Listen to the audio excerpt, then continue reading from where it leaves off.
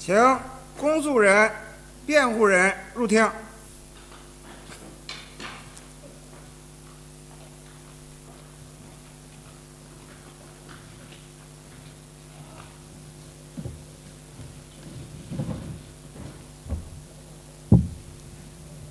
请审判长、审判员入庭。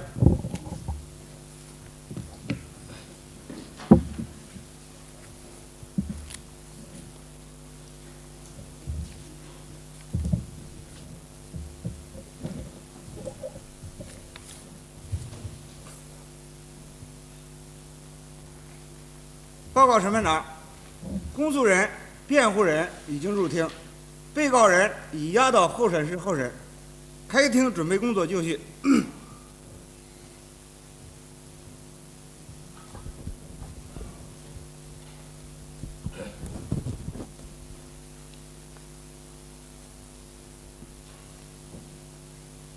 中国人民解放军北京军区军事法院现在开庭，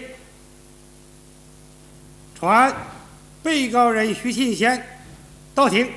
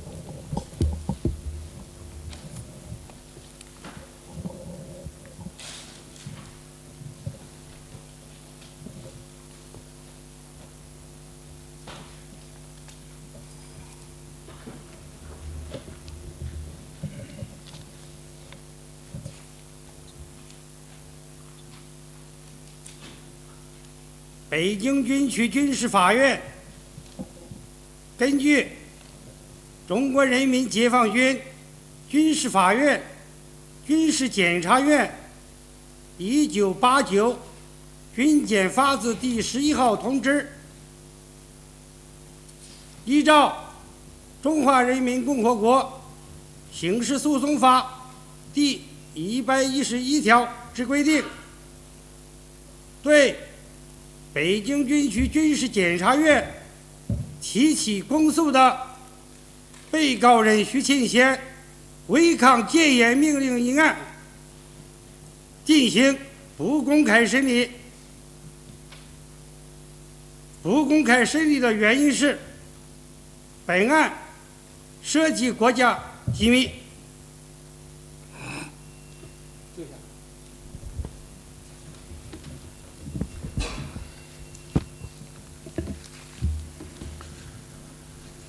被告人徐庆贤，到。坐下。你还要我笔的名字没有？没有。今年多大岁数55。哪一年哪一月生1935年8月。什么民族？汉族。原籍是哪的？原籍算辽宁沈阳吧，我生在山东。生在山东，辽宁省沈阳市人。现在家住在何处？北京八道处。具体的地点、楼号？邵家坡1号吧。邵家坡1号。20楼2单元。什么文化程度？大专。什么时间入伍的？1950年12月。入伍以后都历任个什么职务？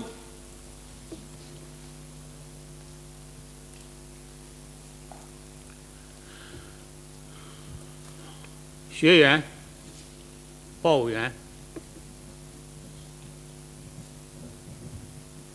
参谋、副营长、营长、团参谋长、科长、处长、师参谋长、师长、副军长、军长。什么时间任38机动军军长的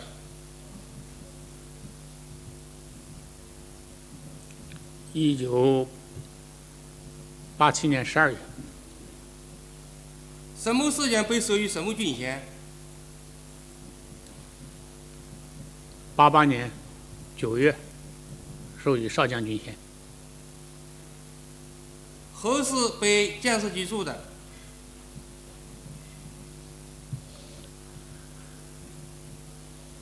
1989年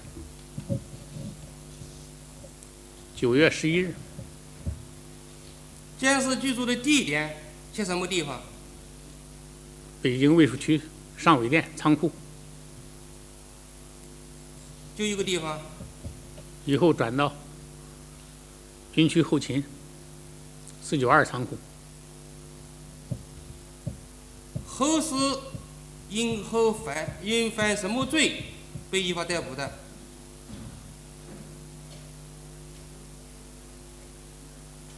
？90年1月9日，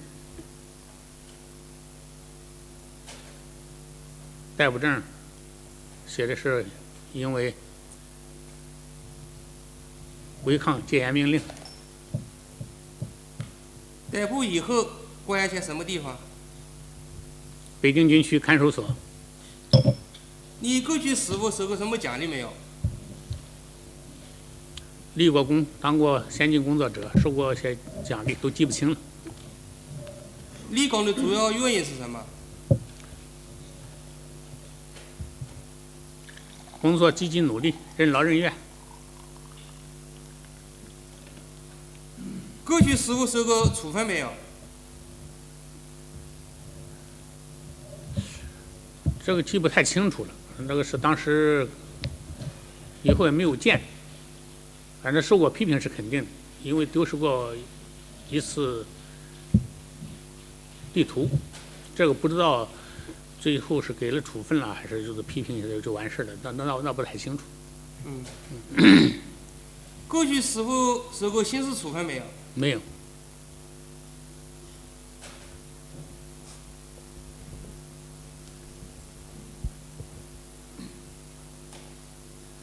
被告人徐勤贤。招。你坐下。两个手不要乱动，放好了啊。现在向你宣布，合议庭组成人员、书记员、公诉人、辩护人名单。告知你在法庭上享有的各项诉讼权利义务。根据《中华人民共和国刑事诉讼法》第105条和《中华人民共和国人民法院组织法》第10条第2款的规定，本合议庭由本院大校副院长魏世斌、正团指上校审判员冯兆山、副团指中校审判员周新华组成，由副院长魏世斌担任审判长。本院正营指少校审判员赵永海代理书记员担任法庭记录。根据《中华人民共和国刑事诉讼法》第112条之规定，北京军区军事检察院上校副检察长江基初、正团指中校检察员蒋继光、正营指少校检察员王长申出庭支持公诉，并对法庭审判活动是否合法进行监督。根据《中华人民共和国刑事诉讼法》第26条的规定，由你委托的北京军区法律顾问处法律顾问杨云凯、许恒栋担任你的辩护人，出庭辩护。被告人举一前。到。刚才向你宣布的合议庭的组成人员、书记员、公诉人、辩护人的名单，你听清了没有？听清了。坐下。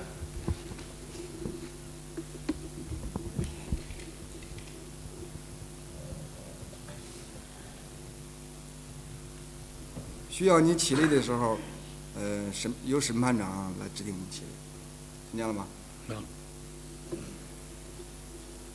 被告人徐庆霞，根据《中华人民共和国刑事诉讼法》第23条、第24条、第25条的规定，你在法庭上享有申请回避权。如果你认为合议庭组成人员、书记员、公诉人与本案有利害关系，可能影响公正处理本案，你可以提出理由申请回避，但是否应当回避，由本院院长或者由北京军区军事检察院检察长依法决定。听清了吗？听清了。你对合议庭组成人员、书记员、公诉人是否申请回避？不申请，都同意。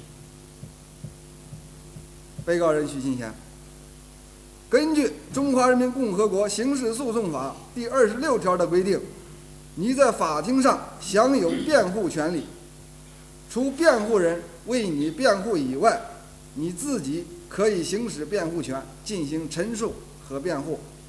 听清了吗？听了。被告人徐新贤，根据《中华人民共和国刑事诉讼法》第118条的规定，你在法庭上还享有最后陈述的权利。在审判长宣布法庭辩论终结后，你可以做最后的发言。你对自己的犯罪有何认识，对法庭有何要求，都可以进行最后的陈述。听清了吗？听清了。被告人徐新贤，根据《中华人民共和国刑事诉讼法》第119条和《中华人民共和国人民法院法庭规则》的规定，你在法庭上应当遵守法庭秩序，听从法庭指挥，如实回答本庭审问。你听清了吗？听清了。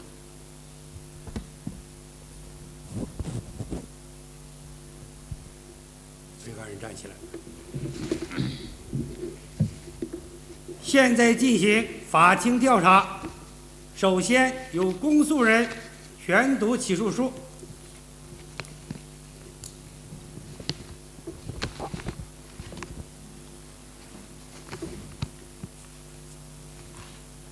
中国人民解放军北京军区军事检察院起诉书90经军检诉字第1号，被告人徐庆先，男，汉族，现年54岁，辽宁省沈阳市人，小商贩出身，学生成分，大专文化。1950年12月入伍，1956年7月入党，1987年12月任陆军第38集团军军长，1988年9月1日被授予少将军衔，因违抗戒严命令，于1989年5月23日被撤销军长职务，同年9月11日被监视居住，1990年1月9日被依法逮捕。被告人徐勤先违抗戒严命令一案，由解放军军事检察院侦查终结，并于1989年12月8日授权我院进行审查起诉。现查明1989年5月18日16时许，北京军区政治委员刘振华，当时周一斌司令员正参加上级召开的经济会议等领导同志在军区办公楼主楼3层会议室向徐新先传达中央军委关于调38集团军到北京执行戒严任务的命令。当刘政委等军区领导同志传达军委命令和部署任务后，徐勤先即表示拒绝带领部队进京执行戒严任务。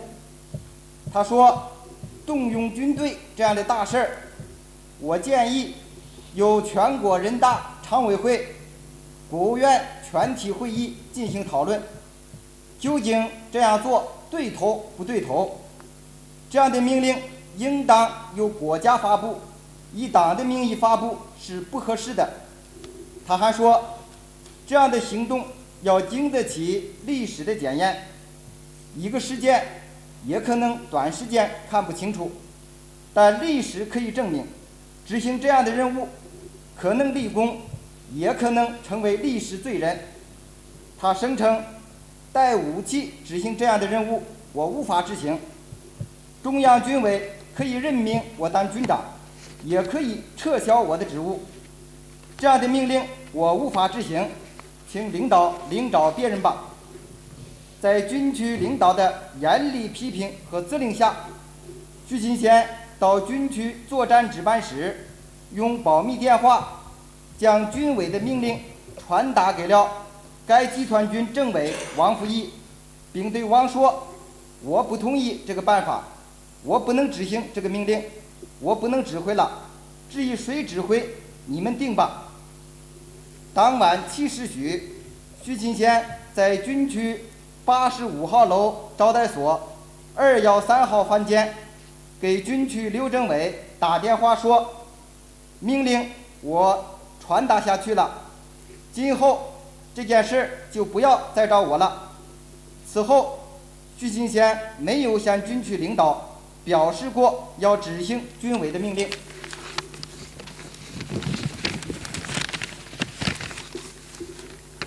上述犯罪事实清楚，有书证和证人证言佐证。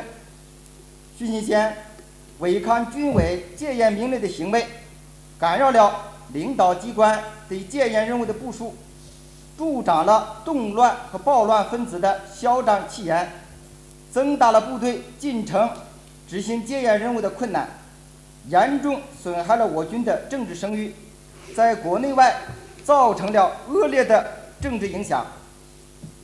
被告人徐勤先身为集团军军长，在党和国家处于生死存亡的关键时刻临阵抗命，严重地危害了党和国家的利益，性质恶劣，后果严重。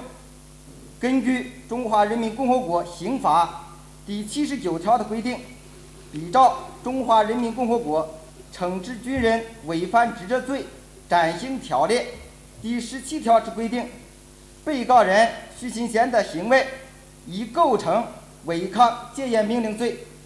依据《中华人民共和国刑事诉讼法》第100条之规定，特提起公诉，请依法惩处。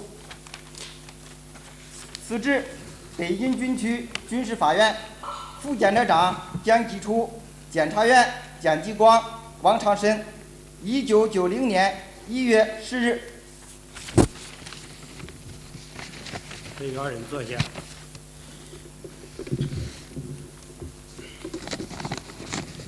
被告人徐勤先，下面本庭根据起诉书的指控，对你违抗戒严命令的犯罪事实进行调查。被告人徐勤先，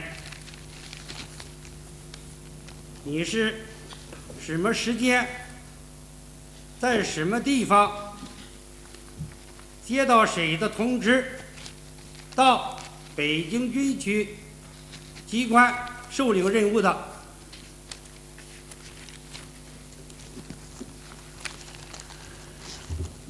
？1989年5月18日。中午接到军里边唐明宏副参谋长电话，让我到军区受领任务。唐明宏是怎么通知的？电话通知的。电话通知的。你对唐明宏是怎么讲的？当时因为我有病住院，说你能不能够去？我说昨天的结石已经排出来了，现在勉强可以。我说我可以去。你说你可以去？可以去。你是什么时间因患合并到北京军区总医院住院的？89年5月16日中午前后吧，由房山28更医院因为泌尿系统结石转到军区总院。住在军区总院哪个科？内务科。内务科。泌尿系结石，泌尿系结石是什么时间排出的？5月17日晚饭前后。5月17日晚饭前后排出的。17日下午，可能晚饭吧，晚饭前是晚饭后，记不太清楚。结石排出以后，你当时的身体状况如何？虚弱、疼痛、无力，因为5月15日发病，折磨了2、3天，精力不支，身体疲倦，另外身体疼痛的部位很多。你住院除了泌尿系结石以外，还患有别的病吗？当时3月中旬教学法集训的时候摔坏了脚，顺便检查一下子。其他的就是顺便的检查。其他都是顺便检查一下。检查。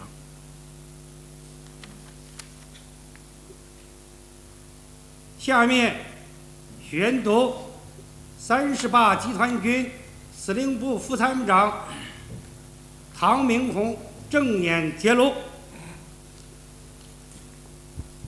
5月18日12点30分，我接到军区作战部彭翠峰同志电话，通知我说，请你军军长下午3点到军区办公楼主3楼会议室开会。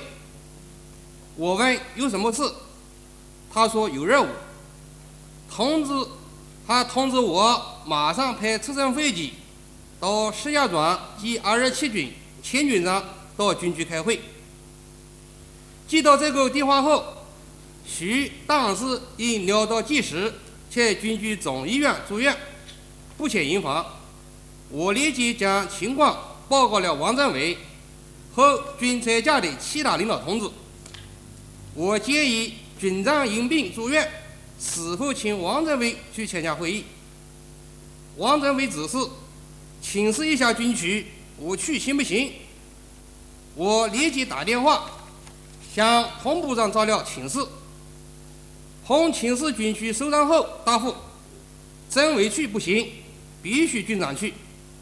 我把军区的意见报告了王政委，就立即用电话通知了在军区总医院住院的许军长。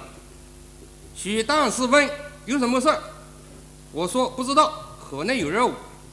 许又问非要我去吗？我说已经请示了军区，军区说要你去。许说那我就去吧。1989年7月28日，唐明宏。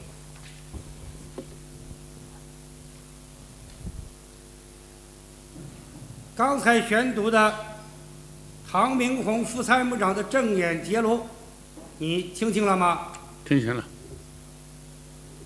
唐明宏副参谋长证明，他于5月18日12点30分接到北京军区作战部部长彭翠凤的电话，通知38集团军军长下午3点钟到军区办公楼主3楼会议室开会，经向38集团军政委王复义报告，并经请示军区后，立即用电话通知了在军区总医院住院的徐军长，你答应自己去军区开会。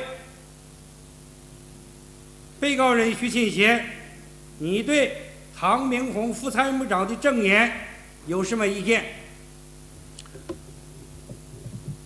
证言基本上符合事实，就是中间说到最后问我能不能去，我说了身体状况，我说我可以去，就是因为前一天这事已经排除了，因为当时的病情他也不那么十分太了解。如果是17日晚饭前那种情况，那是去不了的。我说了一下病情，我说可以去，这样就去。那个具体的时间呢，当时我都记不太清楚。辩护人有什么意见？没有。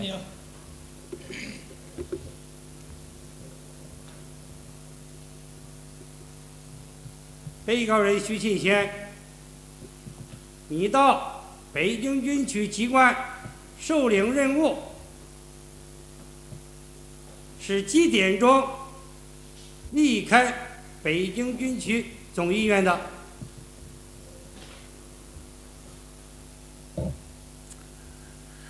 具体时间呢记不清了，因为接到电话以后呢，就找车，当时车可能到车站去送卫生所长，可能回营房，当时可能没有回来。我又找总院，请他们派车，要了几个电话要不通，院长啊、院务处啊，最后又打到军区作战值班室，请他们告诉军区后勤，再转到总院给我派个车，我去。这中间耽误了一段时间。以后这个医生呢，知道了我要到军区去，又来了几位医生，这个帮助我检查和处置身体，因为当时病后啊，身体还是比较虚弱，还有不少问题，啊，他们帮助我打了针，又拿了药，处置老半天。以后车又回来了，回来了以后，这个时间具体记不清楚，可能在那14点到15点之间吧。14点到15点之间离开总院，当时没有看病。这个时候离开总院的。因为这里头找车处置，耽误了一段时间。最后坐谁的就是车去的？这我们军里面的车。汽车司机是谁？平发奎。平发奎。你是几点钟到达北京军区机关的？大约16点左右吧。16点左右。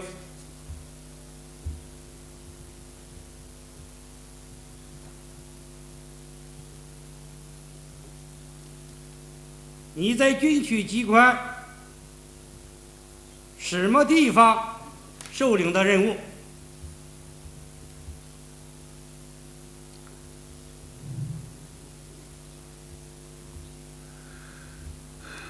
当时我记得是这个，好像3楼西侧一个会议室。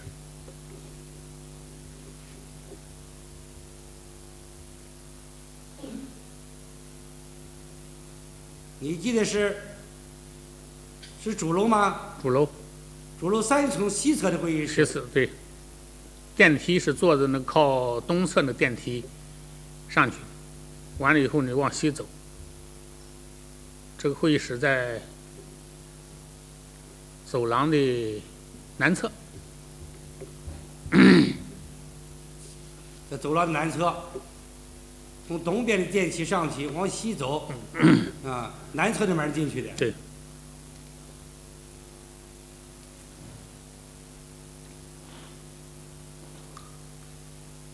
你在军区机关受领任务时，军区有哪些首长和工作人员参加。刘政委、李副司令、周参谋长，这个后勤的徐部长不知道是先去的还是会议中间去的，就记不太清楚。还有作战部的部长，其他的有的人就是面熟不大认识，叫不上名字来。反正还有几个人，工作人员。军区司令部黄云桥副参谋长是否参加了？周参谋长，黄云桥副参谋长。黄云桥副参谋参加了。作战部的戴敬生副部长是不是参加了？这个记不太清楚了。你认识吗？认识。记不清了。记不太清楚了。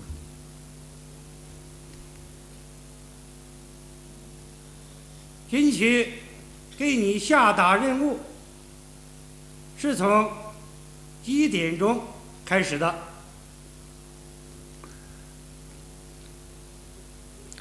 没有记准确的时间，现在记不起来，大约就是16点左右。上去以后，卫戍区的领导同志走了以后，就跟我讲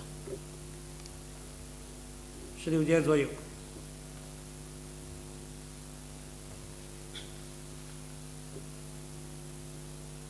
给你下达任务的军区首长是谁？主要是3位首长讲。哪3位？这个刘政委、李副司令和周参谋长。据我当时记得的，就是刘政委讲情况。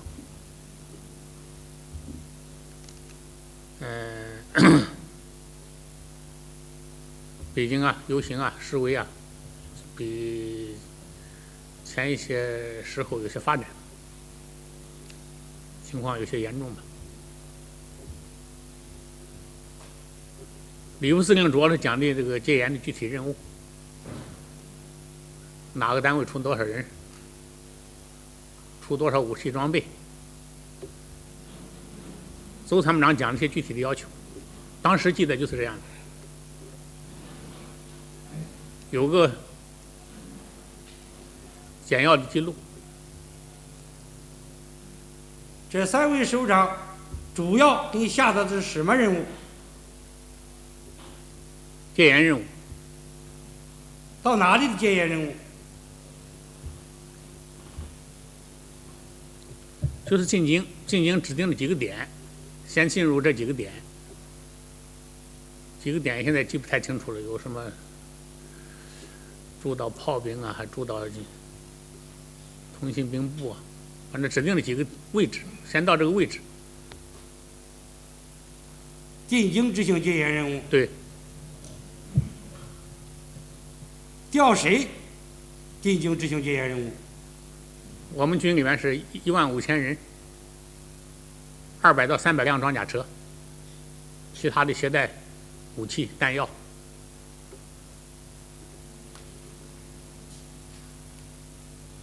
要求几点钟？要求什么时间到北京？5月20日。而是几时？具体几点记不清楚，反正就是20号。你再想一想。记不起来了。记不起来了。反正我记得就是20号。这个也许记录上当时能够有，因为当时也没有规定具体的出发时间，反正就是20号。20号。部队到达北京后，集结际遇是什么地方？现在都记不太清楚了。当时反正有几个军委总部大院吧。大院是干什么的？就是要住到这几个院里头。军部住什么地方？总参通信兵部。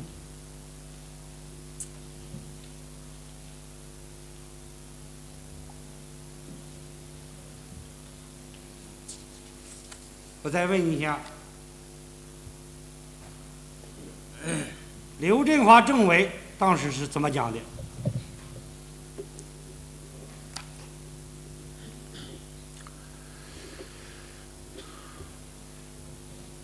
准确的记不太清楚了，模模糊糊的印象呢，大概是讲了呢，就是说杨副主席是召集了几位领导同志，反正就军委总部的这些领导同志开了个会，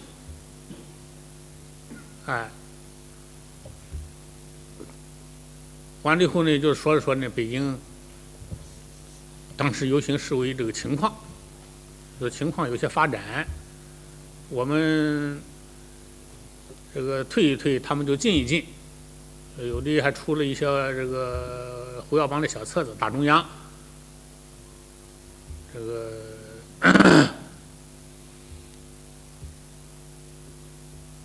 反正还有一些情况吧，这个现在我都记不太清楚了，因为时间将近1年的时间了，那么大概就说一说这些情况。刘政委讲没讲戒严的问题？是怎么讲的？这个记不太清楚了，反正是戒严呢，这个是或者是刘政委讲的，或者是李副司令讲的，反正或者2位首长都讲了，这个记不太清楚了。在我的印象里头，就是刘政委主要讲的情况，好像李副司令具体讲的戒严任务。讲没讲调哪些部队到北京执行戒严任务？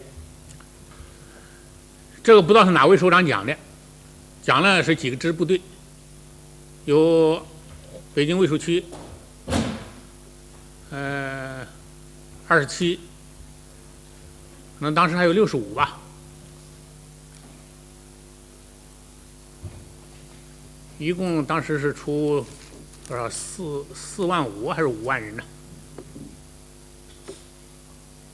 记不太清楚了，反正现在27肯定有，因为27，哎，65也肯定有65，哎，卫戍区卫戍区38， 38，还有别的吗？别的记不太清楚了。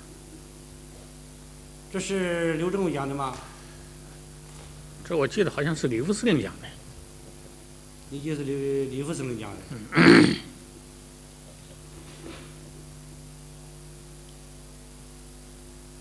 刘政委还讲什么了吗？现在记不起来了，当时有个记录。当这个记录。好吧。李副司令主要讲的是什么？李副司令就讲的这些具体戒严任务，就他讲的。具体戒严任务就他讲的。哎，哪个部队出多少人，出多少武器装备，这个住到什么位置是他讲的呀，还是邹参谋长讲的？这个记不太清楚了。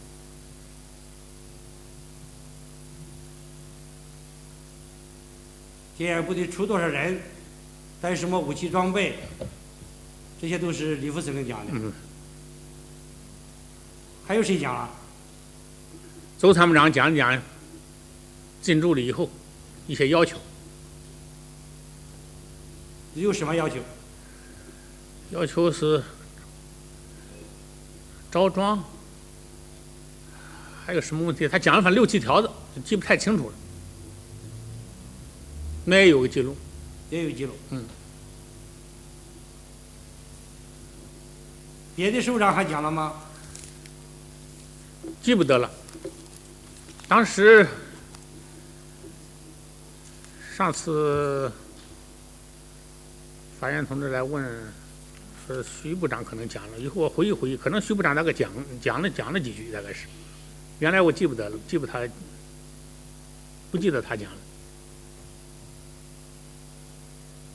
他讲一讲，也无非就是生活保障上的事情。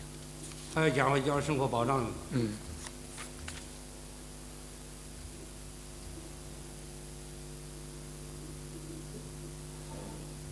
被告人徐庆贤，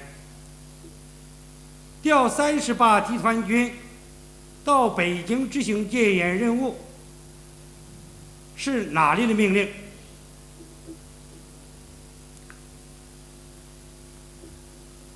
当时好像没有明确的是说谁是哪一级的任务，但是我的印象里头，哎，这个是军委总部的命令。是军委总部的命令。对。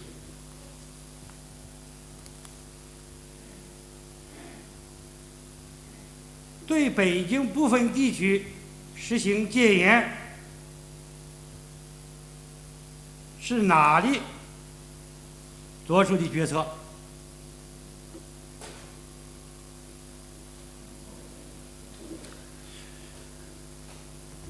这个当时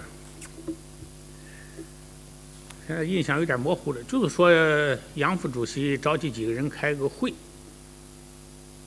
其他的还有什么内容现在记不太清楚。开了个会呢，就是情况有发展，就是要实行戒严。说没说决策？对北京部分地区实行戒严是哪里决策？没说，好像。你现在知道是哪里决策吗？现在当然知道了。哪里呢？这是中央军委。还有哪里？国务院发布的。被告人徐庆贤，北京军区首长向你下达了中央军委调38集团军到北京执行戒严任务的命令后，你作为38集团军军长，你当时是如何表示的？你对执行中央军委的命令采取了什么样态度？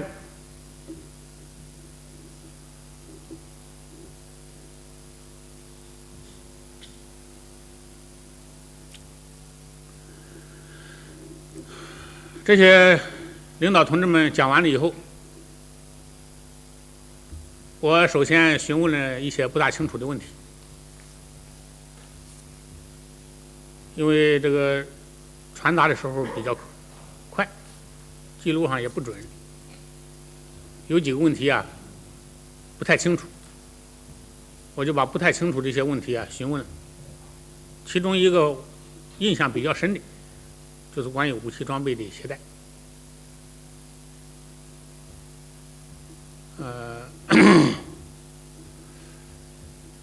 武器装备携带呢，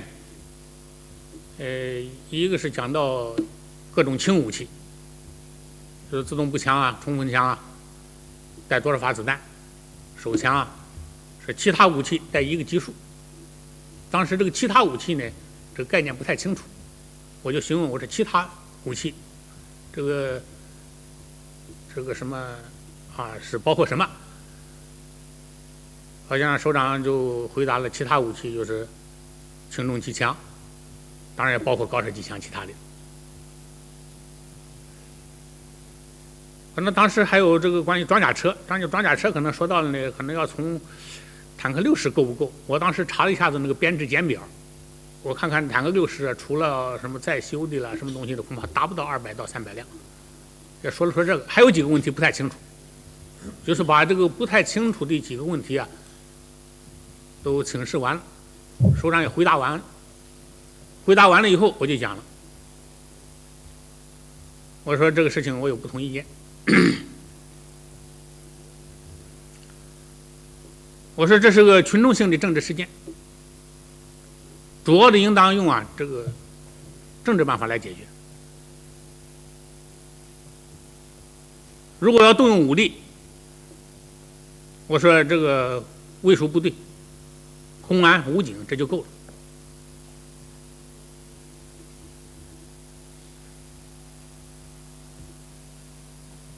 如果要非用野战军，我说我建议把这个野战军呢调到北京近郊，保持威慑。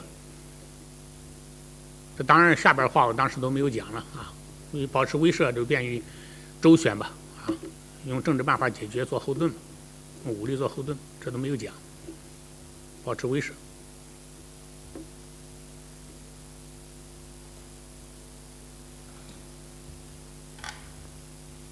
我说这么大的事情呢，应当很好的研究一下，究竟怎么样处理合适。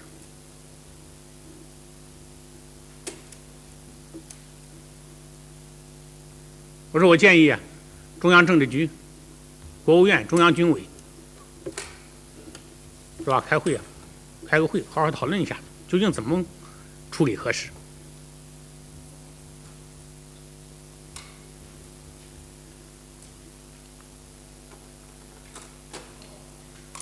我说还有军队纳入国家体制，我说人大也可以讨论一下。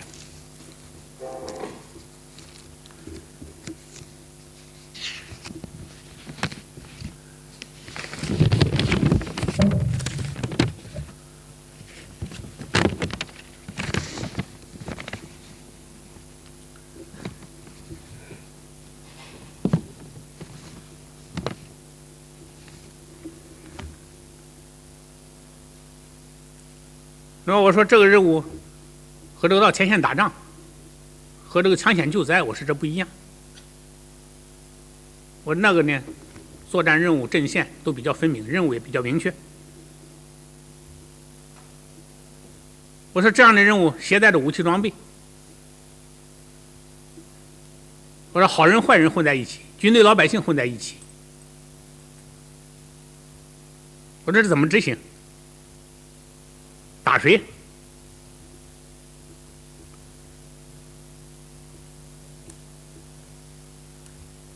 接着大概我又表示了，我说这样的任务，我说这个命令，我说最好军区直接向军里面传达。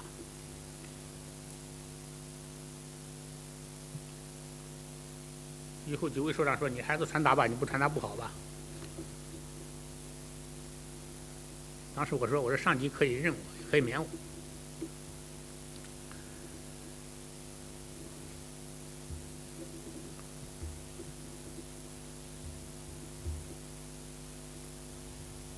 我说这个任务啊，我说执行好了是功臣，我说执行不好可能就成为历史罪人。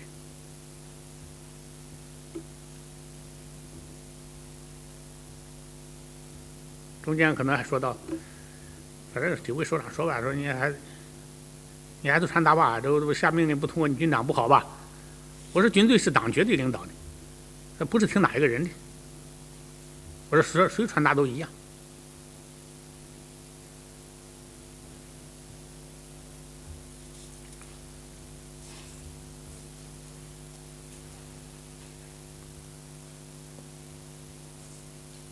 当时鉴于这个任务的复杂性嘛，就是前面我讲到的，好人坏人混在一起分不清，军队老百姓混在一起发生冲突分不清，我这将出的事谁负责？啊，首长说咱们共同负责，大家负责。我说话是这么说，我因为要出这事儿，我说还是直接责任者的事儿。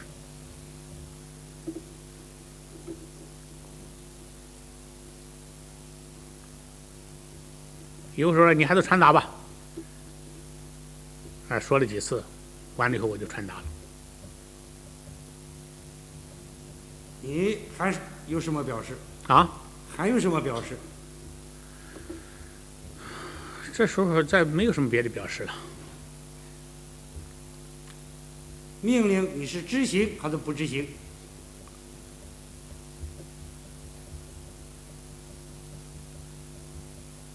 当时我就去传达命令了，这时候好像没再说别的。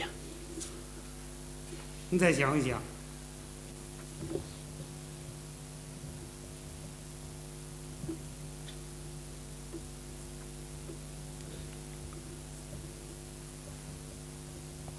没有这个事情，当时就记得没有别的，没有再说别的话。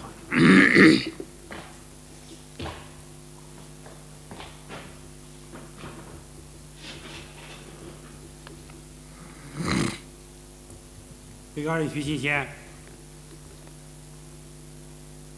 动用军队这样的大事，我建议由全国人大常委会、国务院全体会议进行讨论，究竟这样做对头不对头？这话你讲了没有？没有这样讲，你是怎么讲的？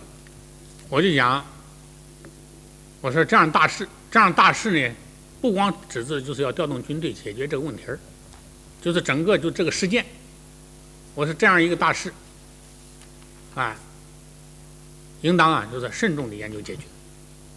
所以我建议我说中央政治局、国务院、中央军委讨论一下怎么办好。另外解决这个问题呢，因为已经涉及到动用军队的问题了，所以当时我也顺便说到了，我说军队纳入国家体制，我说人大也可以讨论一下，是这么个顺序讲下来的。那这个意思还是有的那这个意思还是有的。刚才问你这个话，你刚才讲的这意思还是有的。这么大的事情，应该建议这个讨论人大、国务院要讨论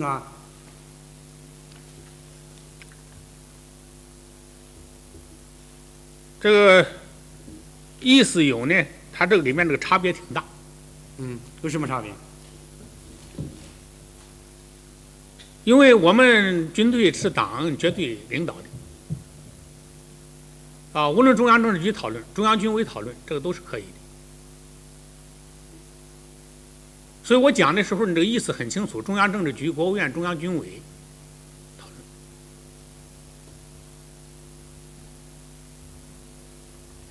那么处理这个事件呢，因为涉及到动用军队，如果按照过去这个宪法，我说人大常委他就不能讨论。我说现在纳入国家体制，我当然人大常委也可以讨论。这个主要是从这个最后还说了一句，我说这不是讲科学民主决策吗？这也是中央讲的嘛，不是科学民主决策吗？我就建议我说中央政治局、国务院、中央军委讨论一下子。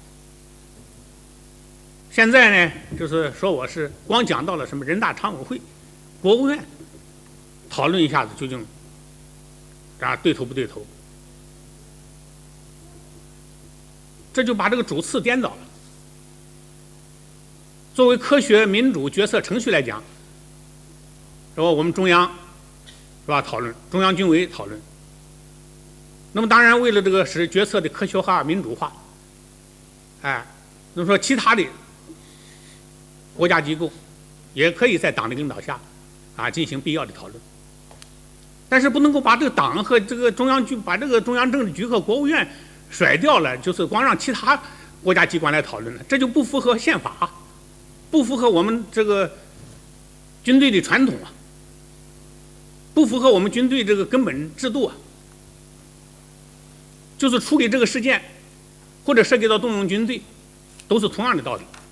因为宪法都已经载明我们中国共产党在国家政治生活当中处于领导地位，所以这样中间提到了国务院，提到了人大常委，是作为这个不是居于领导地位来提到的。那么说现在呢，把这个其他的去掉了，就是把这个意思说，你还讲了，就是建议中央政治局讨论，中央政治局、中央军委、中央政治局、中央军委讨论。是。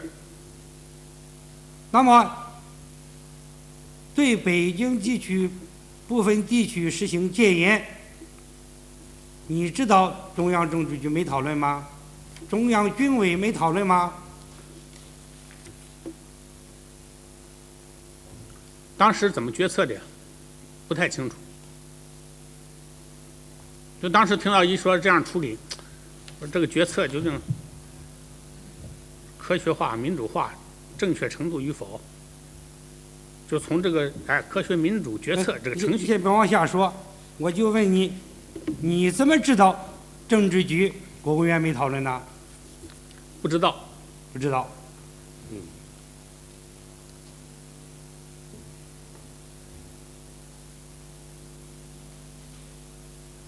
动用军队，动用这么多军队，全副武装到北京来，需要有文字命令，这样的命令应当由国家发布，以党的名义发布是不合适的。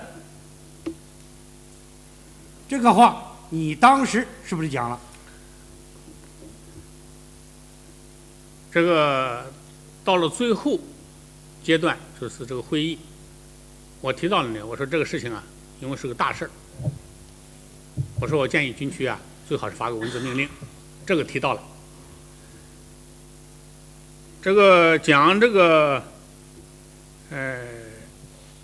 应当由国家的这个发布，以党的名义发布是不合适的。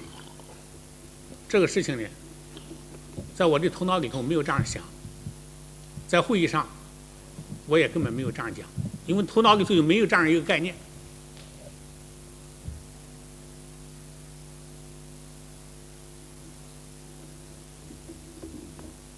现在带枪，开着装甲车进城，对不对？这个话你讲了吗？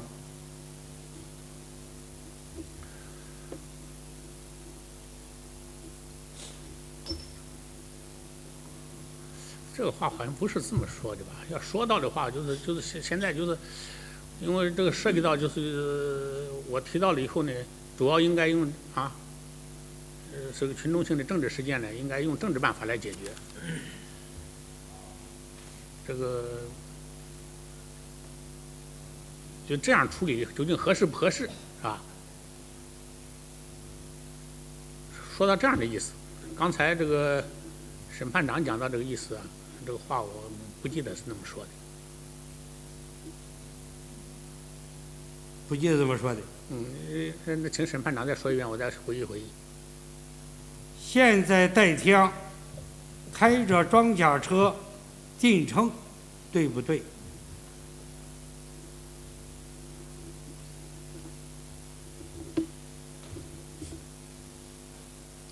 没有这么说。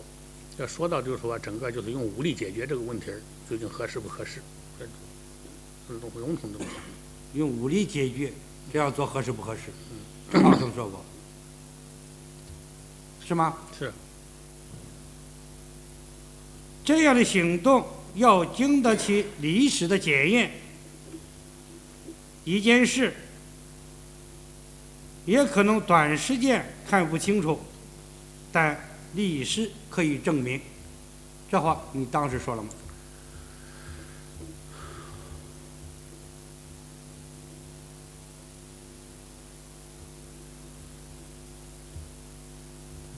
这个是当时说的呀，还是以后说的呀？这个记不太清楚了。反正这个思想，这个事儿我思想上有，在哪个场合或者在什么时候说的，这个倒记不太清楚了。啥？这个思想有，这个思想有。执行这样的任务，可能立功，也可能成为历史罪人。这个话你当时讲了吗？这个当时讲。这个话你讲了。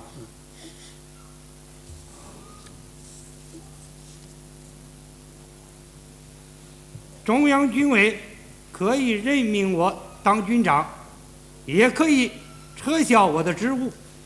这个话你当时讲了吗？当时说到了这个意思，但这个话好像不是这么说的。那怎么说的？这首长说到了，他说，因为我说到了，我说这个命令最好由军区直接向军里面传达。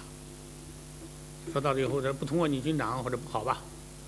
我说上级可以任我当军长，也可以免我当军长，可以任我，也可以免我。没有好像提到就是啊，中央军委可以这个任命我，或者从中央军委可以撤销我，当时没有这样说。可以任你，也可以撤你，也可以免我，也可以免你。哪里可以任你，哪里可以免你呢？这当时没有说，没说，是不是没说吗？那当然是有任免权的了，但是没有说。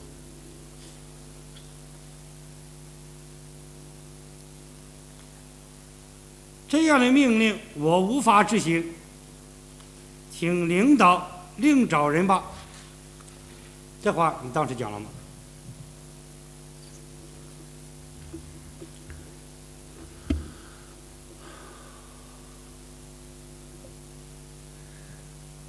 这个话是接着这个，就是说这个任务，好人坏人分不清，军队老百姓混在一起，哎，怎么执行？是这样说的，怎么说的？就是讲到我说这个任务和作战和抢险救灾不一样，因为那个任务明确，阵线分明，这个目标也清楚。我说这个任务好人坏人混在一起，军队老百姓混在一起，这怎么执行？这个没法执行。好像没有说这个没法执行。那好人混在一起哎怎么着啊？你把后面讲清楚点。我说怎么执行？怎么执行？哎，怎么执行？哎，倒是讲怎么执行，还是无法执行。那我记得好像说的是怎么执行。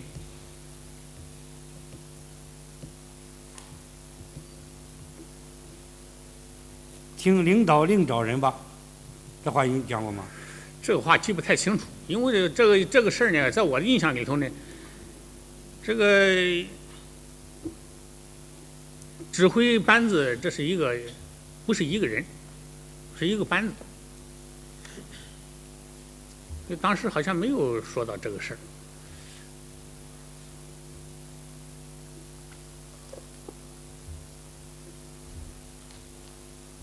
记不清了，还是说没这么说？现在记不太清楚，记不太清楚了。记不太清楚。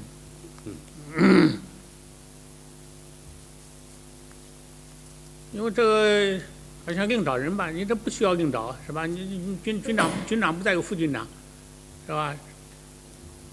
还有军政领导，有政治委员，是吧？有参谋长，所以当时好像就没有说到这个事。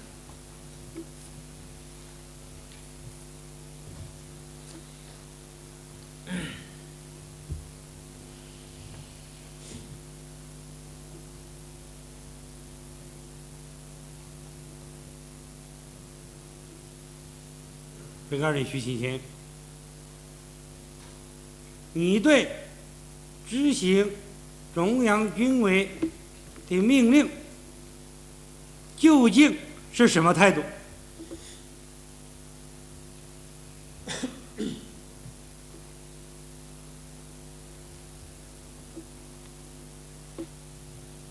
军区首长给你下达了中央军委的命令以后，你对执行这个命令究竟是个什么态度？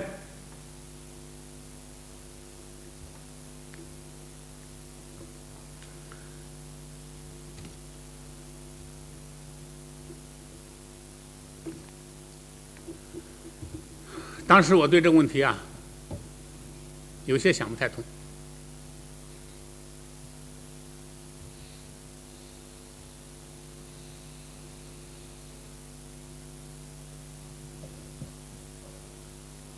理由就是我前面讲到的。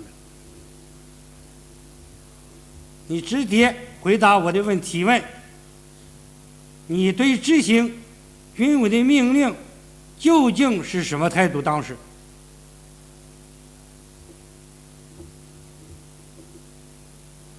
是经济思想不同的问题，还是拒不执行的问题，还是什么问题？你直接回答这个问题。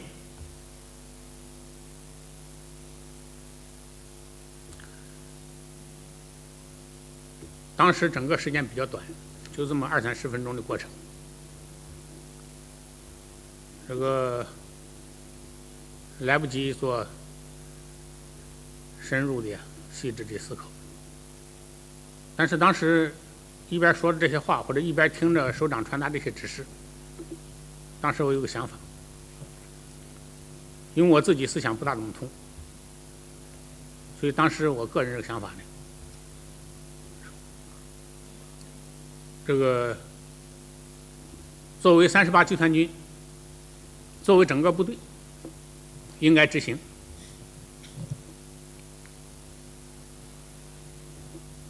这个从总院这个并未痊愈去接受任务，和在这个接受任务过程当中，我询问那些不清楚的问题，都可以说明。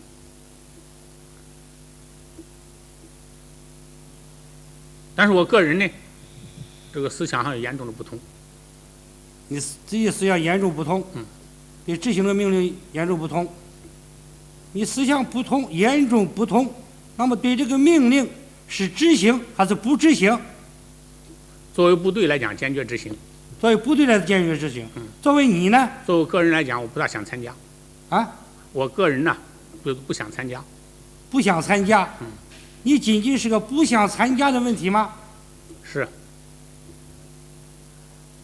你是38集团军的军长，我军的高级指挥员，你指挥了千军万马，你不是一个普通的战士。参加与不参加的问题，究竟是什么问题？是个参加不参加的问题吗？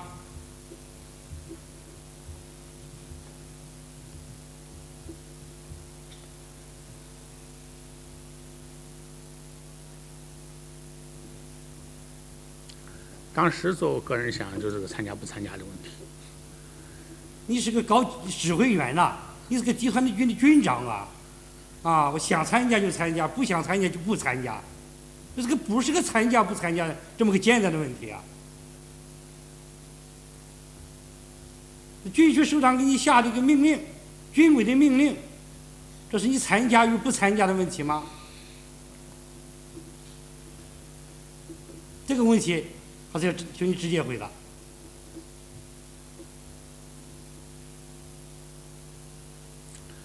当时想是这样想的，就是作为部队来讲，要坚决的执行；作为个人来讲，就不想参加。当然，分析这个问题的实质是吧？你作为指挥员，你不参加，你看这意味着什么？这是有这个问题。意味着什么呢？意味着什么呢？意味着就是我个人不执行命令的问题。不执行命令问题，意味着这个问题，但是当时没有意识到这个问题。下命令，当时军区首长给下的军委的命令，命令38集团军进行执行任务。这还有一个意识不到的问题吗？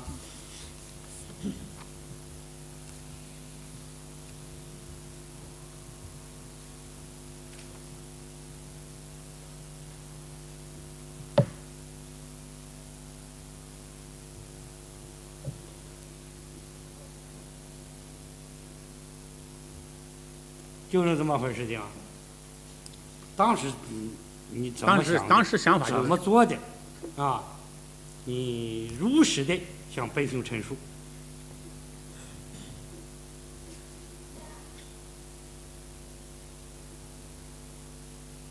思想严重不同，不执行，是不是可以这么说呢？是。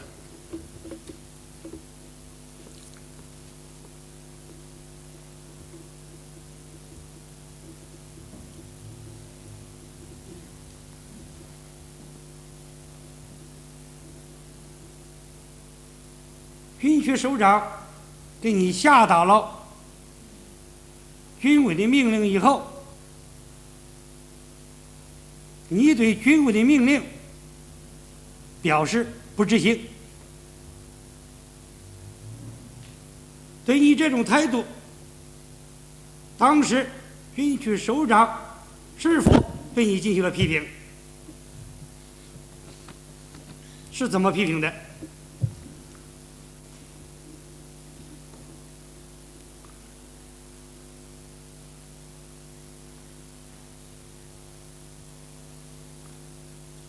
这个记不太清楚了。议员的意思就是说，你这个，因为一开始我不愿意传达，说你不传达不好吧？或者不传达这个命令不经过你军长不好吧？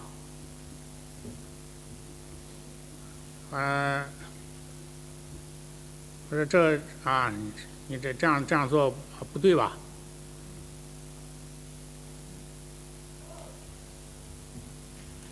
首长们是有批评这个意思，这个原话都记不太清楚了，反正说到主要是批评你了。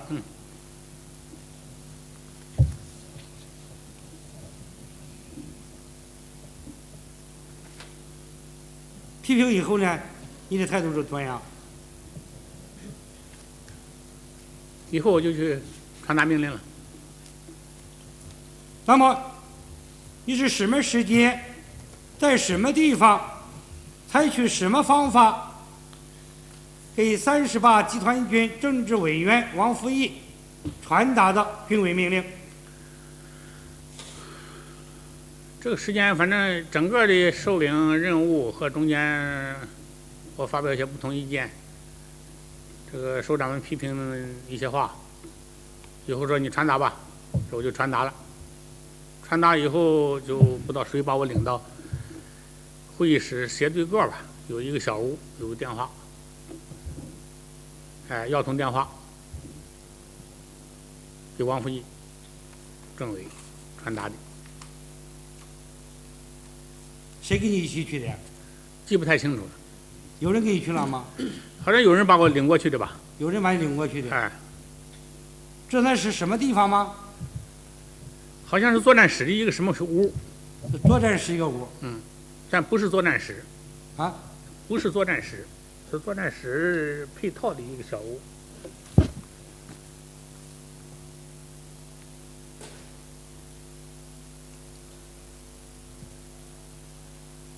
你给王福义政委是不是把军区的给你下达的命令全部传达了？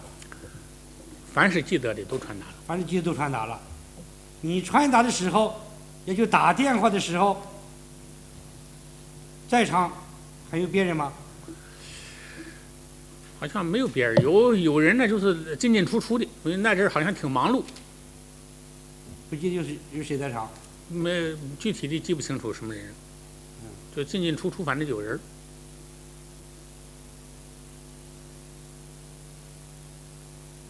你给王福义政委传达完命令以后，你还向他讲过什么？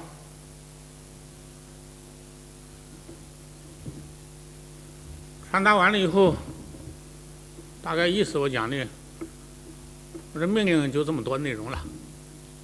这样我说你们研究执行吧。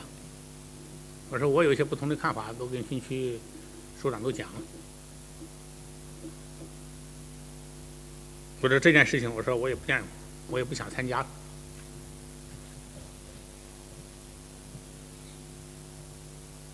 还讲什么了？大概意思就这么多。是这么讲的吗？是的。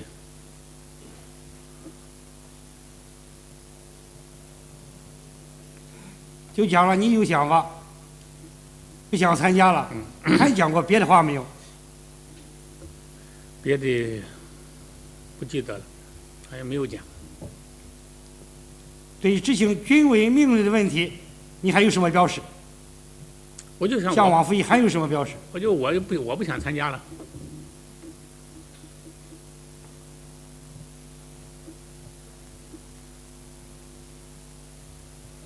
你向王福义政委打完电话，传达完命令以后，你到哪里去了？到85楼吃晚饭。到军区85楼招待所。对。是谁跟你一起去的？好像是一位处长吧，可能是姓马，大概是。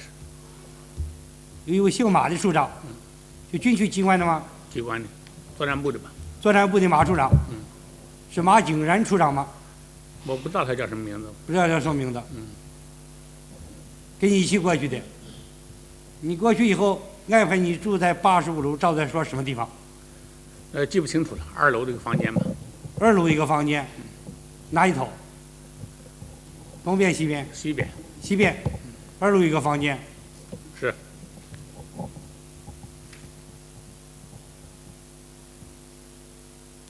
你到招待所以后，也就到军区85楼招待所以后，你是在什么时间、什么地方，又给军区刘振华政委打电话的。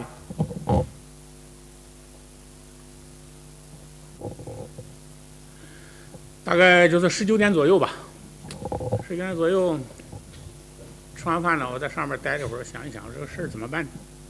因为我搁总院来的，因为这个任务反正也都传达完了，事情也都清楚了。我个人思想上来讲呢，也是不大想参加。完了以后呢，军区让我在85楼，这个意思呢，当时我理解就是说，你就不要回去了，啊，因为这个部队很快就来了嘛。但这时候我思想上还有些扣子都没有解开呢，想一想，我就给刘政委打个电话，我政委我是命令都传达完了，我说我是从总院来的，我说我还回总院住院去，我以后这个事儿就不要再找我了。当时刘政委说的几句，一个是原来可能不知道我原来住院，也批评我几句，原话都记不太清楚了。我说首长的意思我都理解，但是我现在思想上想不通。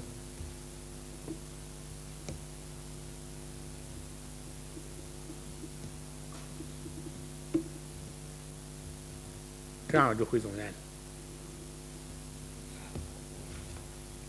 命令我已经传达下去了，今后这件事就不要再找我了。这话你给刘政委讲了吗？讲了，反正这个话是不是这么太准呢？这个记不太准，大概是这个意思吧。刘政委批评你了吗？再批评了。批评了。你给刘政委打完电话以后，到哪里去了？回总院了。几点钟离开军区85楼招待所的？大概也就是反正就7点钟左右吧。7点钟左右。哎，7点钟左右。肯定7点以后了，恐怕是。离开招待所以后到哪儿去了？回总院了。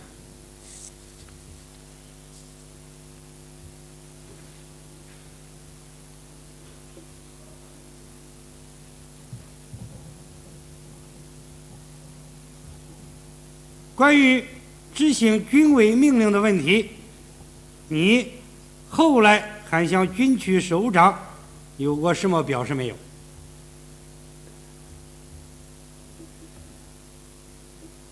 跟军区首长以后，我就没有再直接的接触过。没有再接触过？没有接触过。也就是说，没其他表示了，再没有什么表示了。直接的没有，要有的会有，就是这个王福义，这个跟军区首长报告。我就问你，直接向军区首长关于执行军委命令问题还有什么表示过？我直接的没有。直接没有。直接没有。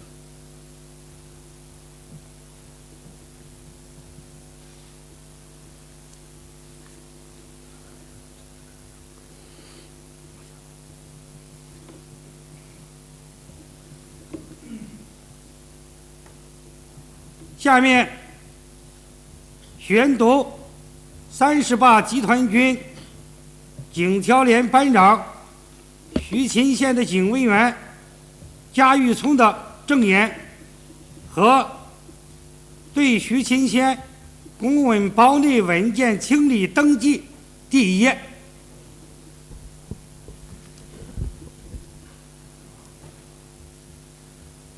5月24日那天，有几个人进入徐军长病房说：“徐军长出院了，你把他的东西收拾一下。”我就收拾东西，在拿公文包时，我想这几个人我都不认识，也不知干什么的，其他东西可以给，公文包是徐军长随身带的东西，里边的东西一定很重要，不能给他们。于是我就谎称这包是我的，我自己带回去，他们也就没说什么，给我留了下来。我把包带回去之后，因为当时乱哄哄的，又不知把包交给谁最合适，就把包锁在一个大木箱里，决定哪天徐军长本人跟我要时再拿出来。在5月24日至10月10日之间，没有任何人见过此包，也没有看过里边的东西。最近保卫处朱干事、政治部李主任先后找我谈起包的事儿，我也不了解是怎么回事，就没有交出来。因为我是徐军长的警卫员，要对他本人负责，只能把包交给他本人是最合适的。今天专案组的同志找我，说徐军长要公文包，我不放心，后来经过仔细考虑，还是把公文包交给他们了，因为他们是徐军长专案组的，又是上级组织派下来的，我应该相信他们。以上是我对公文包的做法。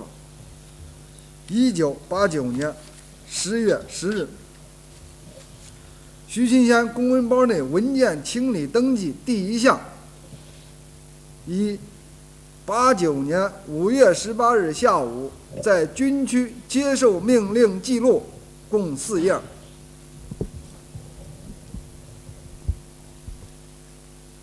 被告人徐新贤，刚才宣读的警卫员贾玉聪的证言和文件清理第一页，你听清了吗？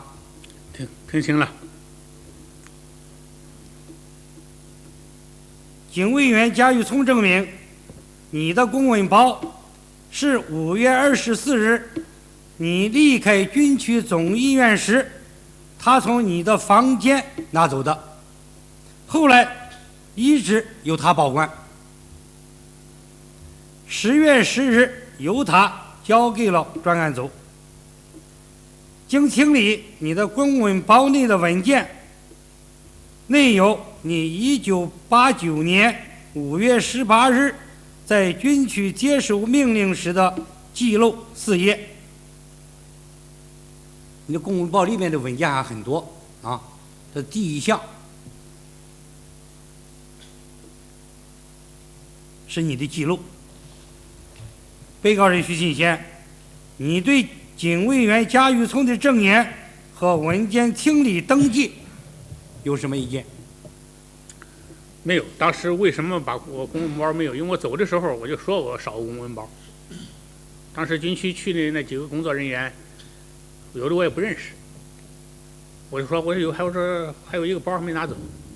他说那个包说是公务员的。我说不是他的，是我的。当时我也闹不清楚军区机关什么意思，所以我就提到这个事儿。以后这个包就始终没在我手。我走的时候也要这个包了，所以具体情况怎么拿还留下来的我就不清楚了。你对贾玉聪的证言有什么意见吗？没什么意见，没什么意见，因为我不了解。对这个清理登记有什么意见吗？没有，没有。辩护人有什么意见？没有。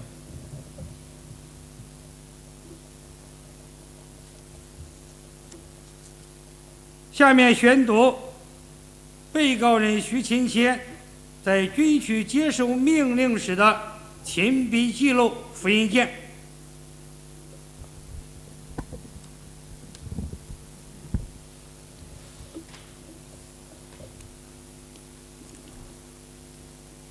89年5月18日16时，刘政委、李副司令员、周参谋长、徐部长、彭部长召集会议。3座门参加会议，杨副主席、副秘书长刘凯等同志。杨主要说，学生静坐绝食6天，我做了忍让，我进他退。426社论27日游行口号改了，我表示与党一致，提出26日社论正确，取消社论，承认民主运动预谋的动乱，他不接受。26日社论不能动摇，哥来许多事不能按计划执行，红地毯没铺，很仓促。领导人走水泥地是第一次。哥15来14日绝食，统战部与两头协商让出地方，但以后又找不到了。按红十字会章程决4天以上要治疗，但以后又找不到头了。但22日追悼会后，目的是打倒党和政府，改组政府、人大常委会和军委，干扰了会谈。看节目，苏客人理解。有记者问天安门学生的看法，哥认为哪国都有，红场现在没有，以后可能有。昨天广场、长安街上百万，想办法平息。2个方案，一个方案再退，答复学生的要求。先要追查26日社论，要追谁写的，承认自治组织。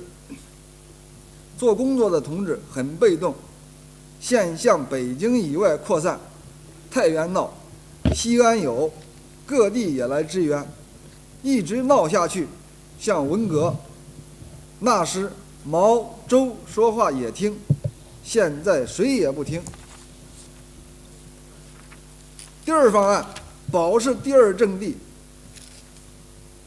发现社论，26日声明是正确的，执行26日社论精神。坏人在指挥，美国议员，现场有外国人，内部原因我们工作的问题，没把反污染、自由化搞彻底。现在出了不少耀邦的小册子，以此打中央。26日社论没跟上，以后又僵化了，你进他退。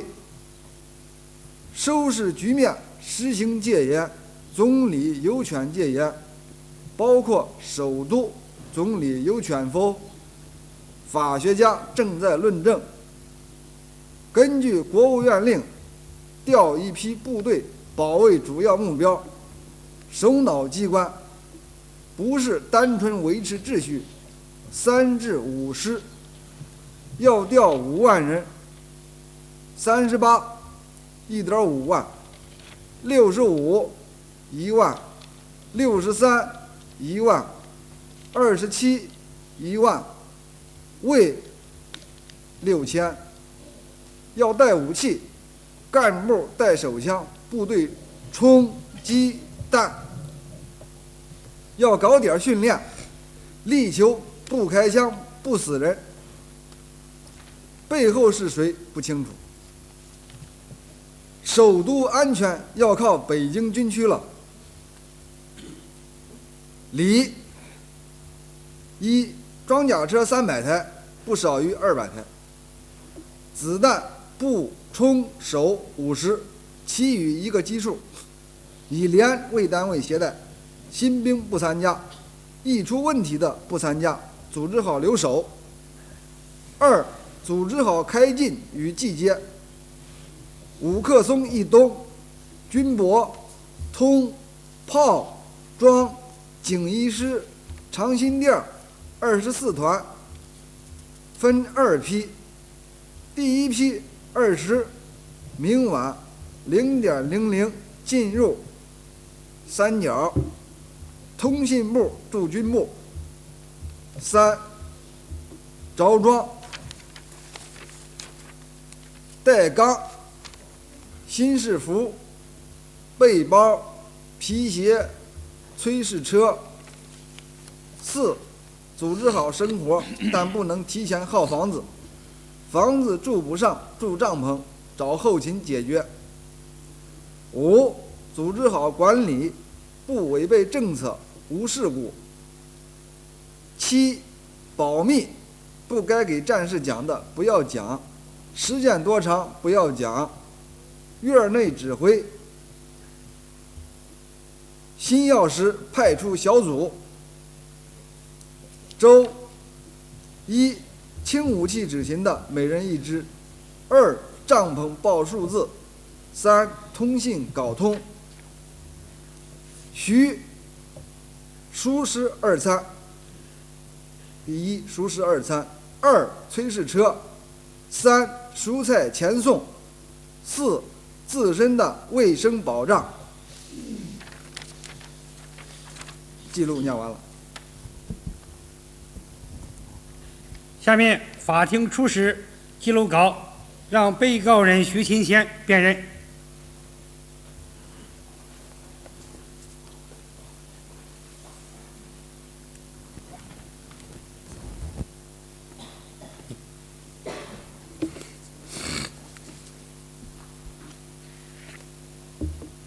你看一下是不是你的记录？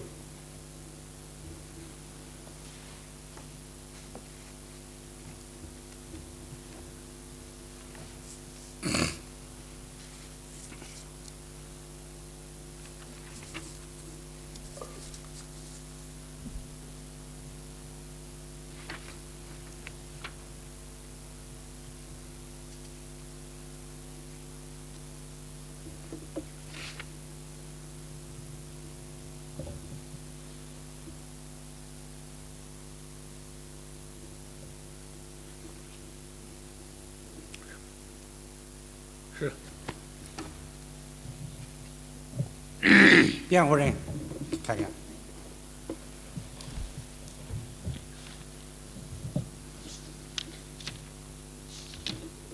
加那个后面。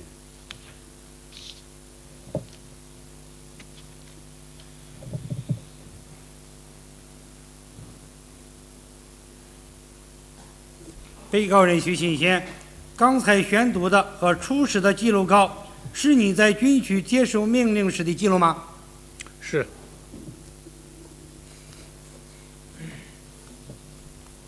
这个记录稿的前部分就是讲，主要说学生静坐、绝食、留前，这前一部分，这谁讲的？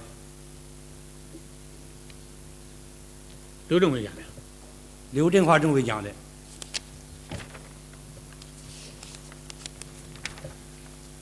第二部分李，这是指谁？李副司令。是李来柱副司令。对。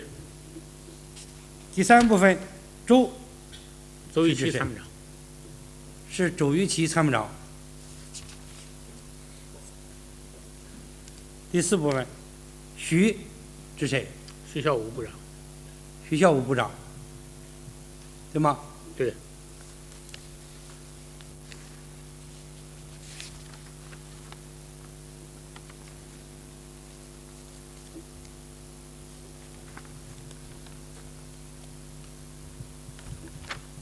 前面问过你，刘政委讲没讲调哪些部队进京执行任务的问题？你说不记得了是吧？这上面记录你看了吗？是刘政委讲了。要调5万人，38军15000，65军多少，63多少，归属区多少，这刘政委讲的，记录上。刘政委讲的吗？哎，这不是刚才你给宣读了吗？宣读我没细看。这刘政委讲的。装甲车300台，不少于200台，子弹补充手50，啊，这是李副司令讲的。这你记录啊？你的记录是这样。李副司令讲的第二个问题里头，就组织好开进与集结。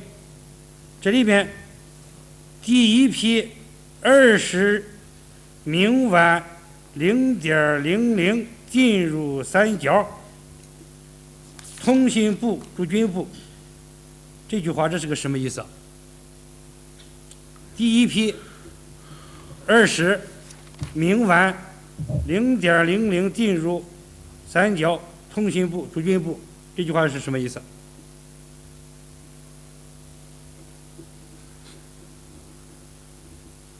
？20就是个20号，可能是。20是20号。20号。嗯。明晚，哎，明晚呢明晚18号传达的命令， 19号晚上吧。 19号晚上0:00呢0点吧，这是20号0点呢。 20号0点，进入三角，什么意思啊？军队指挥所。进入指挥所。通信部驻军部。那是不是可以这样说？就是命令38集团军于20日0点进入指挥所。这个记不太清楚。这个记不太清楚呢，就是20号0点。你别记不清了，就是你这个记录这个意思吧？是不是应该这么说啊？你根据这记录来说吧。记录现在可以有2个意思，现在就得凭当时的记忆了。一个是0点钟，就是20号，部队开始走，开始动；一个是呢，就是0点钟进入，那就是19号动。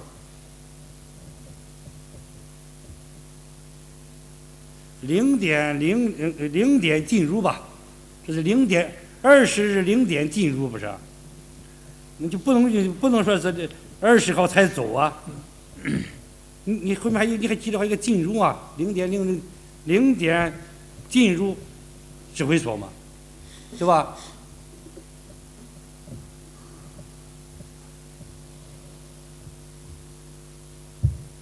还有什么说的这个？这个说记不太准确，反正这2个意思都可能有，这就看看当时是具体怎么说的，因为当时这个意思是肯定都非常清楚。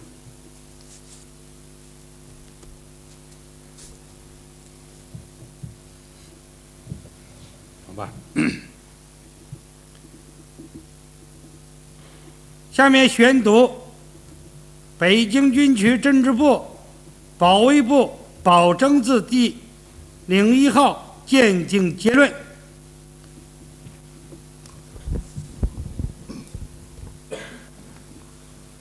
保真字第01号鉴定结论：北京军区军事检察院蒋继光同志于1990年1月4日送来一份1989年5月18日16时的会议记录4页，以及徐勤先亲笔书写的交代材料13页，要求鉴定该会议记录是否为徐勤先书写。检验会议记录笔记，书写速度较快，流利自然，无伪装，水平较高，字迹特征稳定，与徐勤先的字迹比对，二者在书写水平、字的写法、运笔、搭配比例等方面反应一致。结论：1989年5月18日16时会议记录是徐勤先亲笔书写，鉴定人李宪进，复核人钟树栋，1990年1月5日。被告人徐勤先，刚才宣读的鉴定结论你听清了吗？听清了。刚才宣读的记录稿经被告人徐勤先辨认和技术鉴定，系被告人徐勤先亲笔书写。这个记录稿记载了被告人徐勤先在军区接受命令的时间、参加人员、下达命令的情况或命令的基本内容。军委指示调38集团军到北京执行检验任务，带装甲车和各种武器弹药，于20日0时进入北京五棵松以东指定地域。被告人徐勤先，你对刚才宣读的你在军区接受命令的记录和宣读的军区保卫部的鉴定结论有什么意见？没有。辩护人有什么意见？没有。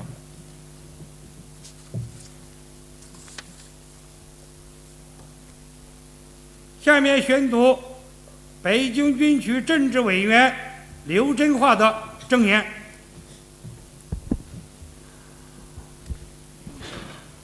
许信贤具体执行中央军委检验任务的情况。1989年5月18日下午15时50分左右，军区召集正在总医院住院的许信贤同志到军区办公楼省城会议室，传达军委关于调部队进京执行检验任务的命令。当时在场的有我和李来柱副司令员、周玉器参谋长、黄云桥副参谋长、徐小武部长等人。首先，我传达了军委杨尚宽副主席关于调部队进京执行检验任务的指示，强调指出，实行检验是中央政治局常委研究决定的，军队进京执行检验任务是邓小平主席批准，中央军委决定的。还讲了执行检验任务的必要性和重要性。而后，李来柱副司令员对38机动军进京执行检验任务提出了具体的部署和要求。我们谈完之后，许庆义同志说：“我有意见，请向上反映。动用军队这么大的事，应由国家人大常委会、国务院全体会议进行讨论。这样做究竟对不对？这样的命令应当由国家发布，以党的名义发布是不合适的。这么大的事情，为什么不下书面命令？部队带武器、开装甲车进城，对不对？这样的行动要经得起历史的检验。一个事情可能短时间看不清楚，但历史可以证明，执行这个任务可以立功，也可以成为历史的罪人。带武器执行这样的任务，我无法执行，你们可以否认。中央军委可以任命我当军长，也可以撤销我这个军长。对于许信义同志的严重错误态度，我和李副司令员及在场的其他领导同志进行了严肃的批评教育，并要求他立即把命令向军里传达。最后，他由周玉器参谋长带领，在作战部向军里传达了命令。他回到招待所以后，又给我打了电话，说命令我已传达下去了，今后这件事就不要接着我了。在电话里，我又对他进行了批评教育，并告他今后你也不要管部队的事了，好好去养病去吧。1989年7月15日。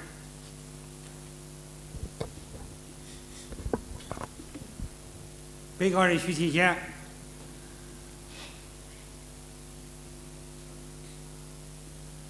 注意听了。刚才宣读的刘振华政委的证言，你听清了吗？听清了。刘振华政委证明，1989年5月18日15时50分左右，在军区机关主楼3层会议室，向你下达了中央军委关于调38集团军进京执行戒严任务的命令。你当时表示不执行，并说这样的命令应由国家发布，以党的名义发布是不合适的。带武器执行这样的任务，我无法执行。你们可以换人，军委可以任命我当军长，也可以撤销我这个军长。刘政委当即对你进行了严肃的批评。当晚你在85号楼招待所又给刘政委打电话，说命令我已传达下去了，今后这件事就不要再找我了，再次拒绝执行命令。你对刘振华政委的证言有什么意见？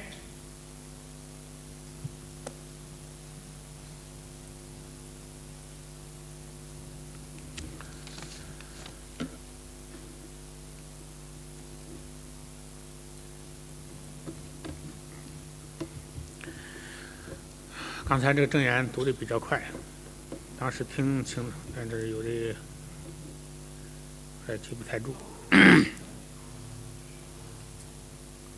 你听清楚了没有了？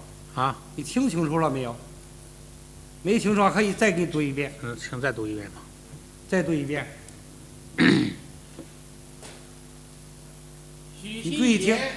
拒绝执行中央军委建议任务的情况。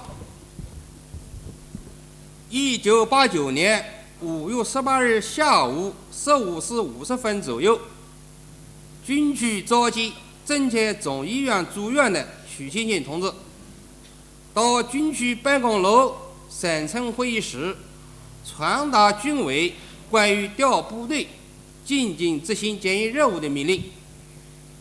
当时在场内有我和李来柱副司令员、周玉器参谋长、华运桥副参谋长、许孝武部长等人。首先，我传达了军委杨尚昆副主席关于调部队进京执行检疫任务的指示，强调指出，执行戒严是中央政治局常委研究决定的，军队进京执行检疫任务是邓小平主席批准，中央军委决定的，还讲了执行检疫任务的必要性和重要性。而后，李来柱副司令员对38集中军进京执行检疫任务提出了具体部署和要求。我们谈完之后，许庆庆同志说：“我有意见，请向上反映。动用军队这么大的事，应当由国家人大常委会、国务院全体会议进行讨论。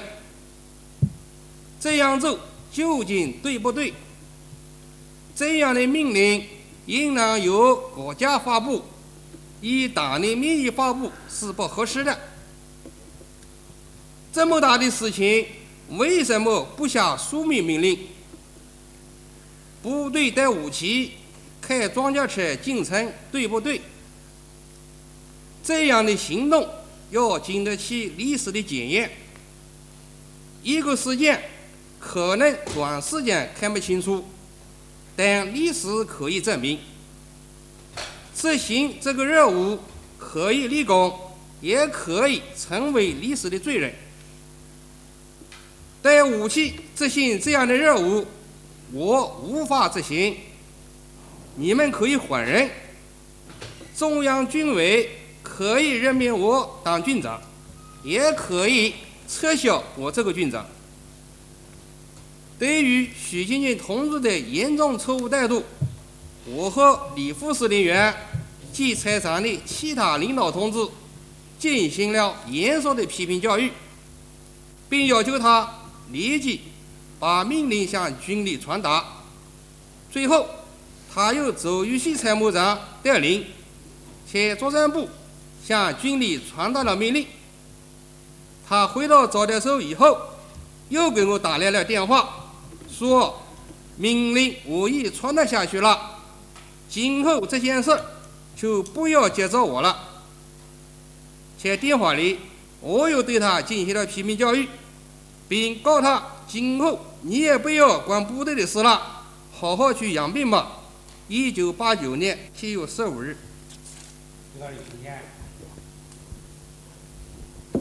你听清了没有？听清了。你对刘振华政委的证言有什么意见？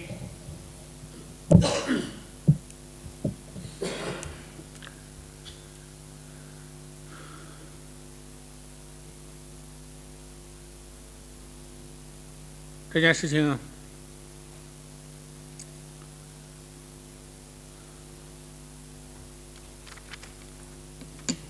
这个怎么讲呢？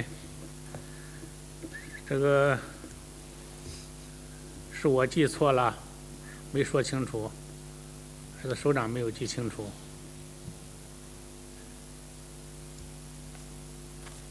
这个和这个事后啊不久，就认为这个证言是什么时候写的7月15日。 7月15。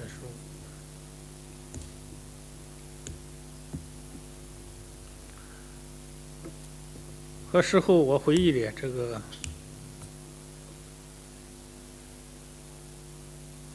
不一致。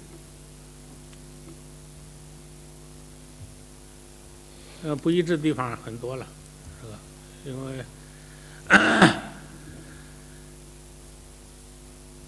比较重要的不一致的地方呢，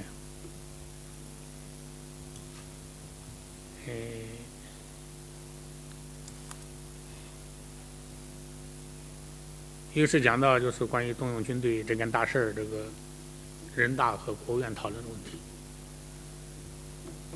这个事情呢，我头脑里头没有这样的概念，当时也确实没有说出这样的话。当时也没有涉及到这个命令是国务院发布不发布的问题。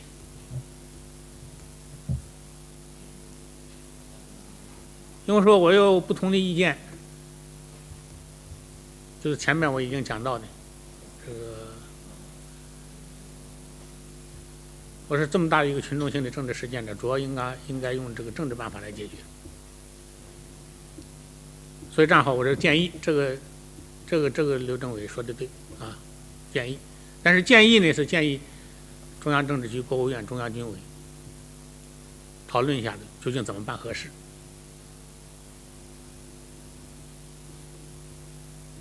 还有呢，我说军队纳入国家体制，说人大也可以讨论一下。不是讲科学民主决策吗？就是使这个决策别发生失误，主要从这个角度讲到了政治局、国务院、中央军委，还有就说了这么一番话。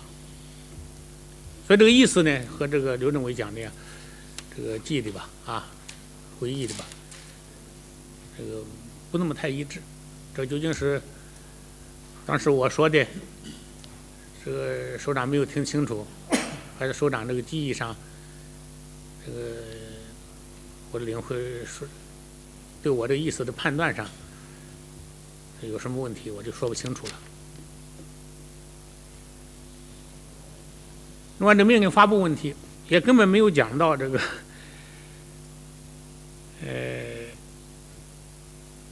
由国家发布以党的名义发布不合适，这个话也根本还没有讲。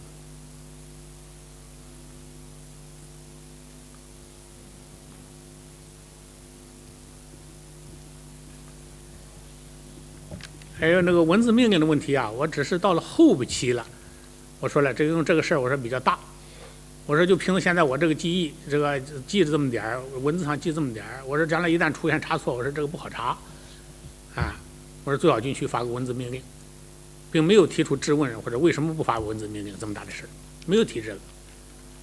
当时我记得首长还讲了，说这个咱们过去作战也可以先下口头命令嘛，是吧？文字命令好多是后发，我说那也对，以后发我说也可以。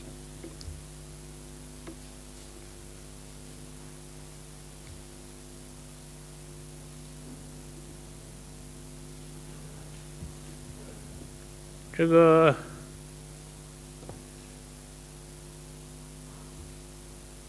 什么执行不执行的问题，你们另换人吧，另找人吧，这样一些这个比较激烈的话，当时没有出现这个情况，那当时我是不愿意传达，首长说你还传达，你不传达不好。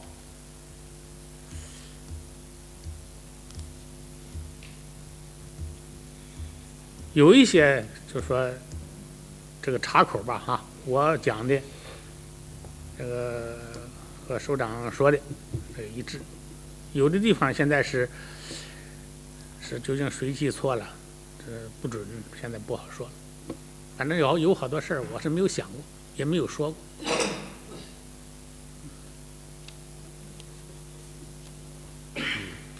还有好几处，现在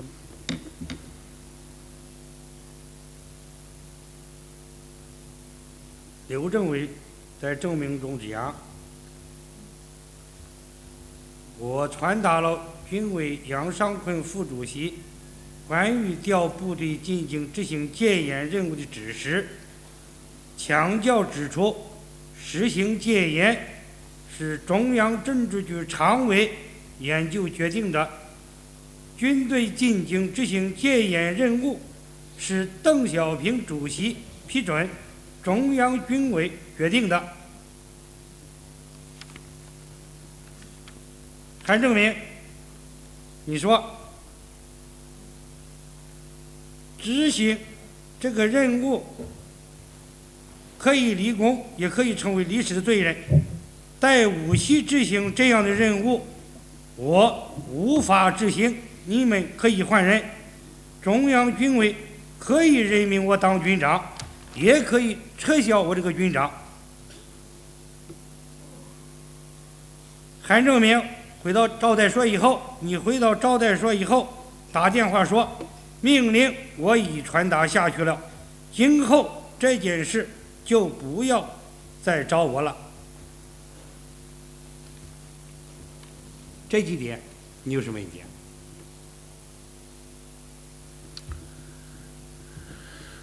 不怎么太一致。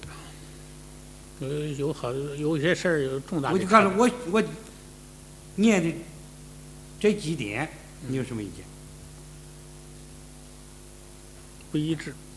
啊？不一致。哪儿不一致？和我当时说的、记得的不一致。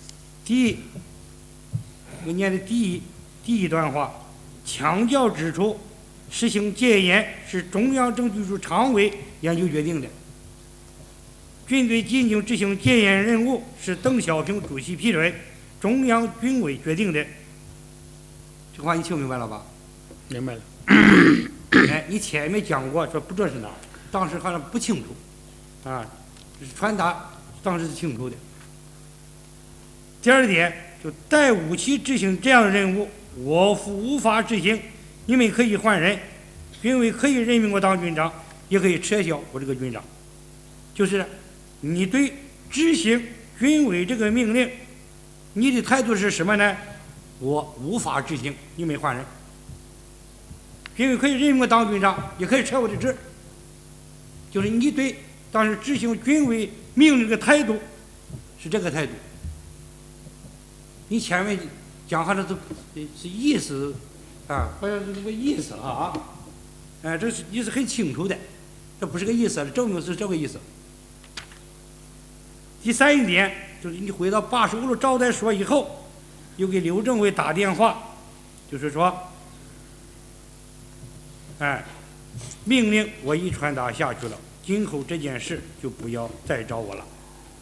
也就是说，你再一次拒绝执行命令。第三点，你听清楚了吧？听清楚。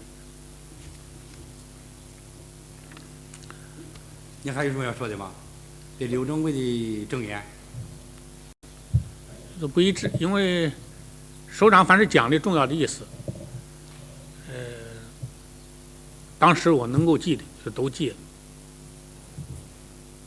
这个首长补充的这些意思，这个以后又说就是证言上这些意思，当时不记得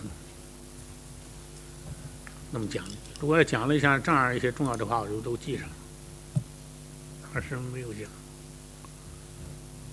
但是这个任务是上级的，是这个军委的，我的头脑里头这个是清楚的，啊，但是有些话，当时怎么说的，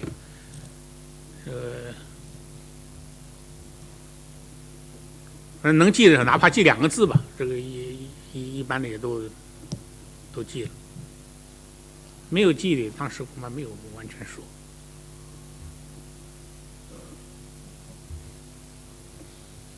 另外就是说，这第二个意思不是那么讲的，这有出入，差别比较大。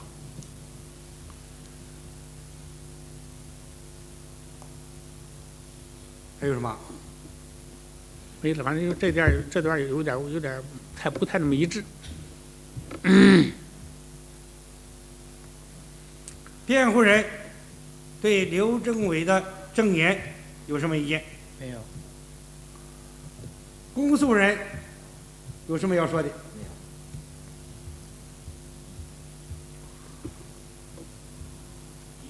徐金贤，到。这个刘振华政委证明，向你出了军委命令以后，你不想执行这样的命令，这个态度，也是你本人态度，说明你本人态度，这个问题你有什么意见吗？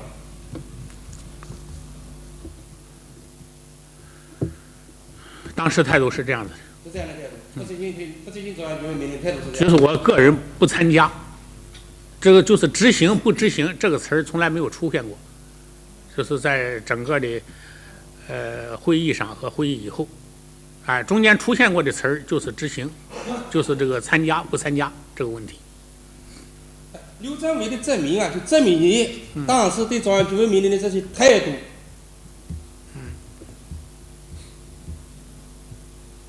有什么意见吗？他不说哪一句话，就总的来讲是证明你这个态度，不执行中央军委命令这个态度，有什么意见没有？也还是我个人那个态度，对我个人那个态度，我不愿意参加。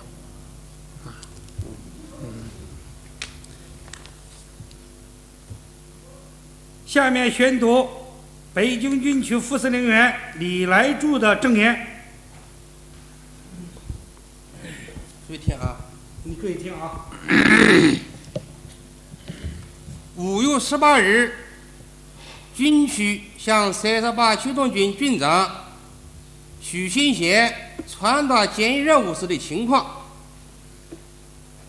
1989年5月18日15时55分，在军区办公楼主楼省城会议室，由刘振华政委向许新贤传达中央军委关于调部队进京执行检疫任务的命令。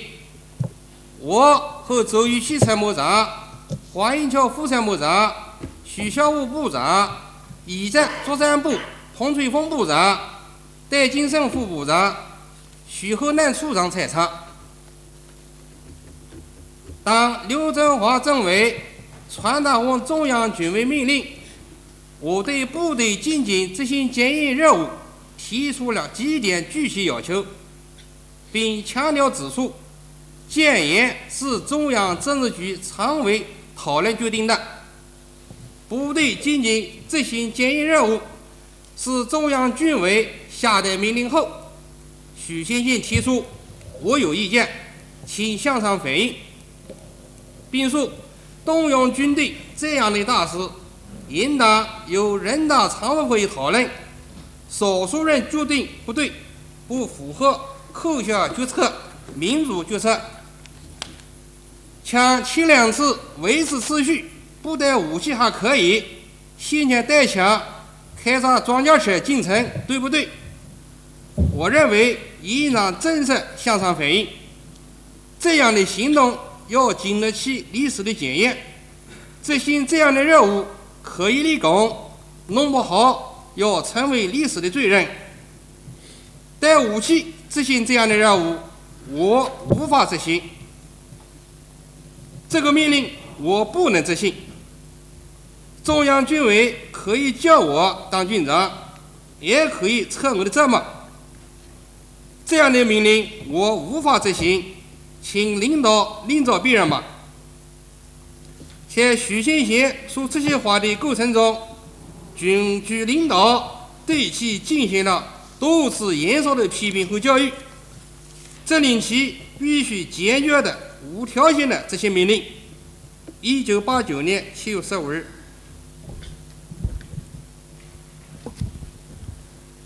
被告人许新贤，刚才宣读的李来柱副司令员的证言，你听清了吗？听清了。李来柱副司令员证明，1989年5月18日15时55分，刘政委和他向你下达了中央军委的命令和部署要求后，你表示这样的命令无法执行，请领导另找别人吧。中央军委可以叫我当军长，也可以撤我的职。军区领导对你进行了严肃的批评和教育，责令你无条件执行命令。你对李来柱副司令员的证言有什么意见？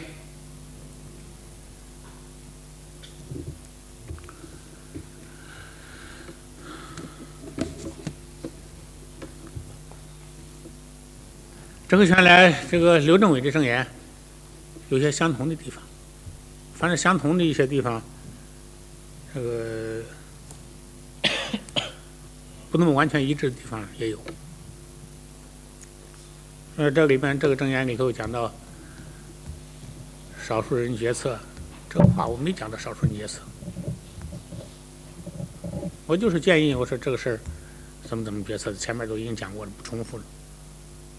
还没有这么讲。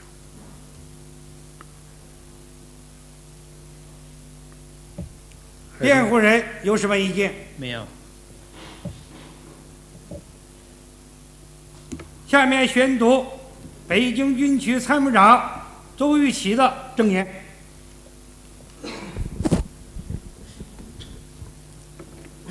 1989年5月18日下午4时左右，在军区办公主楼3层常委会议室，军区向38集团军徐勤贤军长布置进京执行戒严任务。参加的人员有军区刘振华政委、李来柱副司令员、黄云桥副参谋长、后勤徐孝武部长、作战部彭翠凤部长、戴敬生副部长和我。由于调部队进京执行戒严任务的情况紧急，所以军区确定将在总医院住院的徐军长请到军区当面交代任务。由刘振华政委传达军委杨副主席关于首都实行戒严的指示，并明确了38集团军进京执行戒严、维护首都秩序的任务。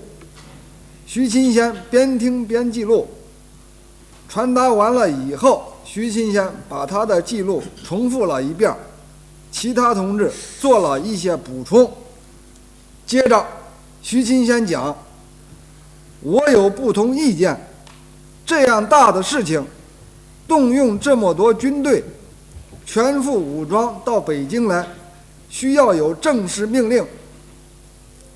军队纳入了国家体制，应该由人大召开会议作出决定，由国家军事委员会正式下达命令。”这时刘政委说：“我和周司令员亲自去接受的任务，应该完全相信。”徐接着讲：“这我相信，但是以党的名义下命令是不合适的，应该正式向上反映。我无法执行这个任务，可以由军区直接向军里下达。现在的情况很清楚，北京市有1000多万人，有那么多群众、学生和国家机关人员都卷了进去，动用全副武装的军队，开着装甲车来解决，后果是不堪设想的。从军队的根本职能来讲，也是不能这样干的。这不是对付侵略，如果是执行作战任务，那不成问题。我知道这个问题的严重性。既然军委可以任命我这个军长，也可以撤销我这个军长，执行这个任务可能成为功臣，也可能成为罪人。对于这些问题，现在可能还看不大清楚，但历史会做结论。徐勤贤讲完后，刘政委严肃批评了他的态度，指出了他的错误，并要求他把军委和军区的命令迅速下达到部队。随后，由我带他到4楼第2作战值班室，由作战部李明堂参谋要通了38集团军王福义政委的保密电话。徐勤先向王政委传达了军区的命令后，我即送他到电梯门口，他就到85楼招待所去了。以上是根据我的回忆整理的，当时我未做记录，但这与徐勤先当时讲话的基本意思不会有出入。1989年7月12日，被告人徐勤先刚才宣读的邹维奇参谋长的证言，你听清了吗？听清了。邹维奇参谋长证明，刘政委向你下达了中央军委命令后，你说以党的名义下命令是不合适的，并表示这个命令你无法执行，当即受到刘政委严肃批评，并责令你把军委命令迅速传达到部队。随后他带你到军区作战部第2值班室去向38集团军王福义政委打电话。打完电话后，你就到85楼招待所去了。你对邹维奇参谋长的证言有什么意见？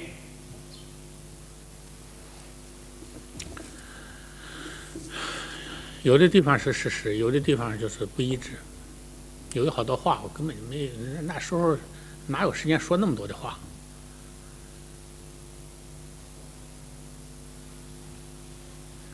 是吧？反正以党的名义发布不合适，这些话没有说过。这个究竟怎么回事说不清楚。还有什么？没有。辩护人有什么意见？没有。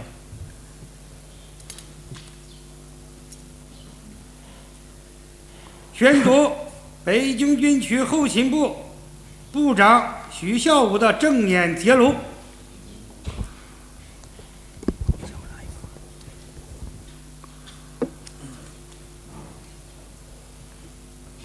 询问证人笔录：时间1989年9月18日下午，地点北京军区85号楼招待所，询问人吴学博、蒋继光，记录人于新华，证人徐孝武，北京军区后勤部部长。问：请你谈谈5月18日下午，军区常委向徐勤先传达中央军委关于调38军进京执行检疫任务的情况。答：5月18日下午，军区常委开会是从3点开始，开头由周一兵司令员传达了军委的命令，完了以后，周司令去三筹门开会去了。接着常委向各大单位传达军委的命令，先是向北京卫戍区传达布置，接着向38军军长许勤先传达，时间是4点左右。参加的有刘振华政委、李来柱副司令员、周玉渠参谋长、黄运桥副参谋长、彭翠凤、戴金生、许金河，还有我。一开始，刘政委先将军委关于调部队执行检疫任务的命令，接着李副司令布置了38军的任务，周参谋长也插了些话。完了，刘政委问他都听清了吗？许勤先情绪激动地说：“我有意见，政委，这么大的事情，这么草率的决定了，少数人就决定了。说这么大的事，应当由人大国务院讨论决定。面对这么复杂的情况，这个任务不能执行。你们领导别人吧，军委有权任命我当军长，也有权撤我的军长。”讲到这里，刘政委批评他说：“你怎么能这样？要与中央保持一致，头脑要冷静。不要犯了错误。我因为急于回后勤布置监狱中的有关后勤事情，跟李副司令说了一声回后勤部了，后面的情况不清楚了。我当时的印象是，许县县违抗命令一结束，面对这么多的人，情况那么复杂，我不能执行这个任务，领导领导别人嘛。问许县县说这些话是一口气说的，还是零星插话说的？答：基本上是许县县一口气讲的，别人没有插他的话。许县县当场拒绝执行中央命令是确实无疑的。1989年9月18日。被告人许信贤，刚才宣读的许孝武部长的证言，你听清了吗？听清了。许孝武部长证明，1989年5月18日下午，军区常委开会，由周一斌司令员传达了军委命令。之后，周司令员去3座门开会，下午4时，军区向你下达了军委命令，你当场拒绝执行。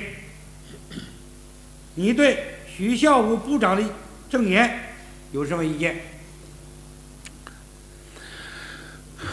和前面的几位首长差不多，有的地方不一致。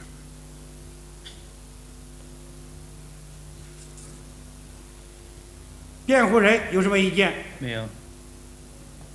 下面宣读北京军区司令部副参谋长黄云桥的证言。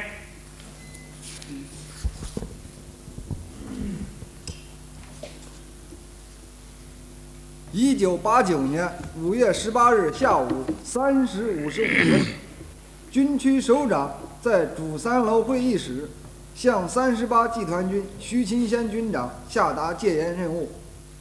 在场的有刘振华政委、李来柱副司令员、周玉琦参谋长、后勤徐孝武部长、作战部彭翠凤部长、戴敬生副部长和我。当刘振华政委传达了军委杨副主席的指示，并下达了38集团军担负戒严、维护手足秩序的任务之后，徐勤先讲：“我有意见，请向上反映。动用军队这样的大事，我建议由国家人大常委会、国务院全体会议进行讨论，究竟这样做对头不对头？这样的命令应当由国家发布，以党的名义发布是不合适的。北京市人口上千万，现在已卷入这么多人，这么多学生和国家机关工作人员，部队携带武器，开着装甲车进城，对不对？应当正式向上级反映。这样的行动要经得起历史的检验。一个事件也可能短时间看不清楚，但是历史可以证明，执行这样一个任务，可以立功，也可以成为历史的罪人。带武器执行这样的任务，我无法执行。中央军委可以任命我当军长，也可以撤销我的职务，我可以辞职。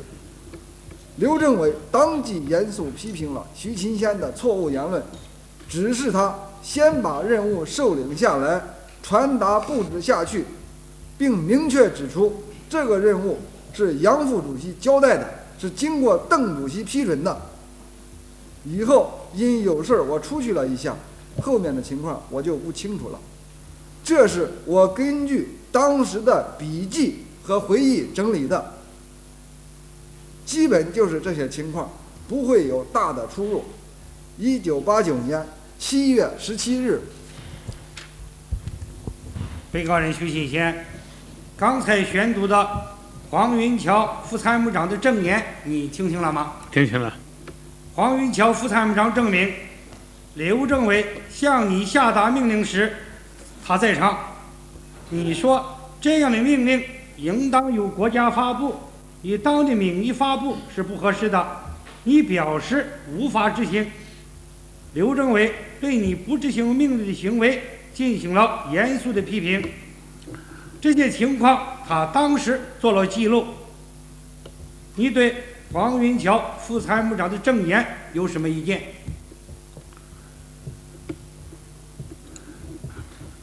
不完全一致，有的意思对，有的意思不对。哪些地方不一致？什么以国家的名义发布啊，这个人大常委会研究决定啊，这个话都不是这么说的。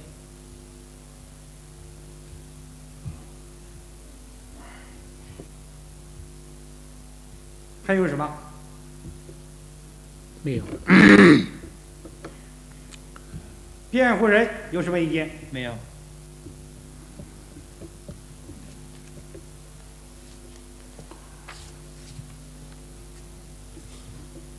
下面宣读北京军区司令部作战部部长彭翠凤2次的证言揭露。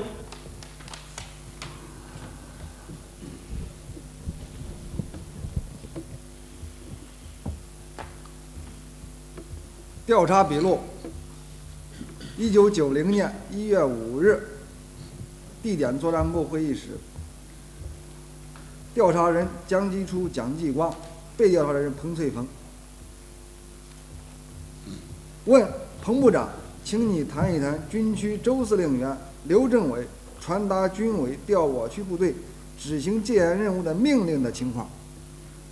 答：89年5月18日上午，周司令员和刘政委到三座门参加军委召开的紧急会议。当时只有2位首长去的，没有带其他工作人员。问周司令员和刘政委开会回来后是怎么传达军委命令的？答：司令员和政委回来后，当天下午2点07分，在主楼3层首长会议室召集在家的首长进行传达。参加会议的有李来柱副司令员、周玉琦参谋长、黄云桥副参谋长、后勤部徐孝武部长等，我也参加了。请你把2位首长传达军委命令的具体内容讲一讲。我有个记录，我有个记录。刘政委先传达了军委紧急会议精神。他说，高自联逼迫中央承认他们是合理的、爱国的、自发的，他们有些口号我们接了过来，还不行，逼我们承认426社论是错误的，承认高自联和工人自治联合会是合法的。这次戈尔巴乔夫来访华时就准备清场，他们就绝食，和他们谈了若干次，没有效果。前天晚上红十字会出面，按国际惯例，绝食4天以上就可以接到医院去治疗。当时他们签了字，但红十字会去接人时又找不到人了。他们不是要民主，是要打倒共产党。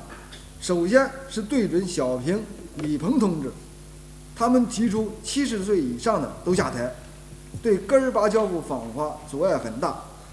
有人问哥有什么想法，哥说哪个国家都有，莫斯科将来也可能有。现在社会秩序是乱的，我们怕死人，多次和他们对话商谈，但他们都不接受。昨天有上百万人游行，这个情况不能再继续下去了。一是适应学生要求，退让，他们还要闹，而且提出426社论是谁教写的，要追查出主意写社论的人，承认他们是合法的。如果退，我们就更被动，这样下去实际上是第2次文化大革命又来了。现在谁说话都不算，不听，这个方案不行。2是要采取强制手段，公开表态426社论是正确的。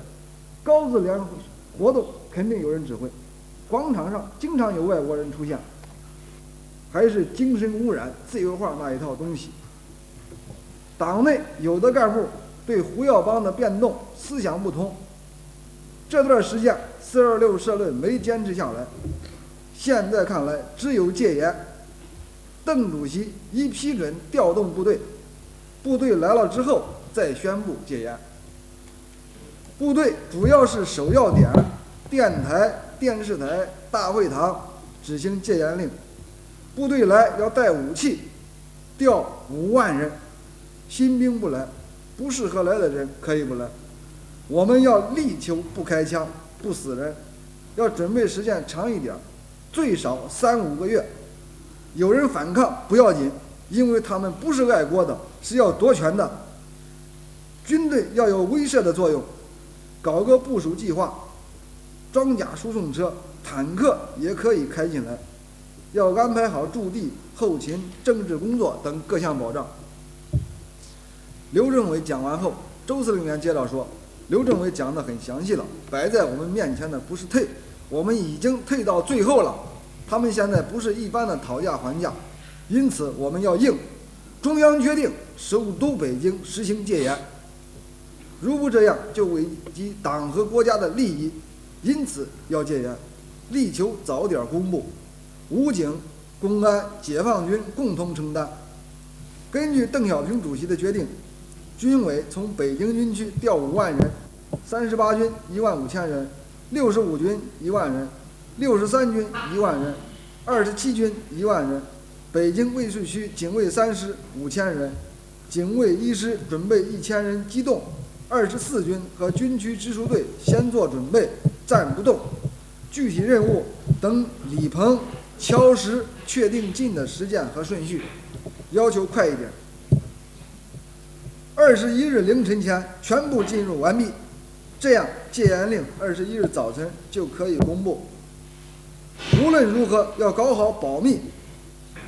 部队带轻武器、手枪、冲锋枪、少数轻机枪、子弹、冲锋枪50发，轻机枪1个基数，以连为单位装箱携带，到时再分发。装甲车准备2至300辆，主要放在郊区，视情况执行任务。着装要带钢盔、穿皮鞋，着下装带背包、洗漱用品。炊事车全部带上，部队全部用汽车输送。部队先住一些房子，以后再搭帐篷。指挥问题，基址在西山，根据需要在城里开设指挥组，要赶快给各单位传达部署任务。2位首长传达的内容基本就是这些。问：调38集团军进京执行戒严任务是军委定的还是军区定的？答：是军委定的，调38集团军进京执行戒严任务。由于当时情况紧急，周刘首长当面接受的任务，没有文字命令。这是一次啊。1989年9月16日，询问笔录，询问人吴学波、蒋继光，被询问人彭翠凤。问：请你谈谈今年5月18日下午，军区首长向徐勤贤传达中央军委关于调38军执行任务的情况。按法律规定，你要如实作证，否则要负法律责任。答：军委在下命令后，军区常委在5月18日下午传达给各个集团军，我们原先不知道徐住院，通知了38军受领任务。38军唐副参谋长说，徐在北京住院，王政委来行不行？我请示李副司令，李副司令说最好徐军长来，这样我就打电话给军区总院，派车给徐来军区受领任务。来时是15点50分左右，在场的有刘振华、李来柱、周玉琪、黄云桥、我、戴敬生、后勤部徐部长以及我部的徐河南处长。一开始由刘政委传达军委命令，这时我出来过一次，不久又回来，进进出出好几次。刘政委说，上午军委开了会，传达邓主席指示，要采取果断措施，调5个集团军很快到北京来，实施戒严。38军出动15000人。刘政委还没有谈完，徐新先插话说：“政委，我有意见，这么大的事情不能由军委决定，应当通过人大或国务院全体讨论。”刘政委说：“老徐，这是邓主席决定，杨副主席亲自传达的，你还不相信吗？”这时刘政委的态度很严肃。刘说了这么几句，徐不吭气儿了。刘政委又继续传达军委命令，有很大的一段时间是讲形势。徐新先又插话说：“如像前2次不带枪还可以，如果部队全副武装还带装甲车，我理解不了。”刘政委说：“老徐，你不要这样，请你听我说完。”刘政委又讲了38军的任务、驻防区域等具体事项。讲到这里，我又出去了，去接魏旭区何尚春副司令。这一段时间，主要由李副司令向徐新先做具体部署。回来时，周参谋长正在讲执行任务的具体要求，说：“老徐，军委的命令你必须得执行，还有什么不清的没有？”徐说：“都清楚了。”这时，我向首长报告魏旭区何副司令来了。周参谋长说：“这样吧，魏旭区何副司令来了，我带你去给38军打电话传达任务。”打电话时我没有在场，是周参谋长领着他去的。打完电话后，徐金先就坐车到85楼去了。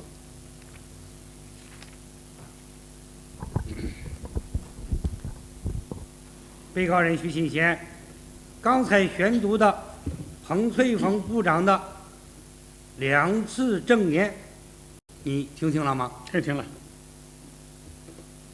彭翠凤部长证明，对北京部分地区实行戒严是党中央决定的，调38集团军进京执行戒严任务是中央军委的命令。军区向你下达军委命令后，你拒绝执行。你对彭翠凤部长的证言有什么意见？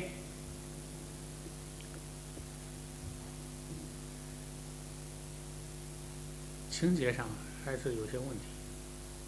中间首长们讲的时候根本没有插话，一直都讲完了，我请示完了问题，最后才讲的意见。在这个讲意见过程当中，就互相之间就是有些对话了。我讲一讲，首长讲一讲，那样的。在这个首长刘政委讲的时候，李副司令讲的时候，周参谋长讲的时候，那个统统都没有。所以那些情节上，它都有些问题。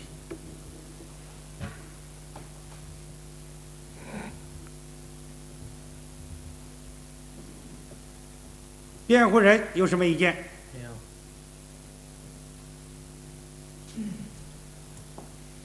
宣读北京军区作战部副部长戴敬生证言揭露。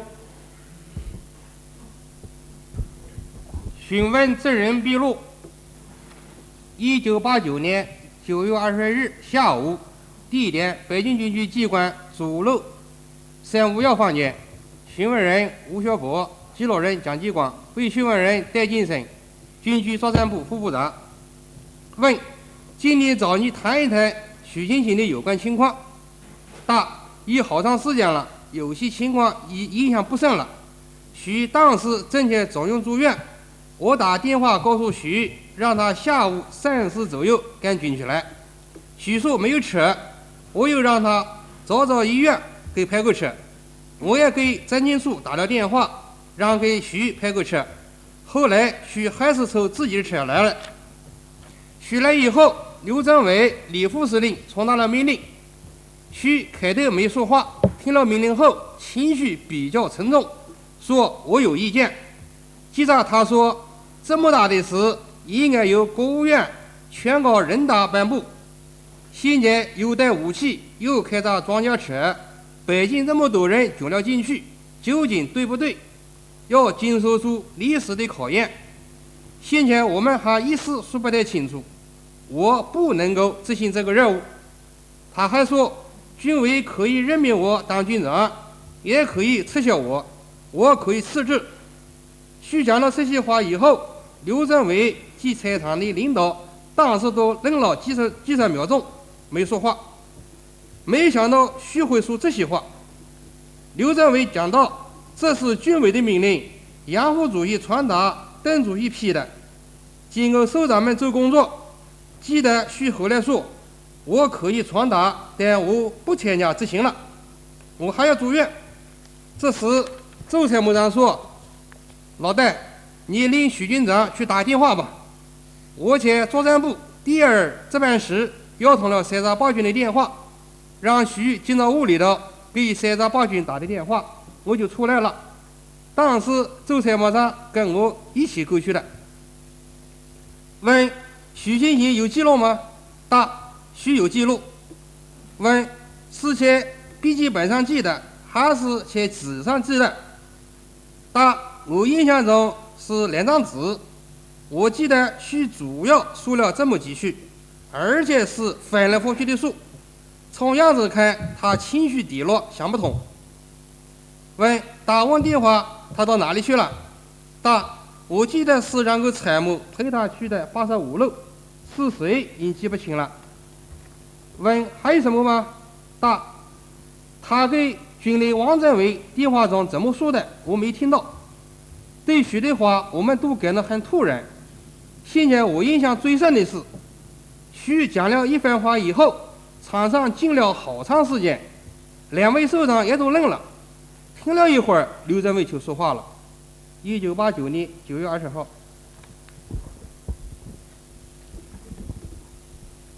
被告人徐庆贤，刚才宣读的戴京生副部长的证言，你听清了吗？听清了。戴京生副部长证明，1989年5月18日，他打电话通知你到军区受领任务。军区首长下达军委命令后，你当场拒绝执行。后来他又带你去军区作战部第2值班室，去给38集团军打电话传达军委命令。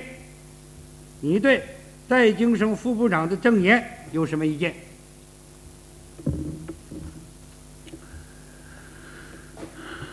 有些细节记不太清，我没有记得他带我去，当然也可能他带我去打电话的。另外，在总院不是他打电话给我的，我是接唐明红电话。但是中间我给军区作战部打过电话，请他找车。这个时候是不是就是我找他车那一次？这倒无关紧要啊。不是他通知我到那开会，是军里面通知我到那开会。辩护人有什么意见？没有。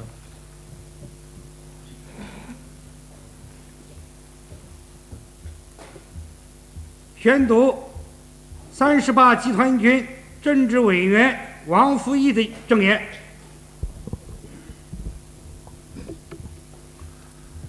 5月18日下午5点多，在我接到军区作战部彭部长传达的进京执行戒严任务的预先号令后，徐新先从军区给我打来电话，传达了杨副主席的指示和军区的命令。传达完之后说，我不同意这个办法，我不能执行这个命令，我不能指挥了，至于谁指挥，你们定吧。我当即通知召开军常委会，原本地传达了军委军区的指示和命令，并讲了徐新先对执行这个任务的态度。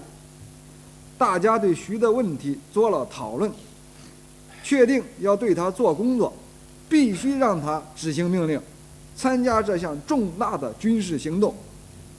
会后，我给徐打了电话，转达了军常委的态度，明确地对他说，你个人有意见可以向上级提出，但必须执行命令，这绝不是个人问题，而是关系全局的大事，会影响38军这个集体。你确实有病，难以参加所有的活动，但大的活动应参加，具体工作我们做。他说：“我感谢军常委，但我不同意这个办法，不能执行这个任务。”经我一再要求他参加，他的调子态度有所和缓。19日凌晨1时半多，军党委全会结束后，我与吴副政委、张副军长研究如何处理好这个问题。我们都觉得这样大的行动，军长不参加影响太大，必须继续做工作，促使他参加活动。当时确定由吴副政委去北京军区总医院找他谈话。19日下午2点左右，吴副政委回来和我说，我与他谈话时，他开始态度不好，经深谈后表示同意军常委的意见，但他说我已向军区首长说了那么一些话，军区不同意我去怎么办？吴说，如军区不同意就算了，如同意就在部队到京后直接到军指挥所。他还说了3点意见：一是要搞好动员，和大家说明进京是为了维护首都社会秩序，不是镇压学生；二是保管好武器弹药，防止丢失和被盗和被抢；三是防止发生车辆事故，一旦压死人，他们会说是有意压人。由于19日上午，军区刘政委已给我打电话，指示我们与徐新先割断联系，不要去看他，也不要他到部队来。我就让吴副政委给徐打电话，用个人的名义把刘政委指示的意思告诉他，以阻止其来部队。1989年7月13日，被告人徐新贤，刚才宣读的王复义政委的证言，你听清了吗？听清了。王复义政委证明，1989年5月18日下午5点钟左右，你给他打电话，传达了军委调38集团军进京执行戒严任务的命令，并在电话中表示你不执行这个命令。你说，我不同意这个办法，我不能执行这个命令，我不能指挥了，至于谁指挥你们定吧。当晚他给你打电话，代表军党委常委做工作，你仍表示不执行命令。次日，军里又派吴云中副政委到北京继续做你的工作。你对王复义政委的证言有什么意见？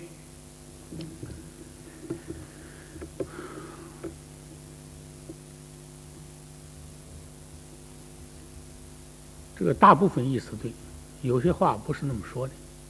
哪些话？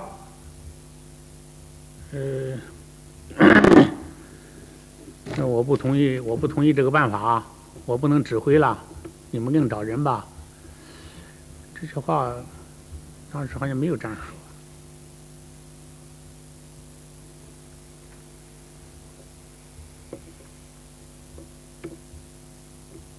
在这个中间，吴润宗同志去以后，我也讲这个意思。我说，这主要是我说首长能理解吗？这已经说那么一番话了，你再参加，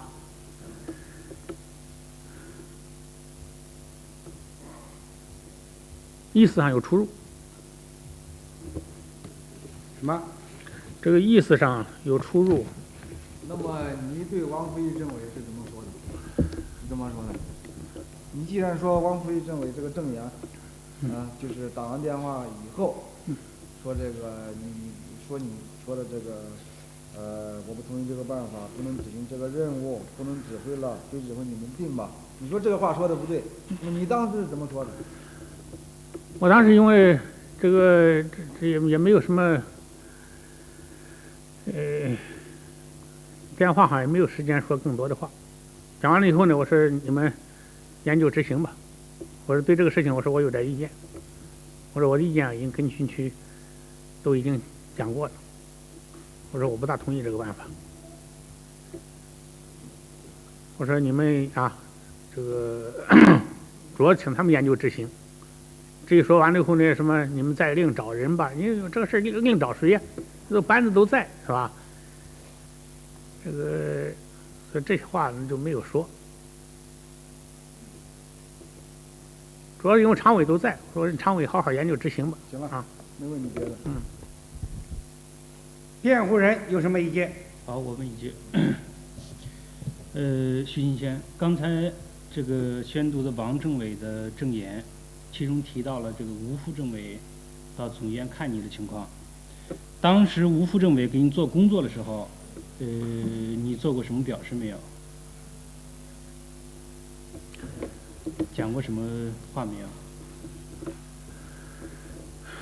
他当时这个意思就是因为是接着昨天我头一天晚上的事情，因为头一天晚上王福义同志跟我讲那番话啊，一开始我就说这不能出尔反尔，都已经讲过了再变，哎，这以后有点勉强吧，但是勉强这口也没有扎死。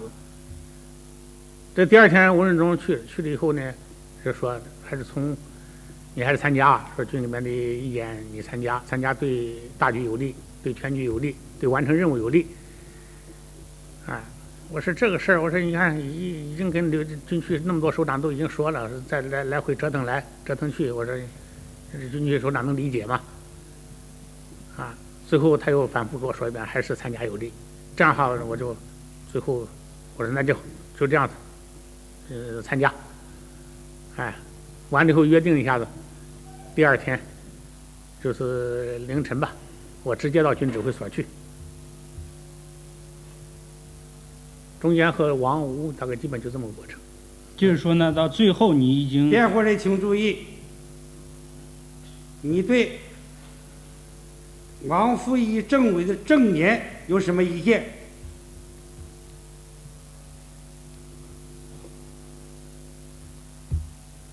好，我问完了。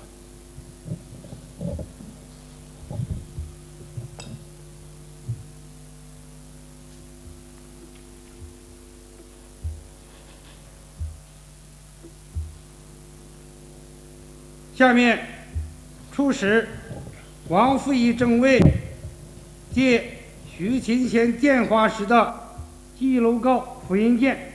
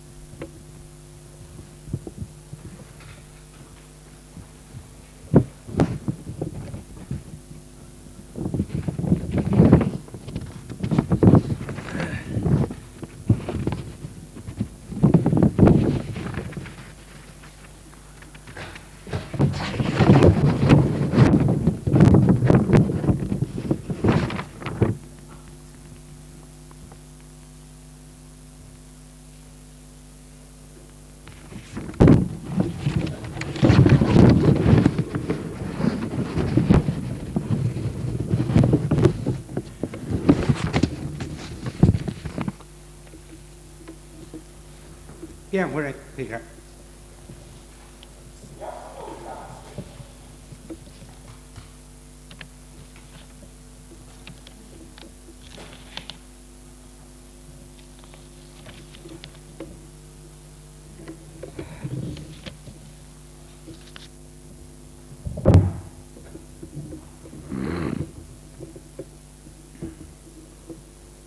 被告人徐庆贤刚才出示的记录告复印件后面有一行用墨涂抹的痕迹，你看清楚了没有？看清了。下面宣读王福义政委关于电话记录稿涂抹痕迹的说明。这是今年5月18日，军区作战部彭部长徐勤先给我打来电话的记录。最后记的几个字是徐勤先说的，意思是我不同意这个办法，我不能执行这个任务，不能指挥，至于谁指挥你们定吧。我交给秘书整理入党时，当时怕泄露出去被社会上坏人利用，也担心会影响部队的士气，就用墨笔涂掉了。89年7月28日。被告人徐勤先，刚才宣读的王复义政委的说明，你听清了吗？听清了。王复义政委证明，这个电话记录稿抹掉的最后一行，就是你给他打电话时表示不执行命令的话。你对王复义政委这个说明有什么意见？有点出入，我说的没有不像他讲的这样，但是我不参加这个意思跟他说了，我有不同意见我也讲了。他涂抹的部分就是说是你表示不执行命令的话。这个中间呢，这个一个是执行、指挥，这些词啊都很少出现。我一般的都讲的是当时用我的思想就是不参加，所以多半用的都是不参加，不想参加。辩护人有什么意见？没有。宣读38集团军副政治委员吴运忠的证言揭露。询问证人笔录，时间1989年9月15日上午，地点北京市北池子44号38机动军指挥所。询问人吴学博，被询问人38机动军副政治委员吴仁忠。问，请你谈一谈徐勤先5月19日的情况。答：5月18日晚，王政委召开常委会，传达了军委的命令，并说徐勤先对这个任务不理解，不能带领部队执行任务，谁来指挥，请军里定。王政委传达完以后，常委们很气愤，骂徐，说徐必须服从38军，要政委立即给徐打电话，让他参加。常委会还没有完，王政委去打电话，没找到。会议又继续进行，讨论了具体的部署。接着王政委又打电话，我们在会议室等着。王政委打完电话说，徐还没有转过来，但表示可以考虑考虑。大家都说不行，他必须参加。这时刘振华政委打电话询问许勤先传达任务了没有，他表示了态度没有。接着王政委又给徐打了一次电话，这是第3次电话。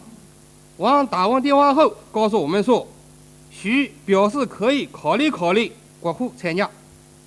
接着王凤玉政委找我说，对许勤先怎么处理？我说叫上张副军长，我们3人简单的研究了一下，一定由我代表军常委到北京去做徐的工作，无论如何得让他参加，拉也得把他拉出来。第2天19日，我来到了北京，经水林路中到了总医院。我先问了问他的病情，接着转入了正题，讲了常委的决定。我说常委对你的态度很气愤，这是十分错误的。他说不执行命令是错误的，我明白。吃了午饭以后，我又说我来的任务就是转达军常委的决定，你必须参加这次行动。他表示那好吧，我可以参加，但我话已经说出去了，军区还信任我吗？我说军区没说不让你参加。他说那好吧。我提出让他出院赶我走，他说不回去了，在北京等。我又提出到国民党去等部队，他说没有必要。我又提出让他到总参讨军兵部军内签字去，他说你放心，我参加，我知道签字的电话，我自己找。接着他对部队执行任务的情况讲了3条：一条搞好动员，动于思想，讲明任务；第2条武器子弹不发给个人；第3条组织好部队开进，保障安全。这样，我于4点20分左右回到了保定，向王政委做了汇报。王政委说完了，军区已通知不让他参加，系统他与军队的联系，他参加是对部队的干扰。然后王政委又让我打电话通知徐新贤，我就给徐打电话，但被学生堵住了，一直没有打成。20日上午，我一边开会一边往北京打电话，上午10点钟左右要通了，转达了军区不让其参加的通知，且军区总医院治病，不要去部队了。徐经理说我明白了。89年9月15日。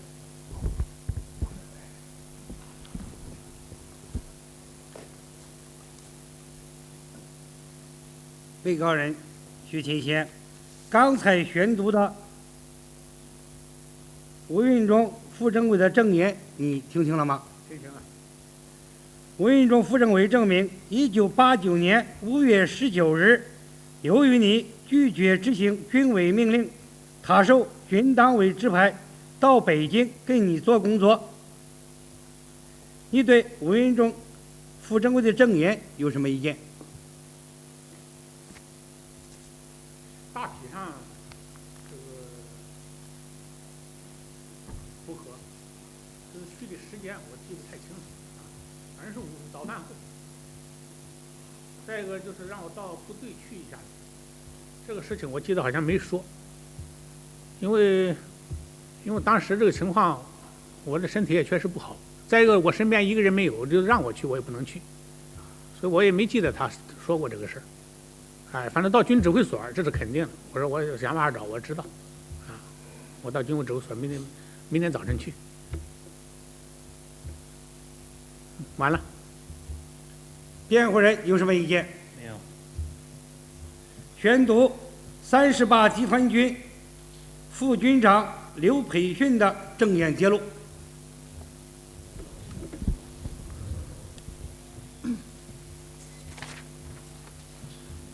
5月18日下午，王政委让我们到办公室开会。下午4点多，徐给王政委打电话，时间较长。最后，王政委在电话上说：“老徐，你要慎重啊，认真考虑。”我当时就觉得有问题。王政委随后在会上说：“徐勤贤对执行任务有看法，不想参加。”后来，王政委和张副军长、吴副政委商量，让吴去给徐做工作。第2天，我们按计划准备车辆、武器、弹药，部队开进没有受到任何影响。军前指提前3个小时到达北京。我们到的第2天，总政杨主任去了，说徐部执行任务是犯法行为，讲得很严肃。1989年8月31日。被告人徐勤贤刚才宣读的刘培训副军长的证言，你听清了吗？听清了。刘培训副军长证明，1989年5月18日下午，王副一政委在军党委常委会上说你不执行命令，并决定吴运忠副政委到北京去做你的工作。你对刘培训的证言有什么意见？没有。辩护人有什么意见？没有。下面宣读北京军区作战部马景然处长证言。5月18日下午晚饭前，具体时间记不清了，在主4楼电梯口碰见了周玉旭参谋长，他让我将徐庆年国府38军袁军长送到85号楼招待所休息。根据参谋长指示，将徐安排在85楼西2层南侧一个房间。徐旭房号当时没注意，而后我就让徐的司机把我送回办公室楼，以后的情况就不太清楚了。马展然，1990年1月9日。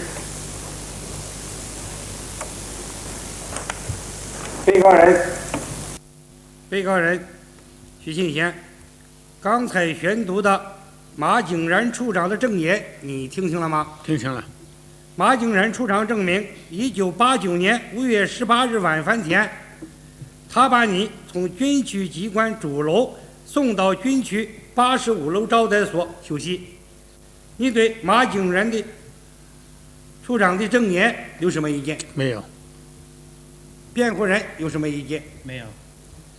下面宣读38集团军司令部管理处汽车排司专业军士徐勤贤的汽车司机平发奎证言揭露。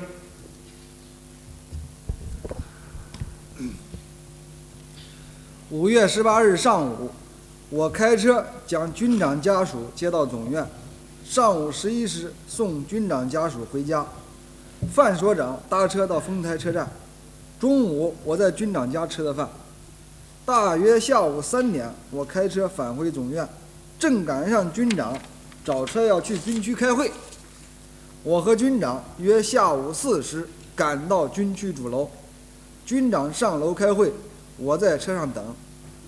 约6时许，看到军长和军区机关的一位同志一起出来，陪我们到军区85楼招待所吃晚饭，并给军长安排在213房间。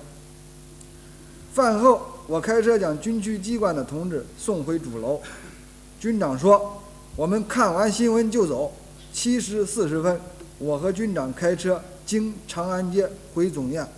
1989年6月2日。刚才宣读的汽车司机平发奎的证言，你听清了吗？听清了。汽车司机平发奎证明，1989年5月18日下午，他开车送你到军区开会，晚6点许将你送到85号楼招待所213房间，晚7点40分又把你送回军区总医院。你对汽车司机平发奎的证言有什么意见？没有。辩护人有什么意见？没有。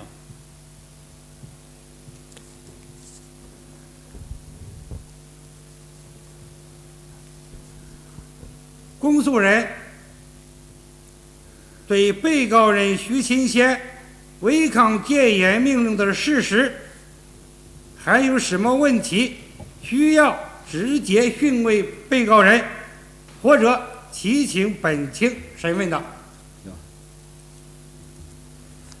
徐勤贤，我问你2个问题。第一，5月18号，你向军区领导表示不参加执行戒严任务，是不是事实？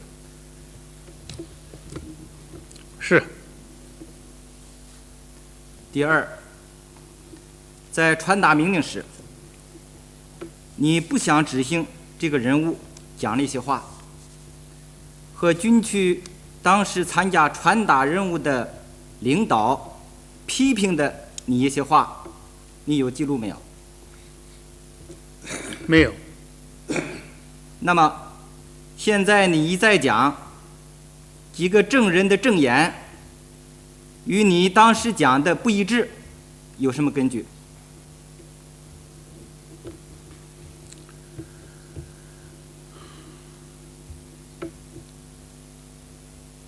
是不是靠回忆啊？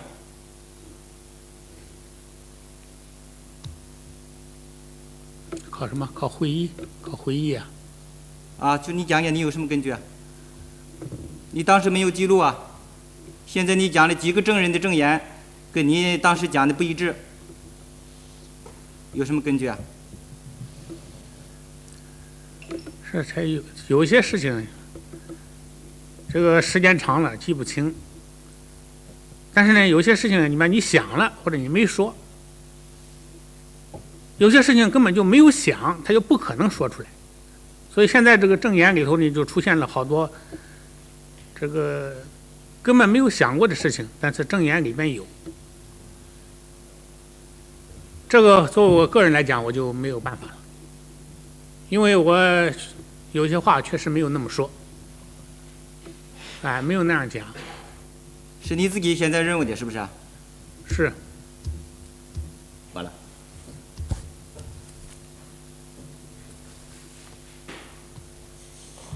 辩护人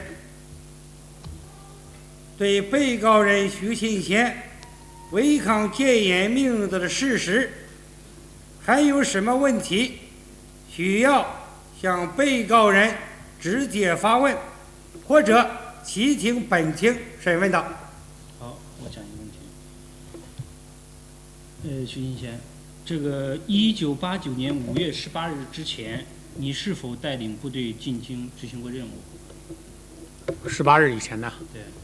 18日执行过，从4月份就开始了，4月22、4月27、5月4号，3次。执行的情况如何？执行情况那都没什么问题，那完成的任务和群众围拦军车都没发生太大的问题。好，我问完了。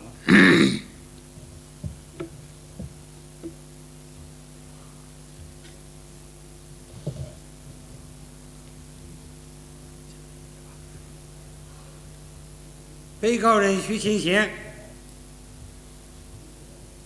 调38集团军到北京执行戒严任务，这是中央军委的命令。在军区向你下达了军委的命令后，你作为38集团军军长，你为什么不执行？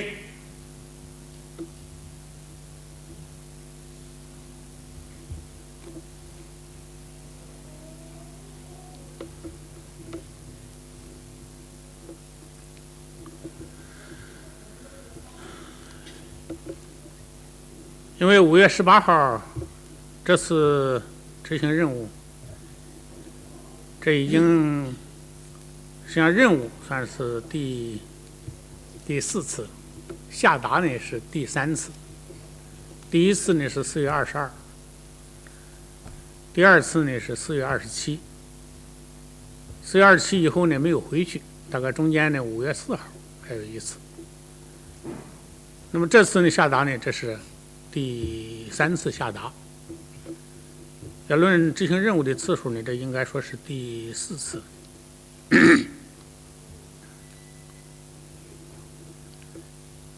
在这个之前呢，调来执行任务，第一次问题不大，因为是胡耀邦逝世追悼大会以后送灵，中间呢这个围观的群众比较多，保证临河这个通过不受阻。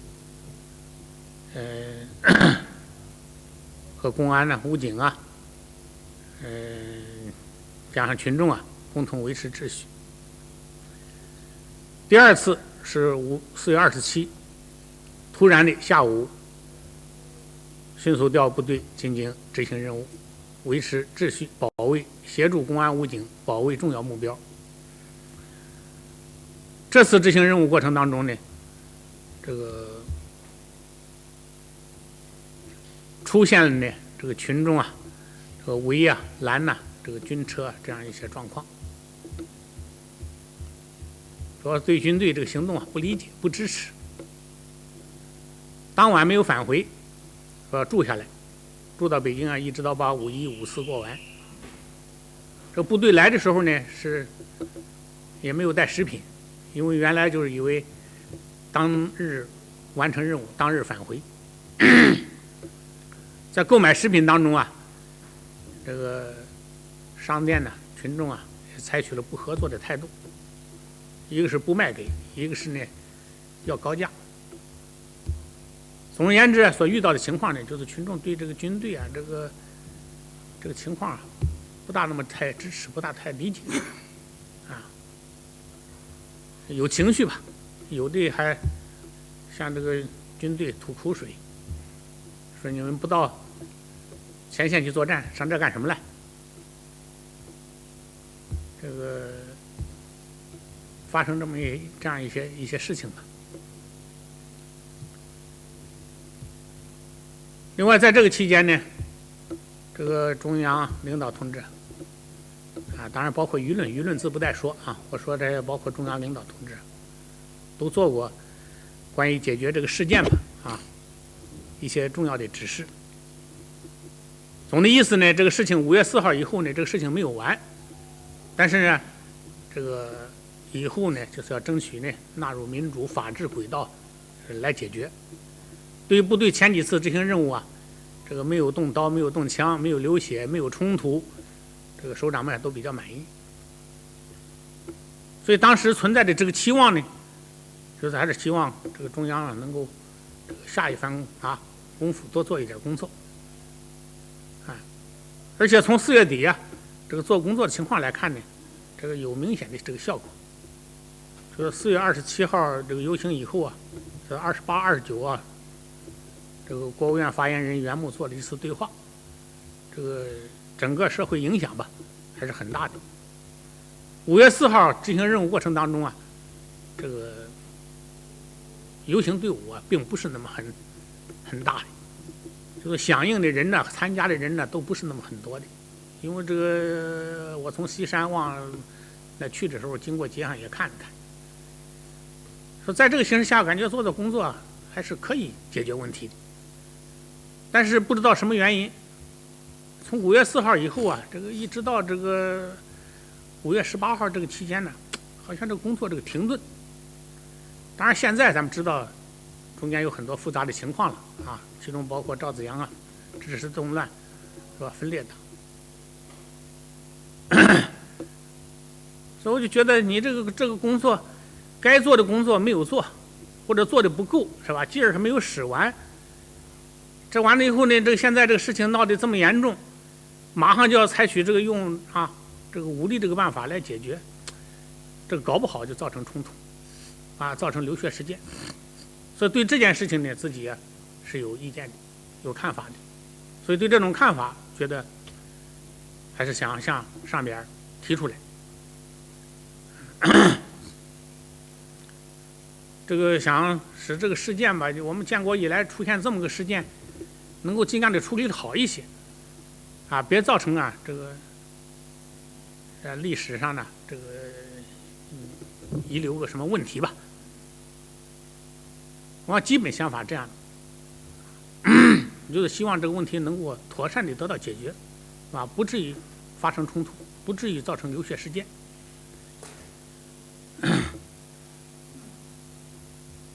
因为原来这个中央领导同志也讲了，要做这方面这个准备，但是要争取要尽量避免这个不冲突不流血。但是后边采取这个行动呢，这根据自己看到的情况，特别4月下旬接触这些情况，我说那你也带着武器来了，是吧？带着坦克、装甲车，是吧？轻重机枪，这个当这个工作当前做到这样一种程度，群众情绪很大，这个群众这非冲突不可，这一冲突以后，你又带着枪、带着武器，非流血不可。而且5月4号以前呢，因为部队徒手它不会造成大的流血事件，就是冲突是吧？做工作也不会造成大的流血事件。就感觉这一次呢，你带着武器装备来了，这个流血冲突这个好像是不可避免。思想顾虑比较多，主要是这个问题，所以自己思想上不通，自己表示不愿意参加，根源基本上都在这会儿。至于其他的，我以后再说。看还需要我回答什么问题？军区首长向你下达了中央军委关于调38军到北京执行戒严任务。你作为集团军的军长，究竟为什么不执行这个命令？除了你刚才说的这个考虑以外，还有什么原因？或者是根本的原因是什么？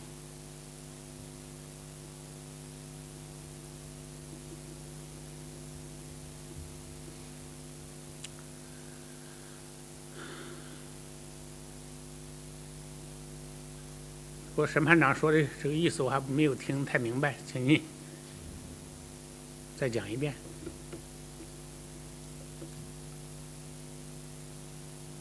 调38集团军到北京执行戒严任务，这是中央军委的命令。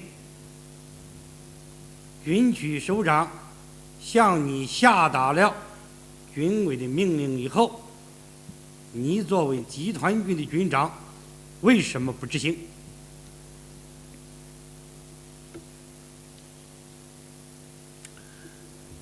这个事情因为自己思想上，这个你直接回答这个问题。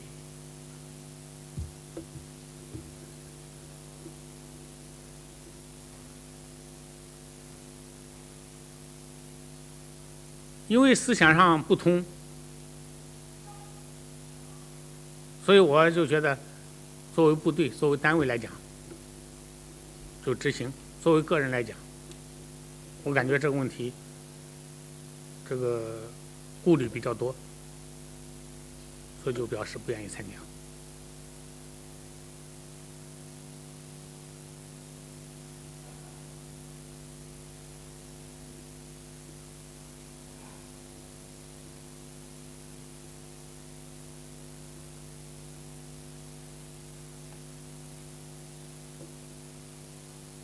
当时就是这么想的。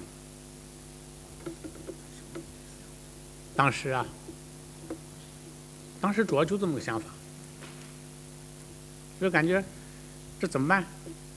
是吧？意见，是吧？作为提这个意见，我有意见，我有不同意见，我把这意见说了，说了也没人采纳这些意见的，没采纳意见，这个结果可能还是这么个结果。我也再也没有别的办法，是吧？所以作为个人来讲，思想不同；作为观念上来讲，我觉得作为一个单位，作为我们这个党领导这支军队，应该是坚决执行任务。作为个人来讲呢，所以我就不想参加。思想有情绪，我感觉这么处理这个问题，好像是不合适。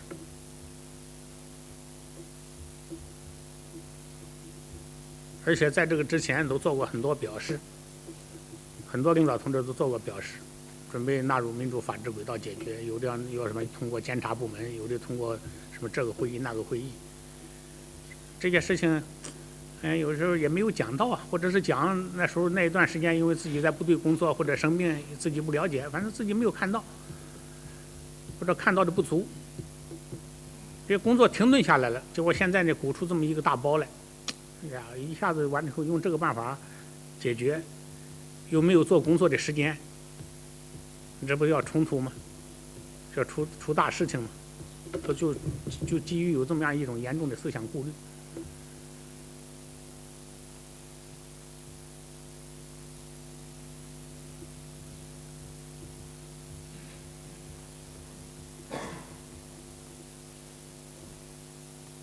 作为一个军人来说，服从命令是天职。作为军人职责来讲，下级应该坚决执行上级的命令。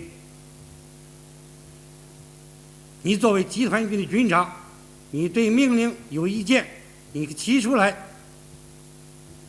那么在执行上应该怎么办？你懂吗？应该怎么办？上级并没采纳你的意见，你作为军长应该怎么办？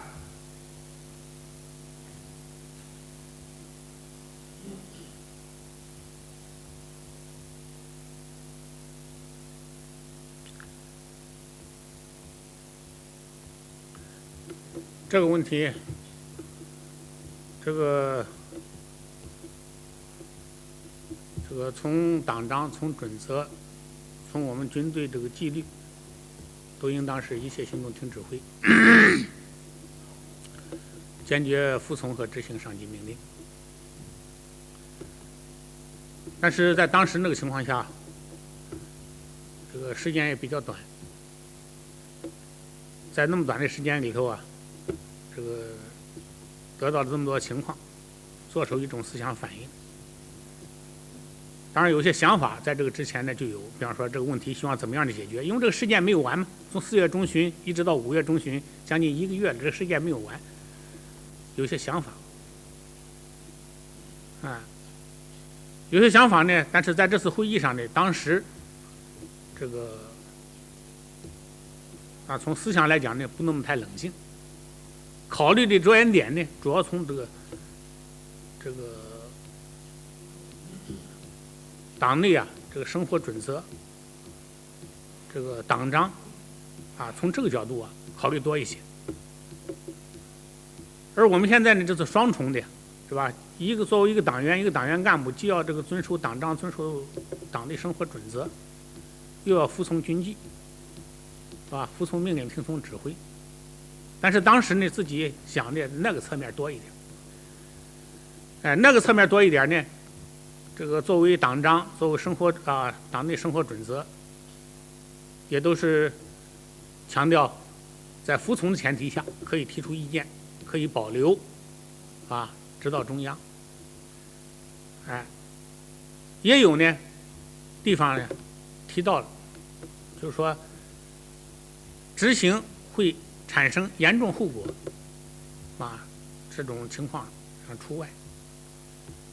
所以当时自己考虑这样一执行，这非出现严重后果不可。所以这种思想在自己头脑里头也有反应。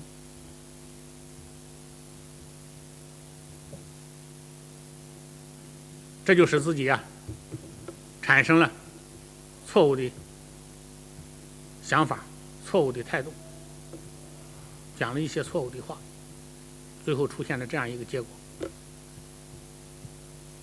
给你下达命令以后，你讲了不少的话，你当时的主导的思想是个什么思想？主导思想我当时希望主要用政治办法来解决。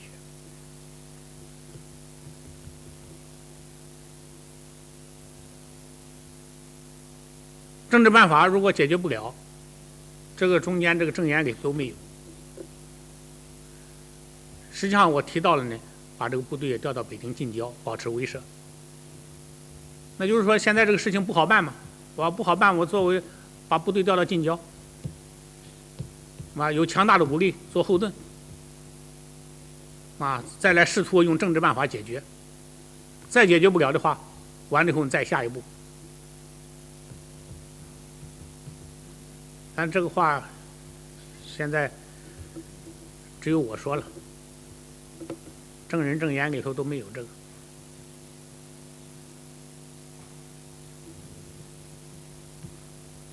那么你的意思就是，当时这个决策是不正确的，是不是这个意思？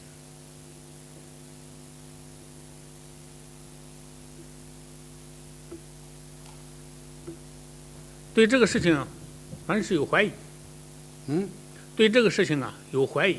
这是有怀疑。有怀疑，就说这样做究竟对不对，是吧？这样做合适不合适？所以要不然的话，我就说中央政治局、国务院中央军委好好讨论一下子，究竟怎么办合适，怎么来的呢？那就显然对这个事儿有想法，是吧？这样决策就是合适不合适？所以提出了科学决策的科学化和民主化的问题。不是不讲科学民主决策吗？所以有建议呢，就是怎么办怎么办。当然这个建议多余了。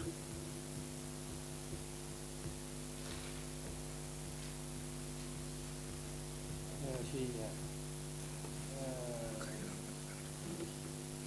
当你到军区接受任务的时候，刘振华政委已经把当前的形势给你讲得很清楚了。也就是说呢，你自己想的这些问题呢，领导已经给你讲得很清楚了，而且是中央军委根据当前的形势，做出了这样的隐秘的决策，中央军委下达了这样的命令。作为你当时任38机动军军长的时候，你对这个问题应该怎么看？还是个人去提意见的时候呢，还就是些执行不执行的问题上？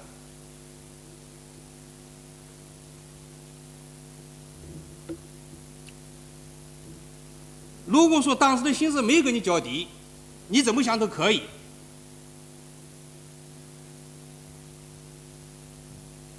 因为党中央、中央军委已经把形势说得很清楚了，给你讲得很清楚了，而且呢，这个决策也下了，命令也下了。作为你38军军长来讲的话，你应该怎么办？是提意见的时候呢，还就是执行的问题呢，还就是怀疑的问题呢，还就是反对的问题呢？这个你自己要把这个问题在法庭上给我们说清楚。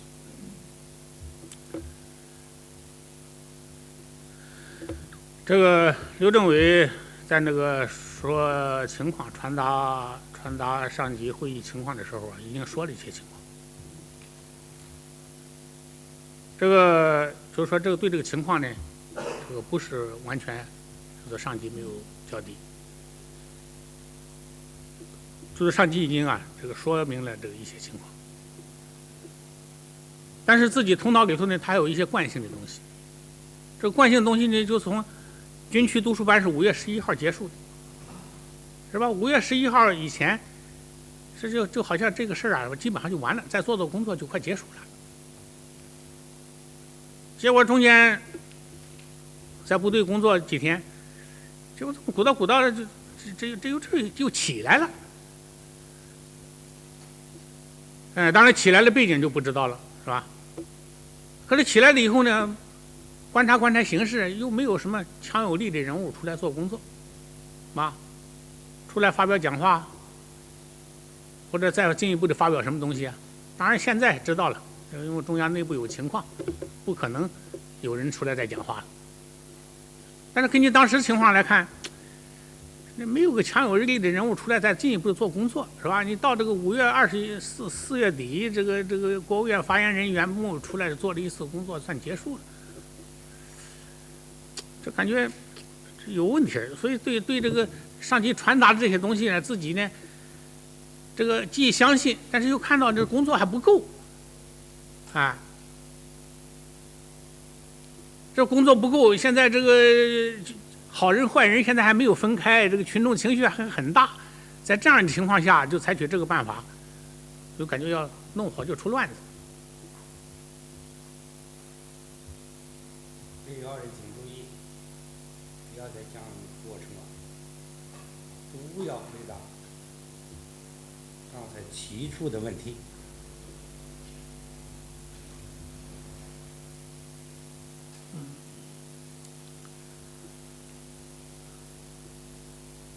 也就是说，你对党中央这个决策，对军委的命令，当时是什么个态度？你刚才讲是怀疑态度，其实怀疑态度，除了持怀疑态度以外，你还有什么态度？一个是你想的，一个是从你行为上来表示这个问题。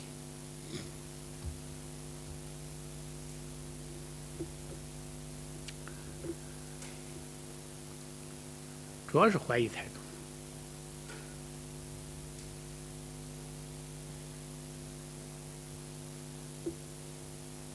就怀疑这样做合适不合适？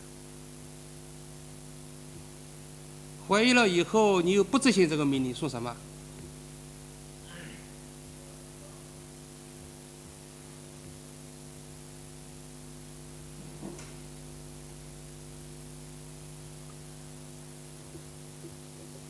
怀疑我提出一些意见来，一些建议来，意见建议没有被采纳，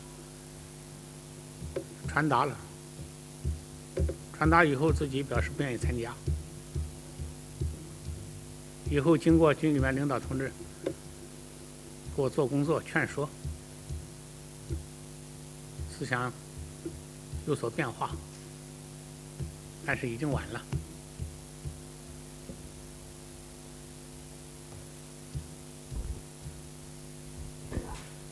你对军委的命令，你刚才说了是怀疑，是怀疑军委命令的什么？怀疑什么？啊？你刚才讲，你对军委的命令是怀疑，你怀疑什么？主要就是用这个办法来解决这个事件，当时是不是合适？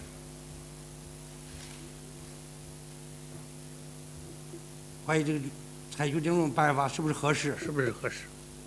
是不是可以说你是怀疑这个决策是不是正确？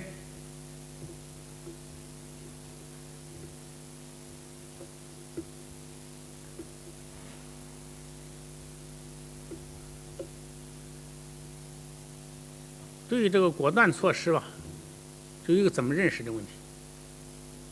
因为当时中央军委就要确定这么一个果断措施来解决这个问题。那么我对这个有想法，那当然，那就是对这个果断措施有怀疑。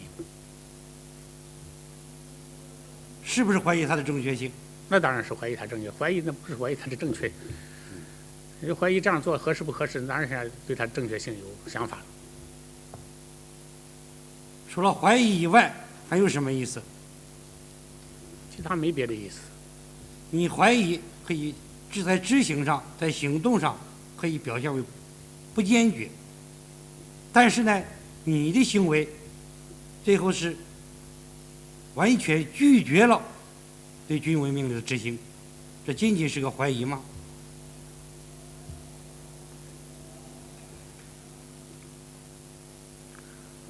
当时我觉得，从我个人来讲，在当时的想法，还没有觉得自己是完全拒绝，因为整个一支部队，所以我想，作为部队来讲，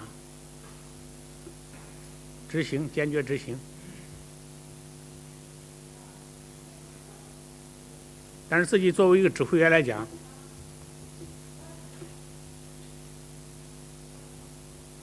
不愿意参加了。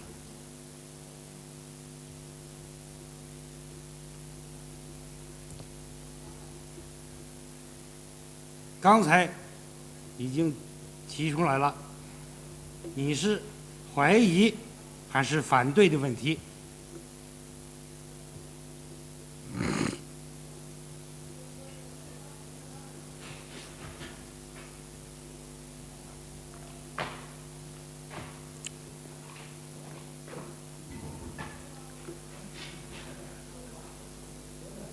这主要是怀疑。有反对的问题吗？没有，主要是怀疑。主要怀疑。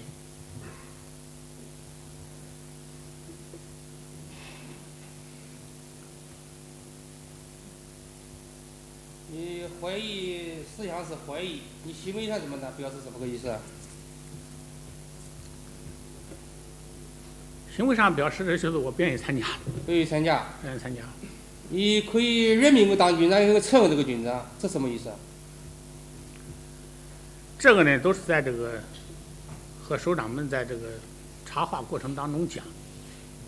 有的时候队长出来一句话了，这怎么说啊？这是这么样说出来的，不是像有些证言里面讲的，就是说完了以后，统统的是我说，那个我们与当时的情况不相符。就是我说一句话，首长说一句话。首长有时候提出这么问题来说这么一句话，我怎么回答？有的时候我们不吭气了，有的时候我说出一句话来，说这个话都是从这种情况下出来的。这个话是不是表示你坚决不执行命令这个表示呢？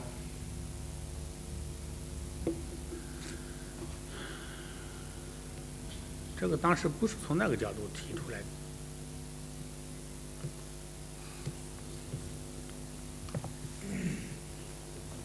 被告人徐新贤，你对中央军委的命令究竟是怀疑还是反对？这个问题主要的看你的行为。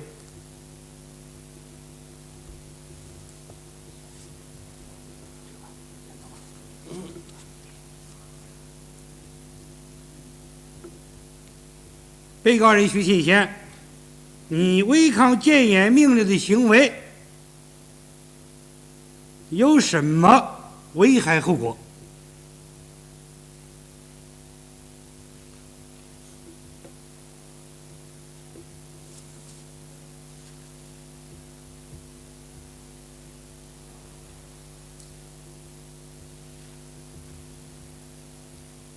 这个你知道吗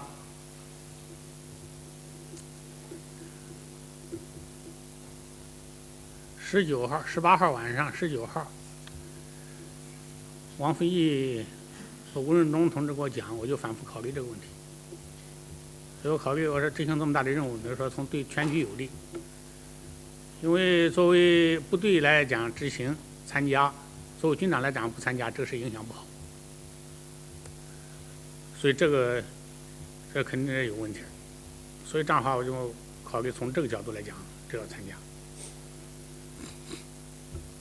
再一个呢，当时这个事情传到外界，这个当时恐怕也有影响。另外，当时都在执行戒严任务，这个自己的这个行为，本来是应该都集中精力，这个搞好戒严任务，结果还得处理我这个问题。也给上级也增加了很多麻烦，至少是在这几个方面。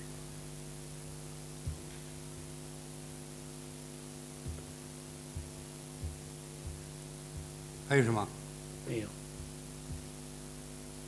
下面宣读查获的部分外电外报的报道和动乱分子的传单的题目。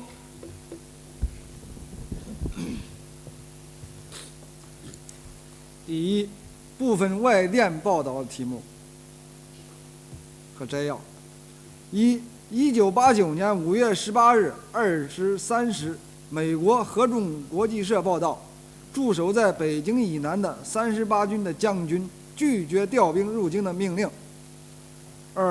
1989年5月19日，美国有线广播公司消息，38军不愿采取行动。1989年5月19日20时54分，美国合众国际社消息，38军的高级将领在同中央领导讨价还价。1989年5月19日23时55分，美国全国有线广播公司消息，38军一位将军说，如果派他的部队去对付外国侵略者，他将执行命令，但让他去镇压学生，他却不愿意。1989年5月19日21时，南朝鲜汉城广播电台消息，保卫北京的陆军第38军向当局通报没有镇压民主示威的意图。1989年5月20日15时50分，台湾自由中国之声报道，第38军从军长到士兵都拒绝进城，他们是好样的。第二部分，部分外报报道的题目：香港明报1989年5月22日第一版，10万大军围城情况，称38军拒绝再度入城的命令，军长已被革职而另换新人。香港明报1989年5月21日第11版，拒绝派兵镇压学生，中共以军头被撤职。台湾中央日报1989年5月21日第二版，38军军长辞职，军人表示绝不开枪。台湾中央日报1989年5月20日第三版，共军逐渐接受民主思潮。台湾中央日报1989年5月19日第一版，学生与李鹏谈判破裂，中共调军队赴北平，辽宁两将领辞职拒受命令，称38军拒绝开进北平后，中共正在调遣更多的外围军队前往北平。6. 台湾中央日报1989年6月1日第4版，中共夺权斗争各怀鬼胎，共军内讧爆发抗命事件，称38军军长因不服从命令而遭撤职。第3部分，动乱分子的部分传单。1989年6月2日在天安门广场散发的油印传单，一个动人的故事，即38军军长被戒指的经过。2. 1989年6月3日在天安门广场散发的油印传单，歌颂伟大的民主英雄，即38军军长。3. 1989年5月21日下午，从北京发往陆军第21军、第19军、第47军军部的同一内容的电报传单，称38军连以上军官一致拒绝镇压和平的人民民主运动，煽动部队不执行命令。4. 1989年5月20日晚，从北京发往24军、27军、28军、65军军首长、军政委、司令部、政治部、后勤部同一内容的电报传单，称38军拒绝镇压产官岛腐败的请愿运动，煽动部队不执行命令。下面，法庭出示外电外报一些报道和动乱分子的传单。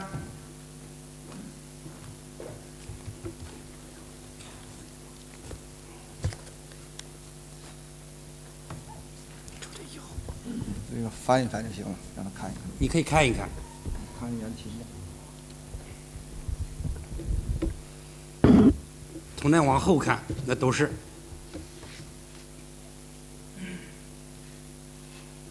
翻一翻题目，你可以看一看。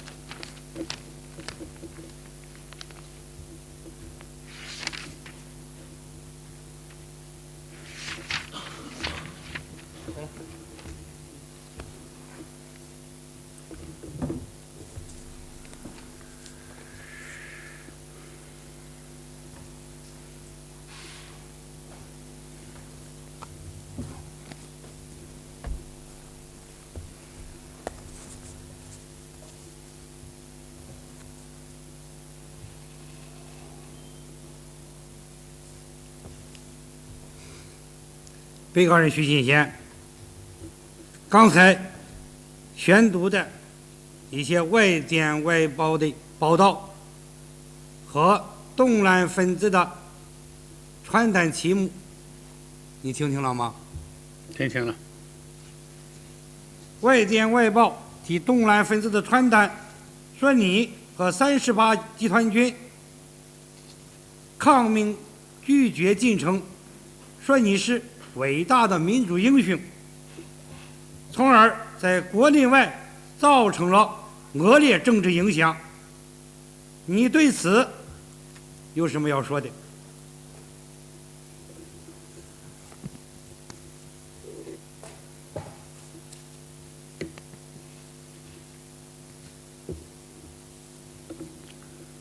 由于自己的问题吧，这个对这个动乱分子啊、暴乱分子啊，以及国外敌对势力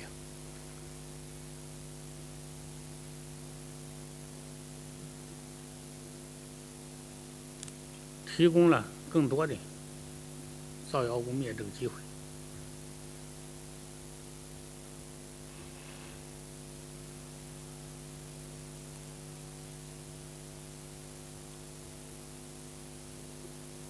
本来这场这个动乱一直到暴乱，都靠谣言在这支撑着，就是说没有缝儿，还要盯，中间加上自己这些错误，所以更加是别有用心的人吧，来攻击，来造谣。造成了一些机会。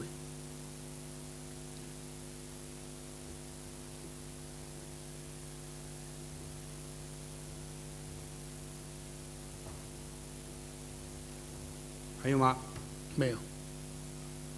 辩护人有什么要说的？下面宣读北京军区参谋长周玉琦、北京军区司令部作战部部长彭翠凤证言揭露。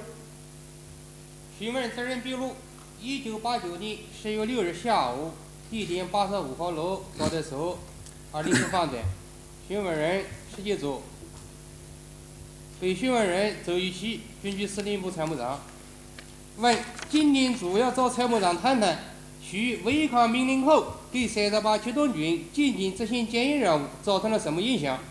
主要是在组织领导方面的影响。答：好。我与徐介绍中有关事实我有个证明。徐讲的话意思很明显的违抗命令。我带他到第2作战值班室打电话，是因为时间很急，让他赶紧传达命令。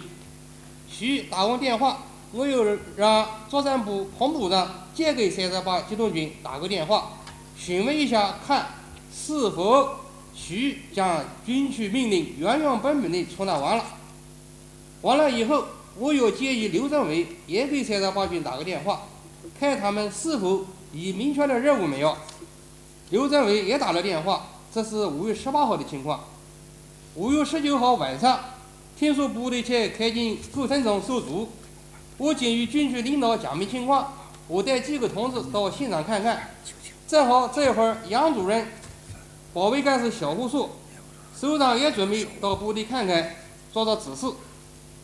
晚上12点多钟，杨主任讲了当前的形势，讲了我们不得不采取这样的措施，我们要有必胜的信心。38军是个有广用从容的老部队，许信任的问题很严重。杨主任讲，参谋长和张主任要都过问一下38军的情况，38军要都向参谋长主任汇报。20号的上午，周司令又正式宣布，刘政委在场，在作战值班室讲的。周叔由参谋政委周参谋长带领机关的一些同志到38军去协调组织指挥。问：你们到38军以后，你看到军队其他领导知道不知道徐违抗命令的事？答：知道。我找过王浩一政委，问过徐前几次来京执行任务情况才介绍的人员。王叔与一些老同志介绍过，没有发现什么明显的反常情况，但有些情绪不动。问：如果没有许信信的问题，军区会派你和参谋政委去38军吗？答：不会的。为什么别的军都没有派人去？38军当时是个预备队，更不会派人去。10月6日，调查笔录：1990年1月5日，被调查人彭翠凤。问：彭部长，据你所知，许信信的问题发生后，对领导的工作有什么干扰？许信信的问题发生后，上级对38军比较关注，对人民的思想有影响。我们这里有一份材料，你们可以参考一下。5月20号19时，周司令员向军委汇报情况时，次政长说，杨副主席有2点不满意：一是对38军军长不满意，说这是不能容忍的，按过去的说法，应该严厉制裁，关键的时刻不行。周司令员汇报时还讲，北京军区部队第一批计划4万人，其中38军15000人被堵，没到位。113师被堵在长辛店，从保定出发就有1500多名学生躺在地下，计格没有到位。问徐建的问题发生后，38军的部署有什么变化？答：徐建新拒绝这些命令后，军区准备让黄云桥副参谋长去38军指导工作，后又让参谋长委和周参谋长去的。问：如果徐新贤不出问题，会不会让参谋长委和参谋长去38军？答：首长也可能去部队检查指导工作，但与在这一种背景下去，其任务和目的是有所不同的。1月11日。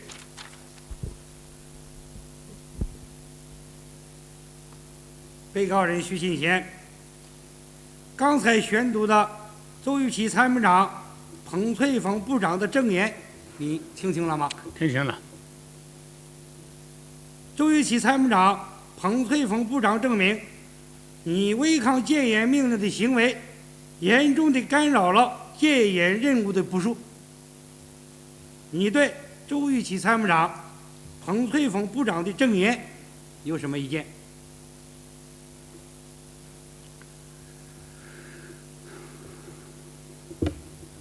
没有。辩护人有什么意见？现在休庭，下午继续开庭，把被告人带下去。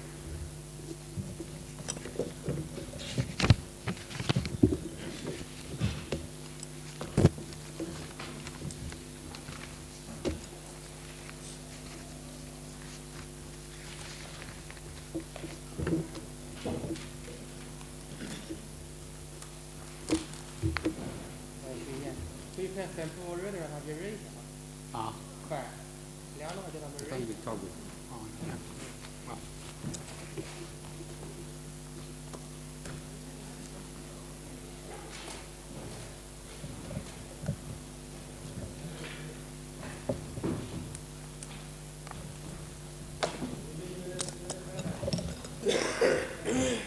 放着别动了，啊，放着别动了，啊。行，审判长、审判员入庭。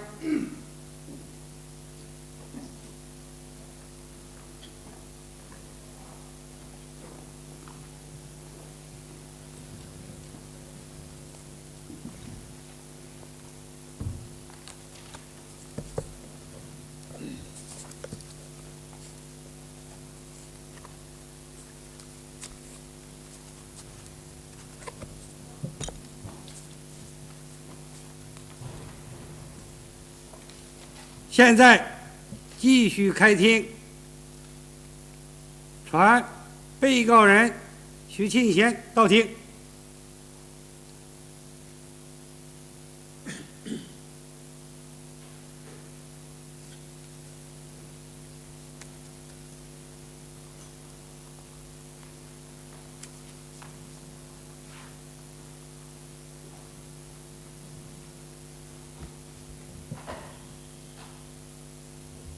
被告人坐下。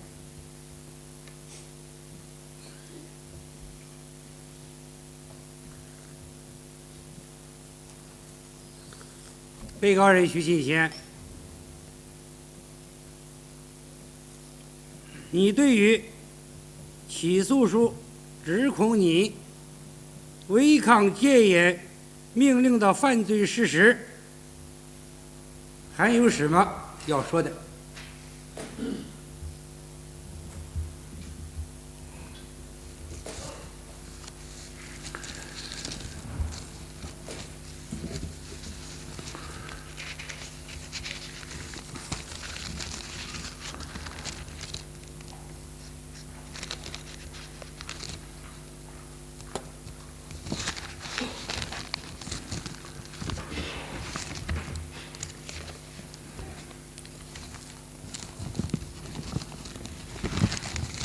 说吧，就对起诉书里面的，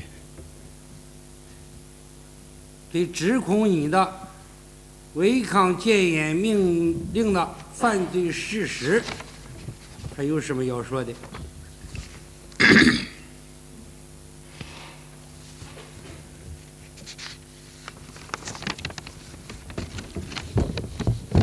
现在还是法庭调查阶段。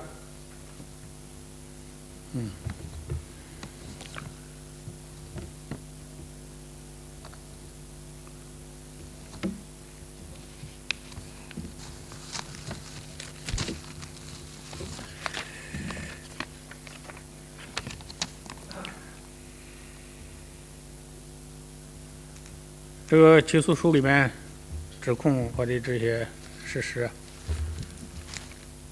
有这么几点，感觉还有些问题吧，或者不大完全相符，或者有些出入。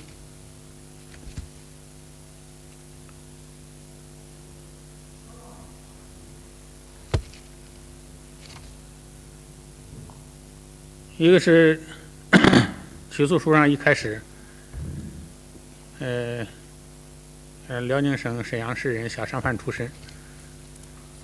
这个呢，稍微不太符合事实，因为城市没有正式划定过成分。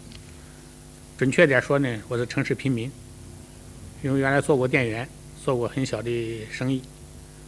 到解放前是这个全家都以卖青菜为生，所以各种登记上不一样。这个综合这几种各种职业呢，这个应该是毛主席说的那个，基本上属于城市贫民这个阶层。有关一些这个具体的事实呢，这个说是刘政委传达完了以后呢，就表示拒绝带领部队进京执行戒严任务。这个不完全太相符。这个首长们讲完了以后啊，我是请示完了一些不明确的一些事项，提出了一些建议等等以后，才说到了我请军区最好是直接的传达，或者是表示我不愿意参加，并不是首长一讲完了以后我就马上就表示就是拒绝带领部队这个进京执行任务。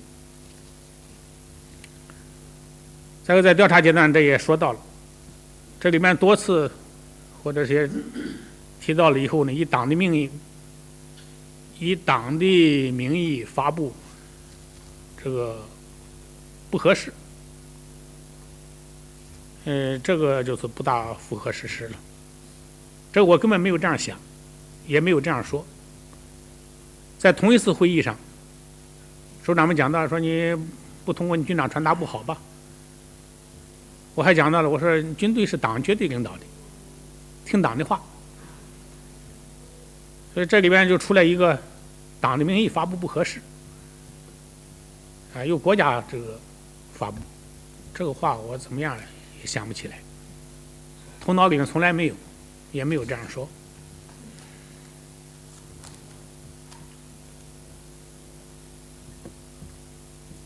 这个第四个问题呢，关于讲到什么历史检验呢，或者这一个事情一时看不清啊，还有什么立功啊，或者罪人啊等等这样一些问题啊，这里面整个用一段话连在一起。反正这些话呢，这个前前后后都有，因为中间首长们有些插话，这个不是好像连在一起说的，有时候首长说到哪块完了以后呢，我又说了几句话，这样好像整个的这么一段话吧，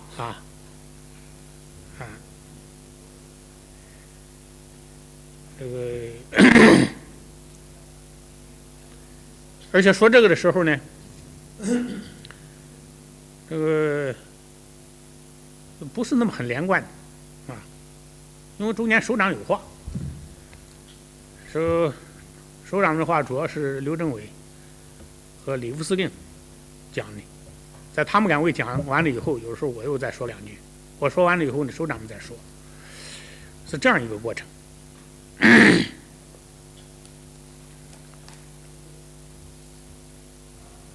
这个第5点呢，就讲到这个什么无法执行啊，什么军委任命我撤我，这个也有点不大那么太准确。而且讲到执行的问题呢，主要是讲到的一个和作战和这个抢险救灾这个做了比较啊。我说作战任务这个阵线分明，是吧？敌我清楚，目标明确，抢险救灾也是一样。我说这些任务，你这个携带的武器装备，这个好人坏人都混在一起分不清，幕后策划者在哪块你看不清，哎，又带着武器装备，是在这样一种情况下，是怎么执行？啊，这不是突然冒出来，说这样命令就没办法执行，这样这么一说，就好像一听到这样任务就没办法执行，没有前提条件，中间还有很多前提条件。是吧？撤我，这个任命我撤我，这我如果讲的以后是上级啊，上级可以任我，也可以免我。其他地方还有说到什么，请另找别人吧，什么不能指挥了。这个在我的观念里头呢，因为这一个班子是个集体，这一个班子是个集体啊，这个因为某种情况出了一个人。这一个人生病或者有其他情况，他不妨碍这个班子这个指挥，当然有影响，是吧？上午这个出示这些证件、宣读这些材料这有一些影响，但是他不会妨碍班子这个指挥，所以这些情况呢，我记不得当时说过了。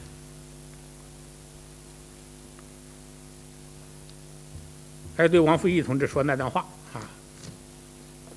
也不完全是那样讲的。讲到了以后，你们执行吧，我有些想法跟军区已经说过了，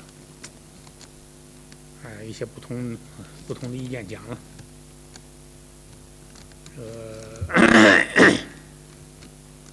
你们研究贯彻执行吧，也没有说什么很多的这个意思是肯定是有了。还有在这个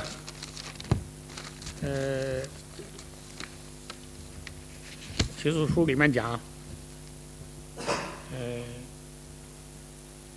就是以后没有再向军区表示过要执行这个任务。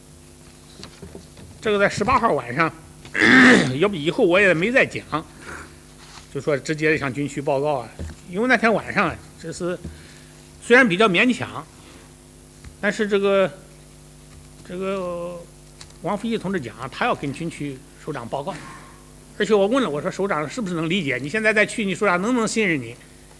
都讲到没有问题，所以这个以后我就没有再讲。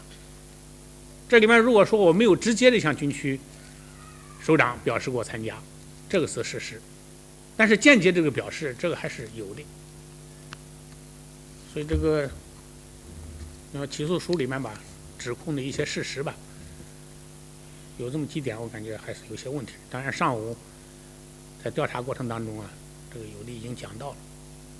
完了。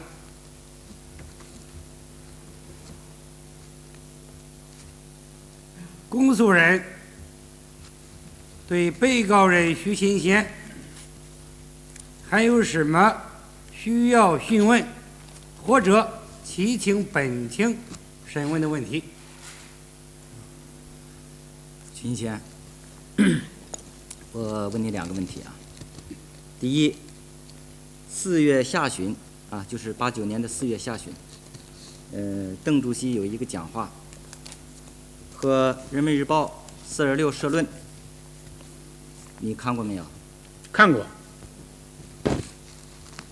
邓主席的讲话和426社论对于发生在北京的动乱的性质是怎么讲的？动乱极少数人有预谋的。动乱的实质是什么？ 2个否定，哪2个否定？否定党的领导，否定社会主义制度。这个当时你清楚不清楚啊？清楚。第2个问题，你是个老军人、老党员，我党我军的组织原则是什么？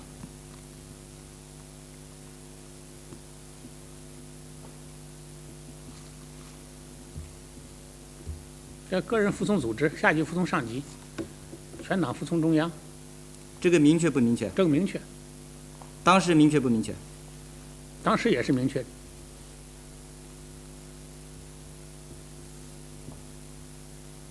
那么，作为集团军的军长，对待上级，特别是军委的命令，应该采取什么态度？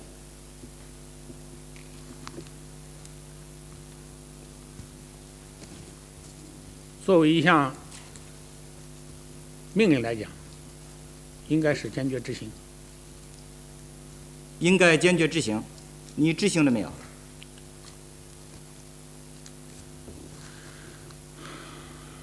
执行过程当中有问题吧？作为个人来讲，表示了不愿意参加。什么时间表示的不愿意参加？会议上和这个完了以后，给刘政委打电话。你明确表示不愿意参加，是不是啊？给刘政委讲的是不愿意参加。这是一种什么性质的问题？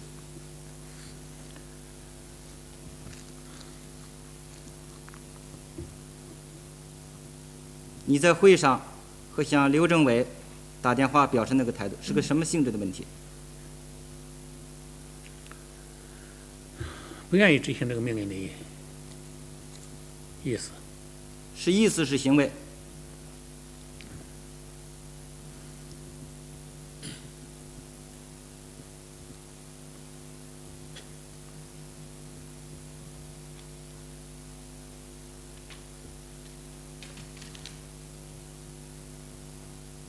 这个情况下，当时还讲的是意思。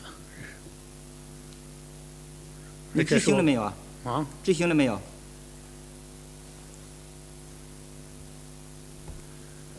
所以我个人就是那么个态度了，这个都已经都调查过了。个人不执行是吧？啊？是个人不执行吧？个人就是不愿意参加，不参加。不愿意参加是个什么意思啊？是给你传达的命令啊。你这个不愿意参加是个什么意思啊？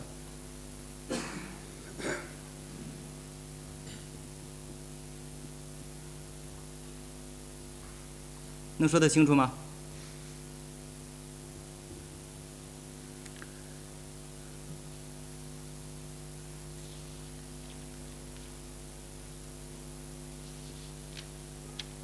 我的发问完了。辩护人，我有个问题问一下。啊，继续问吧。今天你说5月18号以后，虽然没有直接向军区领导表示愿意执行命令，但是间接的讲了。你怎么个间接讲法？你委托38军的领导向军区领导报告你要参加执行任务了吗？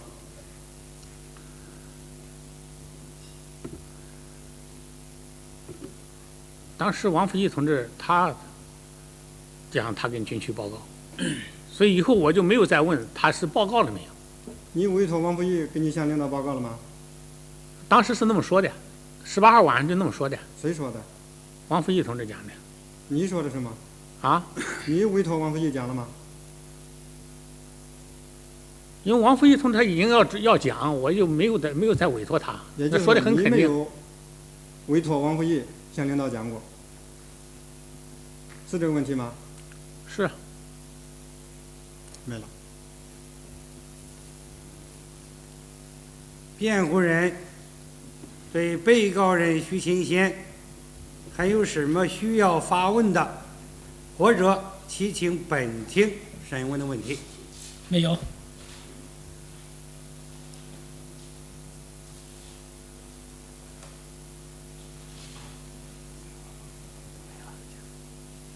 法庭调查结束，下面进行法庭辩论。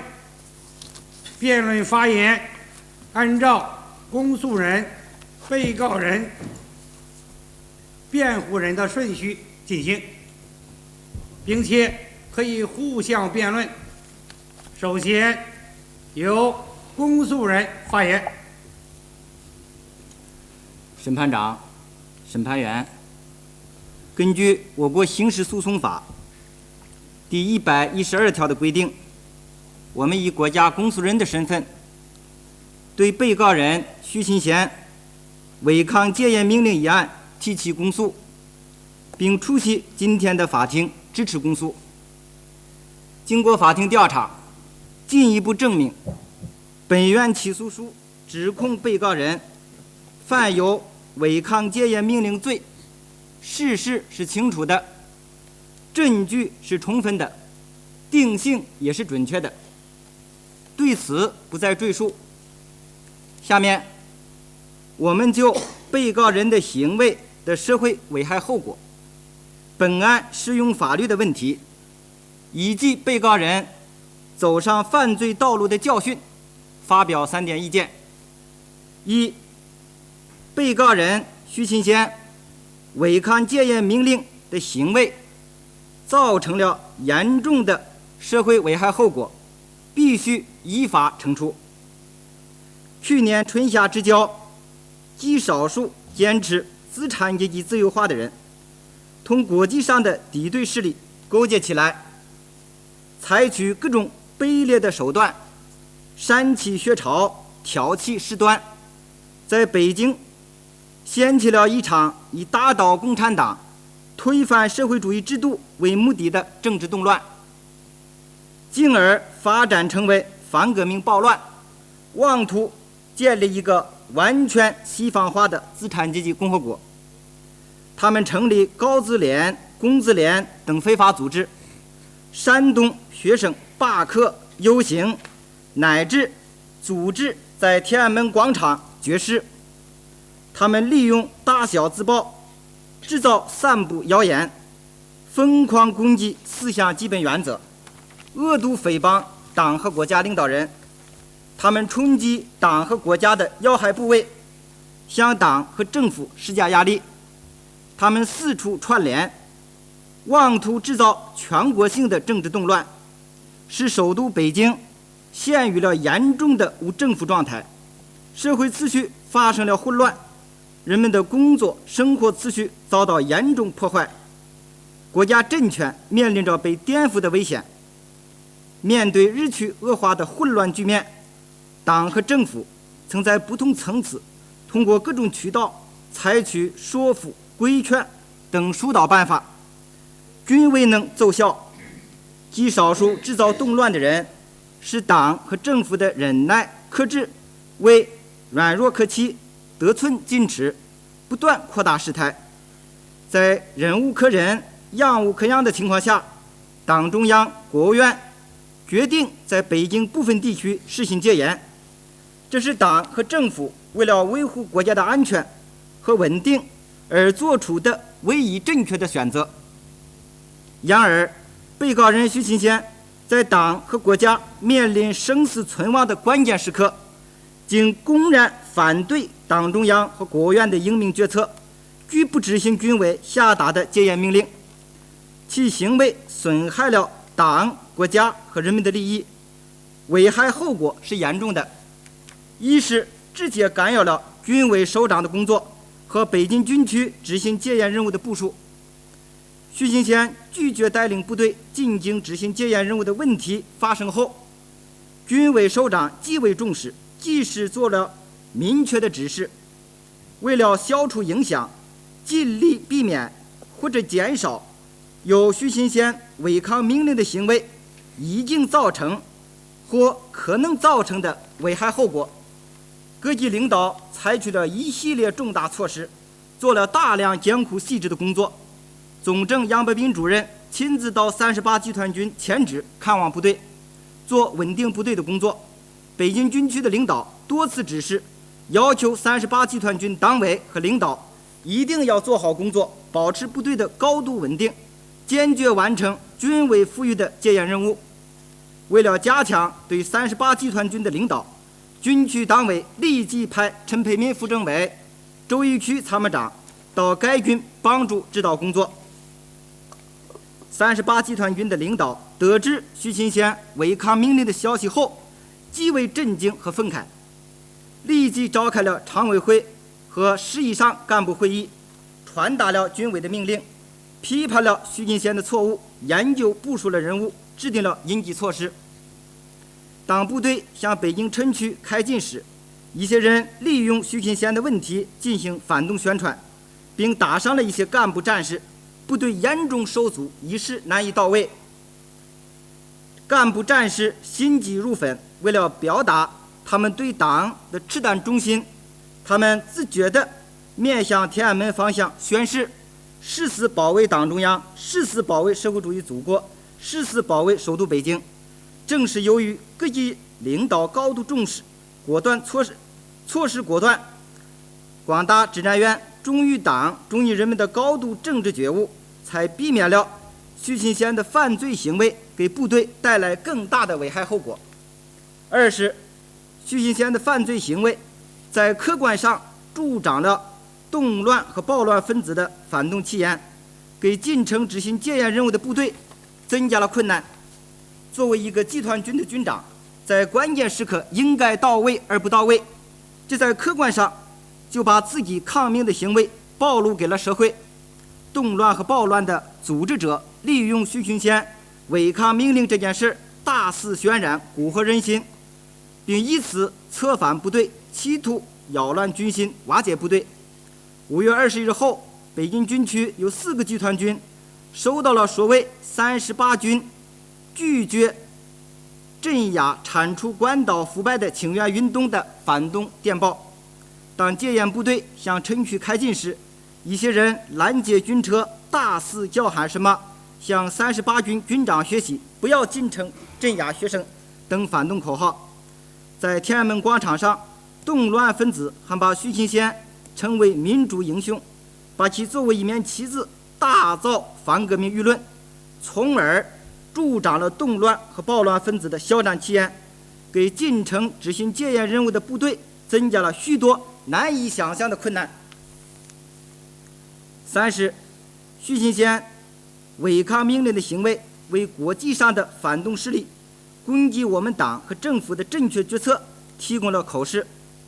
徐勤先的问题发生后，美国、法国、南朝鲜、台湾、香港等国家和地区的广播报纸都借此大做文章，恶毒攻击我们党和政府在北京部分地区实行戒严的正确决策，为动乱和暴乱推波助澜，造成了恶劣的政治影响。以上事实说明，被告人徐勤先违抗戒严命令的行为，从根本上背离了党和国家的利益，迎合了敌对势力的政治需要，后果是严重的，是军纪国法所绝对不能允许的。这里需要指出的是，徐勤先的行为属于职务犯罪，尽管他本人主观上并不一定追求这种危害社会结果的发生，也并非有意于敌对势力里应外合，但他应该预见到在那样一个非常情况下，自己违抗戒严命令的行为必然会发生危害社会的结果，然而他却有意放任这种结果的发生，因此按法律规定需对这种危害后果有不可推卸的法律责任。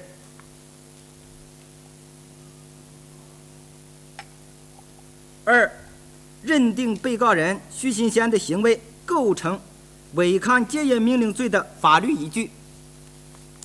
首先，被告人徐勤先违抗戒严命令的行为具有严重的社会危害性。我国刑法第10条明确规定，一切危害国家主权和领土完整，危害无产阶级专政制度，破坏社会主义革命和社会主义建设，破坏社会秩序，侵犯全民所有的财产和劳动者和劳动群众集体所有财产，侵犯公民私人所有的合法财产，侵犯公民的人身权利、民主权利和其他权利，以及其他危害社会的行为，依照法律应当受到刑罚处罚的都是犯罪，但是情节显著轻微、危害不大的不认为是犯罪。我国这一法定的犯罪概念清楚地告诉我们，犯罪的最本质特征是行为的社会危害性。这种危害性既包括对社会已经造成的实际危害，也包括可能造成的社会危害。因此，行为是否具有社会危害性，是我们区分罪与非罪的主要界限。众所周知，服从命令是军人的天职，是任何军队可敌之声的重要保证。我军是在党绝对领导下执行革命政治任务的武装集团，对中央和军委的命令不允许有丝毫的犹豫和抗拒，必须坚决的、无条件的服从和执行。然而，在党和国家处于生死存亡的紧要关头，徐行贤公然违抗军委的命令，拒不执行带领部队进京执行戒严任务。这种临阵抗命的行为，直接干扰了领导机关对执行戒严任务的部署，在客观上助长了动乱和暴乱分子的嚣张气焰，为敌对势力提供了攻击党和政府的口实，增大了部队进城执行戒严任务的困难，在国内外造成了恶劣的政治影响，严重损害了党和国家的利益，已经造成了严重的社会危害，达到了应当受到刑罚处罚的程度。因此，认定被告人行为已构成犯罪，不是哪一个人的主观意志，而是由被告人违抗戒严命令的行为所造成的社会危害性所决定的。其次，徐行贤的行为符合我国刑法关于类推定罪的原则。我国是一个人口众多、疆土辽阔的社会主义国家，不同时期、不同地区的情况千差万别，要求一部刑法把已经发生和可能发生的一切犯罪都毫无遗漏地明文规定出来，是难以办到的。为了切实保证国家和人民的利益，即使打击那些法律虽没有明文规定，但确实具有社会危害性的犯罪行为，在坚持罪刑法定原则的基础上，我国刑法第79条明确规定，本法分则没有明文规定的犯罪，可以比照本法分则罪相类似的条文定罪判刑。由于类推毕竟是对法务明文规定的行为进行定罪量刑，因此在具体运用上必须严格遵守两条基本原则：一是类推定罪的行为必须具有社会危害性，应当追究刑事责任的行为。上面已经说过，徐行贤违抗军委戒严命令的行为具有严重的社会危害性，而且已经达到犯罪的程度，应当追究其刑事责任。二是类推定罪的行为必须是刑法分则条文中没有直接规定的犯罪。所谓刑法分则没有直接规定的行为，从形式上看，它触犯刑事法律不是表现在刑法分则的直接规定上，而是表现在罪相类似的规定上。正因为这种行为具有危害社会并应当受到刑法惩罚的特征，因此才依据类推原则追究他的刑事责任。徐行贤违抗戒严命令的行为，在刑法分则和作为刑法分则的一个组成部分的军事罪条例中都没有明文的规定，但它与军事罪条例第17条规定的违抗作战命令罪构成的主要件罪相类似，因此对徐行贤定罪可行，符合我国刑法关于类推制度的法律规定。第三，根据徐行贤犯罪行为的特征，准确认定罪名。按法律规定，类推的罪名一定要符合犯罪行为的特征。从本案的实际情况看，徐行贤的问题是发生在党中央和国务院决定在北京部分地区实行戒严的过程中，他的主观上有违抗戒严命令的故意，在客观上有违抗戒严命令的行为，这与军事罪条例规定的在战时违抗作战命令罪是有区别的。这里需要特别指出的是，在北京部分地区执行戒严任务是一次十分艰巨复杂的大规模的军事行动，戒严的成败直接关系到党和国家的生死存亡，制止动乱和平息反革命暴乱本身就是一次特殊的战斗。从这个意义上讲，徐行贤违抗军委戒严命令的性质和后果，比违抗某一个具体战斗命令而造成战斗失利更为严重。中央军委895号文件明确指出，对违抗命令拒不执行戒严任务的，一般属于犯罪行为，应依法惩处。根据徐行贤犯罪行为的本质特征，依据刑法类推的原则，比照《中华人民共和国惩治军人违反职责罪暂行条例》第17条的规定，经报请最高人民检察院审查批准，对徐行贤以违抗戒严命令定罪，既坚持了罪行一致的原则，又有充分的法律依据。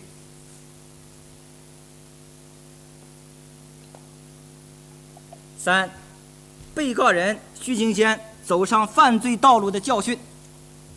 徐行贤家庭出身贫寒，他15岁就参加革命，是党和军队培养起来的高级干部。特别是党的11届3中全会以后，他曾被选送到我军最高学府国防大学进行深造。短短几年，他由一个团职干部晋升为集团军军长。就是这样一个备受党信任和器重的干部，为什么在党和国家面临生死存亡的关键时刻，竟拒不执行军委的戒严命令，犯了如此严重的罪行呢？他的教训在此深刻地告诉我们：一、必须理直气壮地坚持4项基本原则，旗帜鲜明地反对资产阶级自由化。当今西方资本主义亡我之心不死，采取各种手段，妄图对社会主义国家实行和平演变，争夺社会主义占领的阵地。在这种大气候下，近些年在我们国内以否定共产党的领导、否定社会主义制度为主要特征的资产阶级自由化思潮严重泛乱。被告人徐行贤在关键时刻政治立场发生严重动摇，与党离析离德，是资产阶级自由化影响的必然结果。近几年，徐行贤放松了对马克思主义基本理论的学习，对宣扬资产阶级自由化的书刊很感兴趣，特别是对制造动乱的头面人物严家琪写的《首脑论》和文化大革命10年史爱不释手，拳拳点点，从中接受了不少的自由化观点。他错误地接受历史教训，先是从思想感情上同自由化产生共鸣，继而导致政治立场发生严重动摇，对动乱采取同情的态度。特别是当邓小平同志的讲话和《人民日报》46社论明确指出这场动乱的反动实质后，他始终没有一个明确的态度。直到军区领导向他传达中央的指示和军委的命令时，明确告诉他，在北京部分地区实行戒严是中央政治局常委决定的，这个命令是经邓主席批准、杨副主席亲自交代的。他仍顽固地坚持认为，这场反党反社会主义的政治动乱是什么群众运动，不能动用武力，并把动乱的生机归责于党和政府的工作没有做到火候，最后发展到公开违抗命令。用他自己的话来说，这实质上是站到了与党不一致的右倾立场上，离开了对这个事件深刻的背景分析、阶级分析、性质分析，在关系到党和国家生死存亡的问题上产生了极其严重的错误认识。徐行贤的教训告诉我们，缺乏马克思主义理论的指导，凭经验、常识、感情等等干革命是很难不犯错误的。作为一个共产党员，特别是高级干部，一定要充分认识4项基本原则同资产阶级自由化的对立将在我国社会主义阶段，特别是它的初级阶段长期存在。资产阶级自由化思潮长期泛滥，必然通过各种渠道传到部队中来，不仅对战士和基层干部有影响，对一些中高级干部的思想也有不同程度的侵蚀。因此，我们要更加自觉地、始终一贯地、长期不懈地把反对资产阶级自由化的教育和斗争坚持下去。要做到这一点，就要认真学习马列主义、毛泽东思想的基本理论，尤其要学好马克思主义的哲学和邓小平同志关于坚持4项基本原则、反对资产阶级自由化的论述，掌握观察和分析问题的立场、观点、方法，提高政治素质和在复杂的环境里辨别是非的能力。学习理论要同自己的思想实际结合起来，用正确的理论去纠正自己思想认识上的偏差和错脚，绝不要自以为是、固执己见。只有掌握了马克思主义的理论，才能在各种复杂的矛盾和问题面前始终保持清醒的头脑，坚定正确的政治方向。二，必须坚持党对军队的绝对领导，在任何情况下都做到在政治上、思想上同中央保持高度一致。党对军队的绝对领导是我军建设的一个根本原则。一个时期以来，一些坚持资产阶级自由化立场的人，极力宣扬所谓军队非党化、非政治化的反动观点，鼓吹党军分家。在去年春夏之交的动乱和暴乱中，他们以此为理论依据，反对军队执行戒严任务，妄图阻止我军履行捍卫国家政权的职能。徐新贤不仅接受了这种自由化的观点，而且还把它作为拒绝执行军委的戒严命令的理由。他说，动用军队这样的大事，应由全国人大常委会和国务院全体会议进行讨论，这样的命令应由国家发布，以党的名义发布是不合适的。怀疑党对军队的绝对领导在关键时刻不能同中央保持一致，是徐行贤走向犯罪道路的一个重要原因。这一教训再次告诉我们，我们的干部，特别是高级干部，一定要明确，无产阶级政党要想领导无产阶级和广大人民群众推翻反动统治、夺取政权、巩固政权、建设社会主义，都必须掌握军队。没有军队，革命斗争要取得胜利，胜利了要巩固，都是不可能的。毛泽东同志指出，谁想夺取国家政权并想保持它，谁就应有强大的军队。党对军队的领导最根本的表现是，军队的最高领导权集中于党中央和中央军委，不经党中央和军委的授权，任何人不得插手军队，更不允许擅自调动和指挥军队。在改革开放和现代化建设新的历史条件下，各级领导干部必须从理论与实践、历史与现实的结合上，深刻认识保证党对军队绝对领导的极端重要性，做到一切行动听从党中央和中央军委的指挥。三，必须加强组织纪律性，坚决服从命令，听从指挥。古今中外的军事家都非常强调军队的纪律，强调军队的高度集中统一，这是军队自身所具有的特殊性决定的。诸如军令如山倒，长官的命令是部署的法律，养兵千日，用兵一时等军语，集中地反映了这一点。对违抗军令者，军事首长不惜用死刑来制裁，以保证统一意志的贯彻。毛泽东同志为我军制定的3大纪律8项注意第1条，就是一切行动听指挥。邓小平同志指出，我们这个军队历来强调一切行动听指挥，强调自觉遵守革命纪律。不这样，我们能够战胜比我们强大的多的敌人吗？能够保证党对军队的绝对领导，贯彻执行党的路线和政策吗？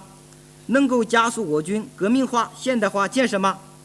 现在有的干部对上面的指示不执行，命令不服从，这就是不守纪律。正是在这样一个重大原则问题上，徐新贤采取了自由主义的态度。当军区领导向他传达军委的命令时，他先是思想不通，继而发展到公开抗拒，并狂妄地提出这样的大事应该慎重决策，并以撤职军法从事来要挟领导。各级领导干部一定要吸取徐新贤这一教训，加强组织纪律观念。要认识到，我军的纪律是建立在高度民主、高度自觉基础上的纪律，同时它又是严格的铁的纪律。严格的纪律同正常的民主生活是不矛盾的。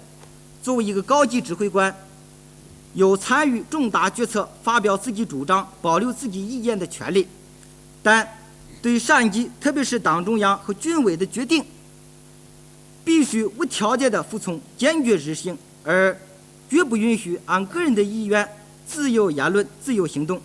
只有这样，才能切实做到有令必行、有紧必止，保证军队的高度集中领导和统一指挥。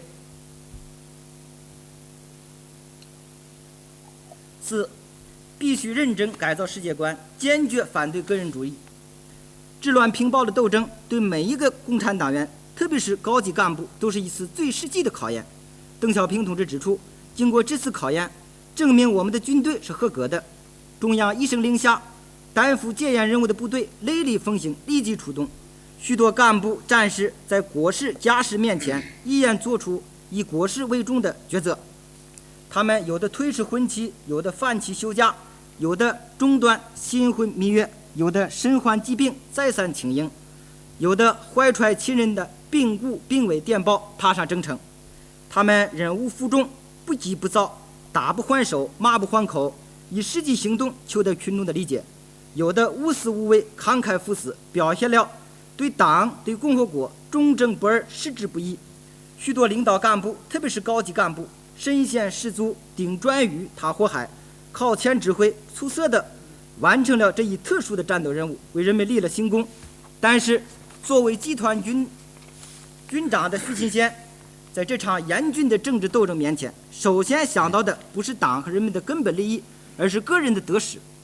在受领任务时，他就害怕承担责任，说什么执行这样的任务可能立功，也可能成为历史罪人。他在检讨书中说，在这一次生与死、血与火的考验面前，是自己把自己从历史的列车上甩了下来。邓主席明确指出，尽量避免流血，也不要怕流血，不要怕国际上的反应，不要怕名声不好，但自己的思想还是比较害怕，怕造成流血事件，特别是大的流血事件。一旦这样，感到党和军队的威信要受影响，作为执行单位和执行人的名声也会受影响。一语道破天机，徐勤先当时之所以拒不执行军委的命令，就是害怕自己的名声受影响，根本就没有考虑到国家的安危，从而暴露了他极端利己主义的人生观。徐勤先给我们最深刻的教训是，在新的历史时期，各级领导干部，特别是高级干部，要使自己始终保持坚定正确的政治方向和高尚的道德情操。战胜资本主义，对我国实行和平演变战略所施展的各种伎俩，就必须在改造客观世界的同时，努力改造自己的主观世界，不断地清除思想上的灰尘，自觉地用无产阶级思想来规范和约束自己的言行，真正做到在任何时候、任何情况下，个人利益无条件地服从党和人民的利益，无私无畏，站稳立场，经风雨而不折，出污泥而不染。这在当前显得尤其重要。审判长、审判员徐勤先公然违抗军委戒严命令的行为，性质之严重，政治影响之恶劣，在我军历史上是罕见的。为严肃国法军纪，教育本人和部队，必须依法惩处。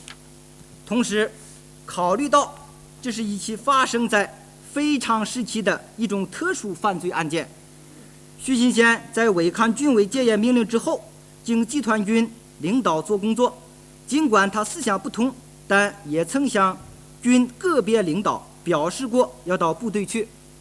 徐勤先参加革命近40年，曾为部队建设做过一些有益的工作。这些情况虽然不影响对被告人犯罪性质的认定，也不是法定的从轻情节，请法庭在量刑时予以考虑。下面由被告人陈述和辩护。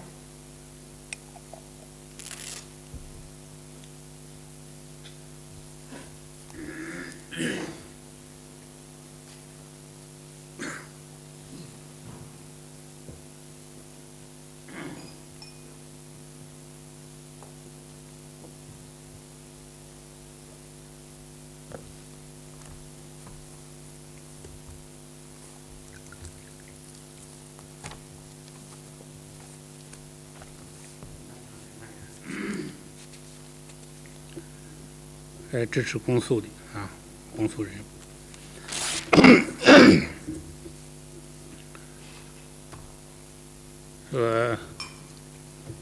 我自己呀，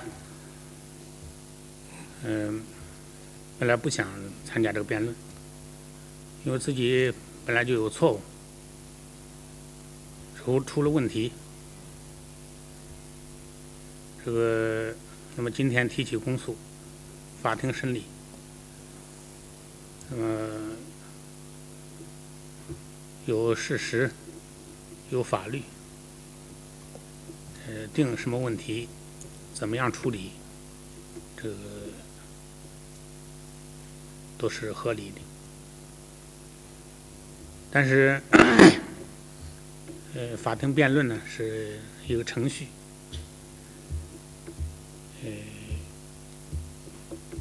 所以这样的话自己就讲点意见，因为自己是出了问题啊，在这样一种情况下来讲，不一定恰当。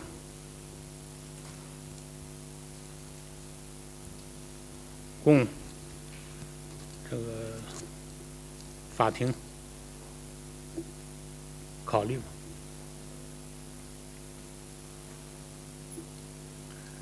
第一个问题啊，要讲一讲这个关于这个比照类推的问题。刚才这个公诉人呢已经讲到这个问题，在这个之前也跟我讲过依据什么，怎么样类推，经过哪一级批准。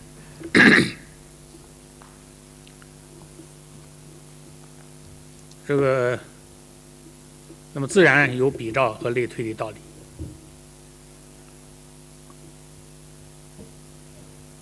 要讲一讲我自己的意见呢，我就认为啊，这个比照这个类推啊，有一些勉强，因为戒严任务啊有它的特殊性，它和作战任务不一样。作战任务目标阵线是十分清楚的。而这个戒严呢，是一个政治性非常强，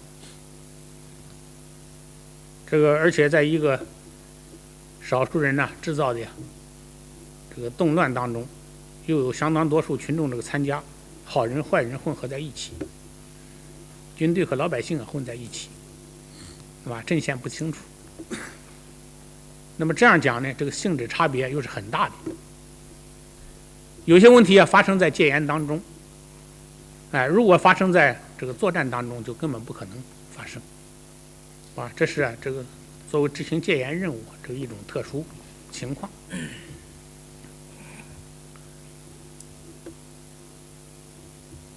在接受这个任务实施以前和这个过程当中也不一样，因为比照这个条例17条，那讲的是作战中。那作战中那就是说你有一些事情都不愿意采取措施，而这次呢，这个我的问题发生在接受任务这个阶段，那就是说5月18日下午这一段时间里头，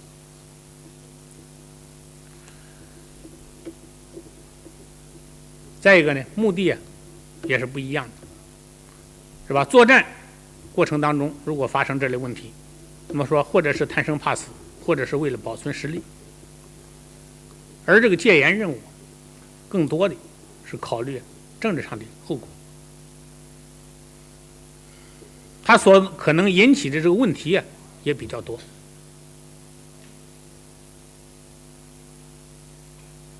所以这样这个比照类推，这个是否完全恰当？因为既然比照类推，自然有比照类推的道理，是不是完全恰当？这个请予以考虑。就是说上述这样一些特殊情况，这是我讲的一个问题。第二个问题呢，就是说这个在法庭调查当中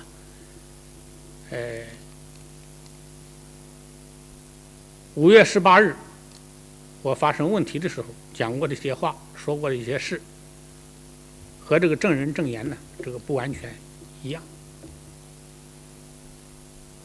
这里边呢，我想请这个法庭啊，当然也请这个公诉人呢考虑。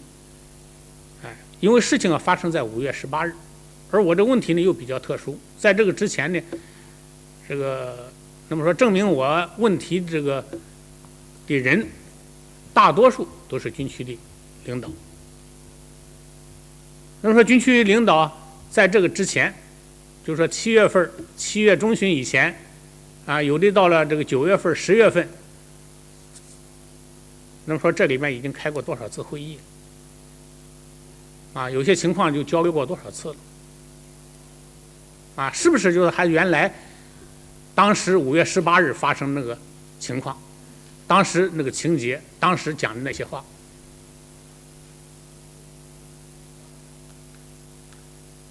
因为现在我已经是有口难辩，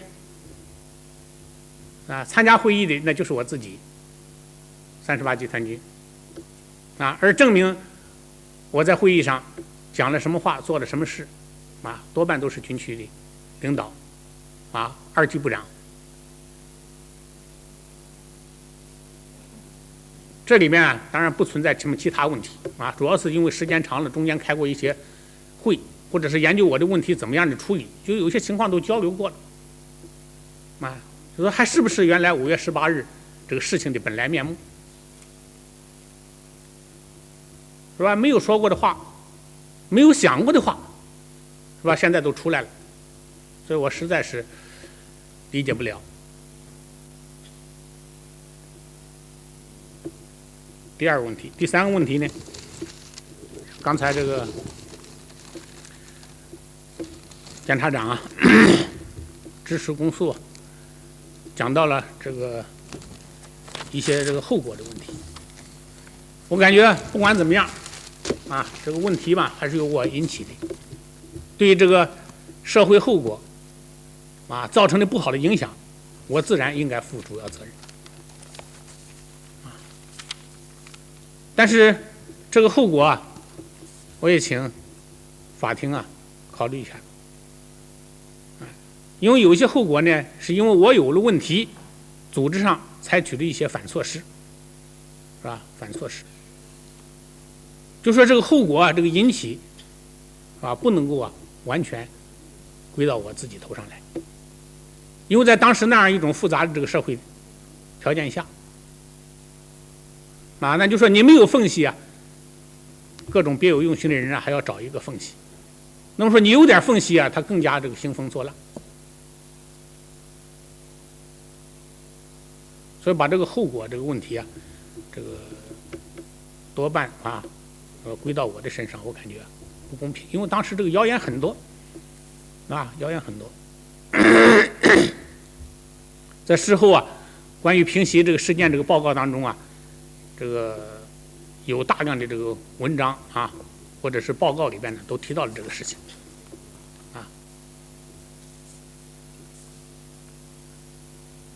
的确是因为有我的问题但是现在不能够因为就是说是动乱分子也好，暴乱分子也好，国内外的电讯也好，是吧？讲了一些什么话，什么现在统统都归到我的头上。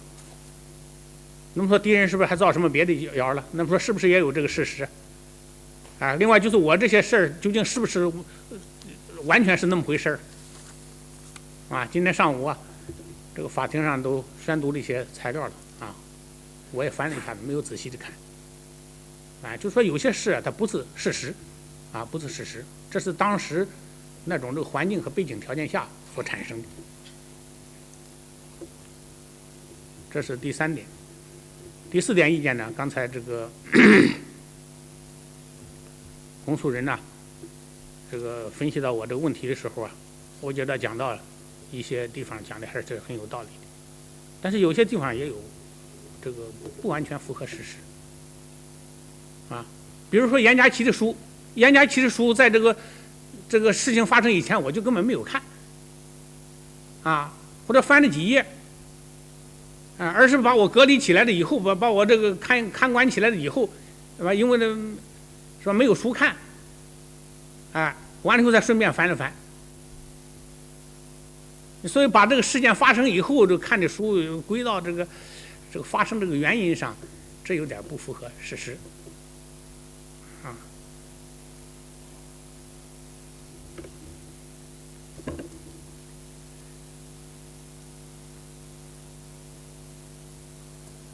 因为这几年要看书，主要的还是马列的书，各种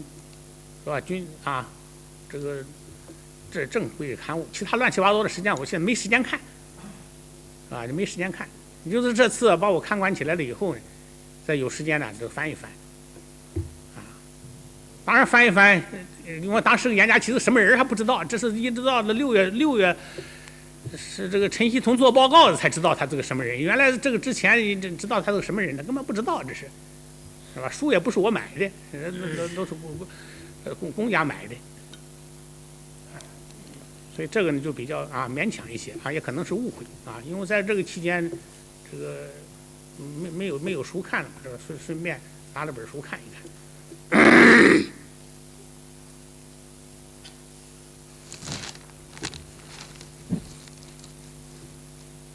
第4点，第5点，这个我想讲这个，我在这次会议上发表了很多错误的一些意见，这个发生了这个严重的问题，这个请法庭这个予以考虑。当时这个军区首长把命令传达完了以后我询问了一些不清楚的问题首先呢，我是作为这个意见和建议提出的好多问题。当然，问题发生以后这个一段时间，我认为我基本上还是对的，这个是我说当时的想法。因为我说我作为一个党员，作为一个党的这个高级干部，作为一个党员干部，那说这个提点意见都不行。所以自己还认为自己是对的。当然，这个今天看起来，这个自己这个大前提还是错了的，大前提还是出了问题的。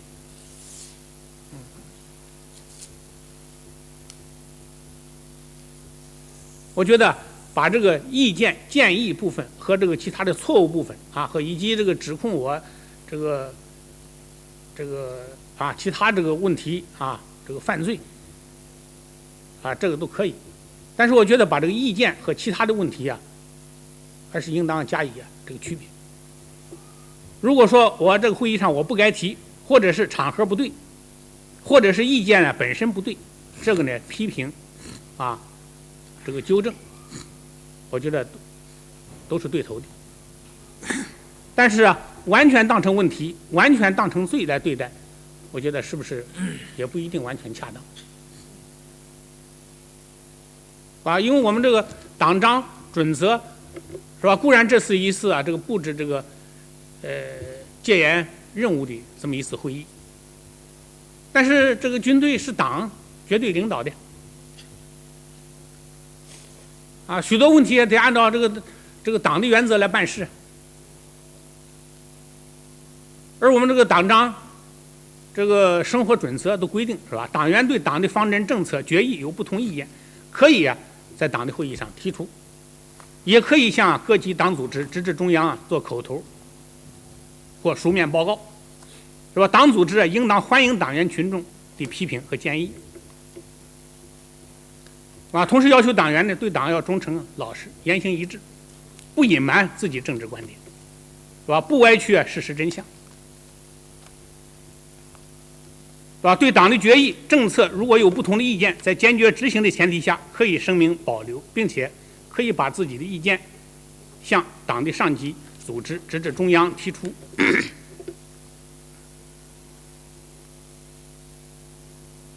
同时还要求每个共产党员，特别是各级党委的成员，都必须坚决执行党委的决定，如有不同意见可以保留，或者向上一级党委提出声明，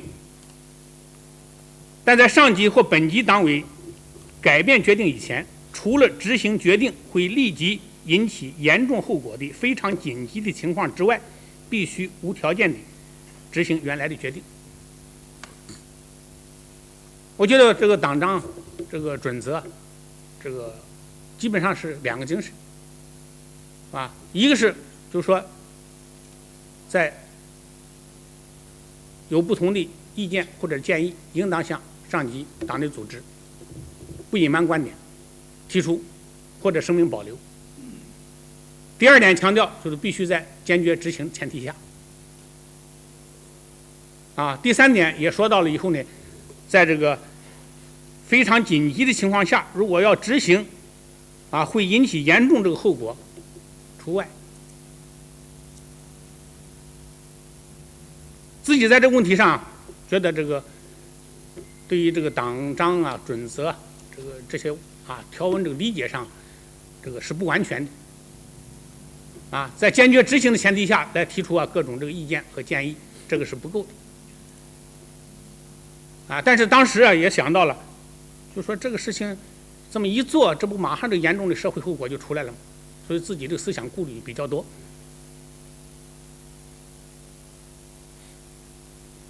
所以考虑这个引起这个严重的后果，这个后果呢，就是这个大规模的冲突，或者是流血事件。而这种结果，从我主观上来讲是不愿意看到的。当听到中央首长讲说这个没有流血，没有这个发生冲突一块石头落了地，下一步怎么解决，自己讲的感到这个很好。当然以后情况发生变化，这个思想没有跟上来，那还是自己的问题。所以自己有错误这是肯定的。该不该提的场合对不对，以及意见本身对不对。但是今天问题既然已经发生，我觉得我们法庭也好公诉人也好还是应当全面的看一个人。就说一个人对党是不是忠诚，要看他对党的思想、政治路线、方针、政策的贯彻与执行，是吧？也要看有不同意见能不能够如实的向党组织反映，是吧？这个毛主席、邓主席过去都讲过，为了这个疏通党内这个渠道，鼓励这个发表这个意见，用武不怕的精神来提倡，讲出这个不同的意见。说自己在这个问题上，如果说我理解不对，这个可以，但是自己也确实想到我们党的历史上出现过失误，这个我这刚才同意这个公诉人对我这个事情这个分析和指控，就说过去有过失误那么说原因之一呢，就是有好多意见呢得不到反映，就是其中之一吧。原因之一就是好多意见得不到反映。也想到你说这个又关系到党和国家这么样一件大事，是吧？建国40年来碰到这么一件大事，说从心里面来讲确实希望好。我觉得这一点呢，全党的同志恐怕都是这样一个想法。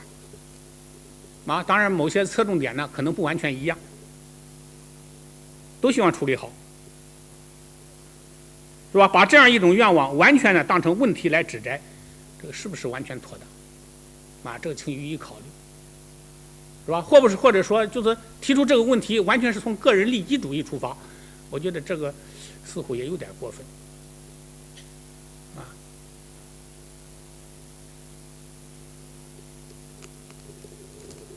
当然，邓主席确实这个讲过，就说不要怕这个什么社会反应，不要怕舆论不好不要怕名誉不好，就是这意思。出了流血事件以后，你不要怕这个怕那个，这个在自己思想上这是有的。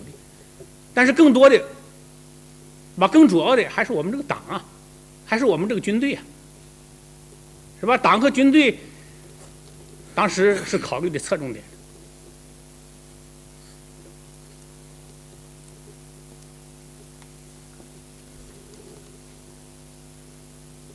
是吧？建国40年来，我们出现过这个一些失误如果说大事情，我们这是一件最大的事情。其他的事情哪有这么大？那是最大的一件事情。当然还有10年动乱，那也是比较大的一件事所以从内心呢，这个确实是希望把它处理的这个很完满。但是考虑的角度考虑的高度，考虑的深浅，这个自己可能都不对但是愿望和动机、目的，还是从我们党和国家这个长治久安考虑。虽然当时没有正式讨论过，我觉得这个有的时候这个因为正在读书嘛，从大概这个愿望有时候讲一讲，还都是希望处理好。当时领导同志也讲，对国际上这个反应，也认为这个是比较好的。传达的时候也讲到这个问题，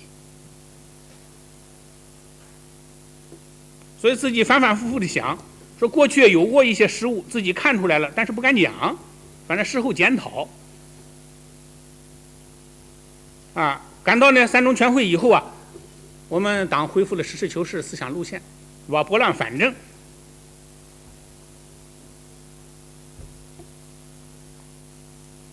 有些问题看出来了。就或者自己认为吧，自己认为这个问题这个有这样妥当，或者不当这样不妥当，把它讲出来。结果这次讲出来了，还是讲错了讲错了。因为自己考虑问题这个角度不对，是吧？高度不对，深浅程度也不对，不是站在中央这个角度来考虑的，所以自己这个提出这些问题，发表这些意见，那和上级所想的、所决策的可能是谬之千里。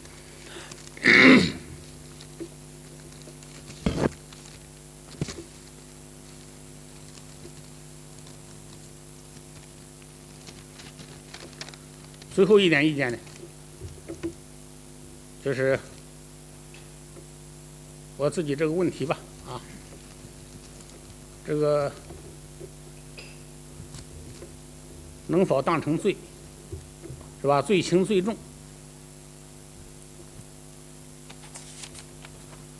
我觉得这个思想问题和政治问题，是吧？错误和罪行，这个没有不可跨越的鸿沟。那说，那有些问题是思想问题，但是可以转化为政治问题。有些问题呢是错误，也可以过了一定的度就可能变成罪行。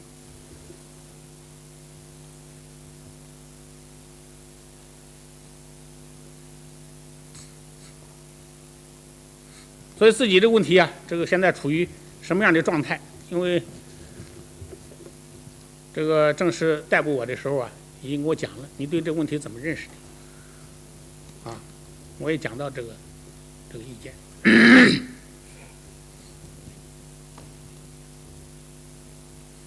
所以我对自己的问题的严重性，这个还是有足够的这个认识。指控我的这个一些事实，除了我声明的讲到的以外，我觉得也是符合当时情况的，有些是不完全符合。那就是说这条鸿沟怎么画？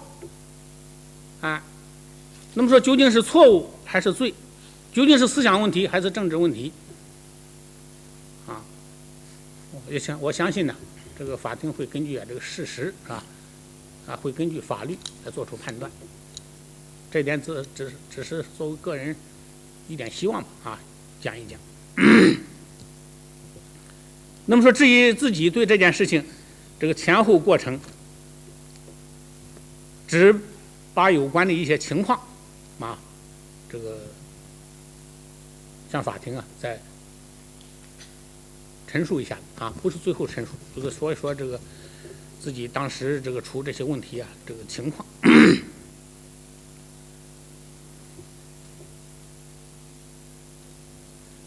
这个一点呢，就是从5月这个上旬以后，因为这个5月初最后一次执行任务和这个军区读书班5月11号结束，大家感到这个情况好像基本上完了，说下步骤的工作就结束了。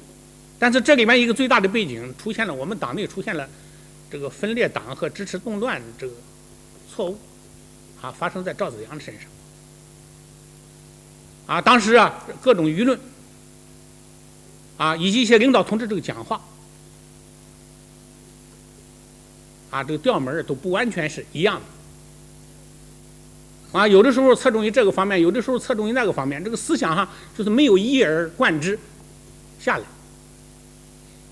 这在自己这个思想上这个也产生一些影响邓主席的讲话426社论以及其他以后其他这些领导同志这个讲话赵子阳的字不再说了因为那是支持动乱和分裂党嘛。那就说党中央出现这些问题影响到下边这些问题，我说应当实事求是加以分析，就是不能把这些问题就完全归罪于一个集团军军长身上，因为一个集团军军长他了解的情况也是非常有限的，是吧？除了一个这个传达一个邓主席的讲话，一个426社论，还有这个就是接受任务时候讲那么多，其他情况也并不是什么也不知道。其他情况也都讲过，什么民主法治轨道解决，有的要用监察部什么来解决，有的要通过民主对话来解决，讲过好多的意见的，而且讲的一些意见都受这个正确的一些东西都是受到欢迎的。但是以后这些事情好像没有继续下去。当然，我不是说现在这些事儿，这个把这个动乱这个暴乱的原因归罪于我们这个工作没有做到家，不是这样子的，因为它迟早要发生。那就说敌人在这块巡视闹事，但是如果不出现这个分裂，要一而贯之，这个贯到底，那么可能这个问题也就不至于这样严重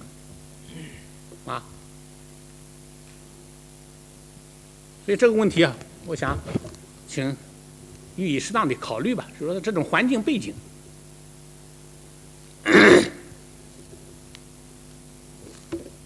那么第二点呢，我是从5月15日发病，是吧？5月18日中午去执行任务，中间呢这个病的挺厉害，是在病中做着处置去接受任务的。如果我对这个任务还是很消极，是吧？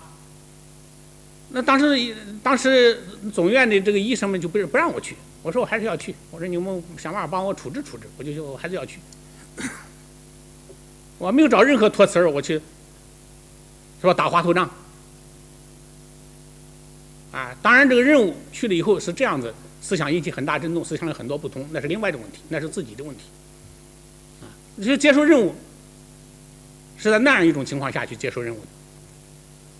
这第二点具体情况。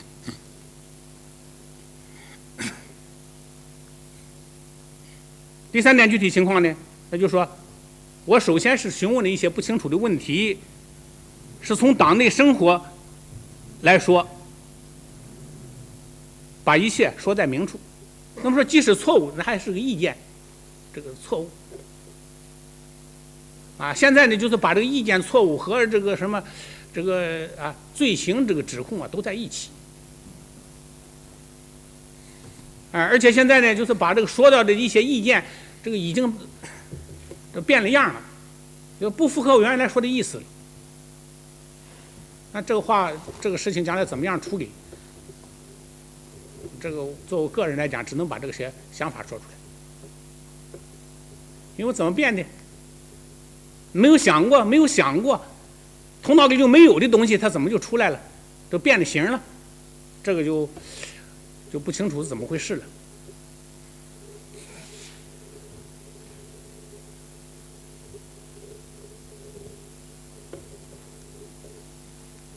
第四点呢，就是说我是在这个首长们讲完了，询问了一些不清楚的问题以后才讲的意见，而且讲的意见也不完全是消极的，讲的意见那么说也有值得考虑的地方。那么现在这些问题呢，在这个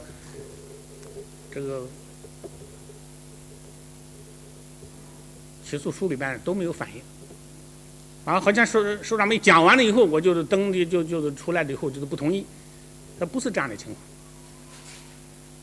哎，那么说既然询问了这个一些不清楚的问题，我还是有做传达的准备的。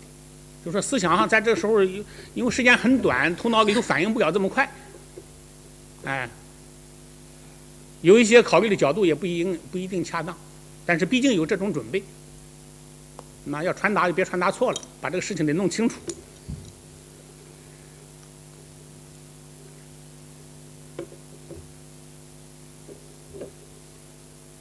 第5点呢，首长们说了几次，说你还是传达吧，是吧？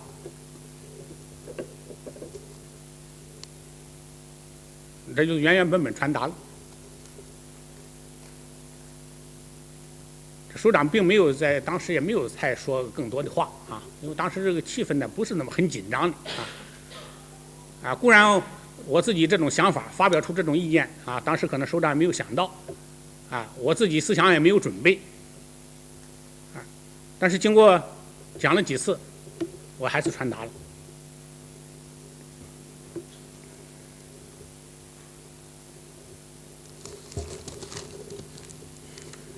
再一点就是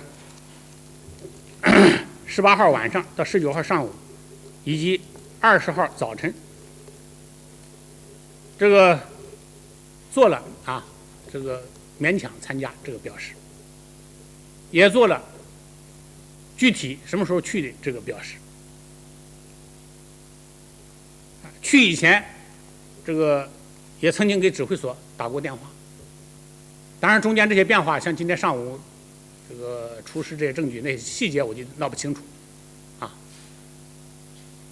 那么从我自己来讲，18号晚上是比较勉强，所以以后为什么我就没有再说这个跟军区直接报告呢？因为当时王福义同志讲，他说我给你军区首长报告了，我现在这就报告了吧，报告了，第2天早上再跟我落实一下子，这就完了，这一点确实没有再盯死。如果说他没有报告，那我就再委托他报告，是不是啊？那么已经报告了，说当时自己这个台阶也下不来，所以自己也没有再打电话。但是这种表示，这是肯定有了。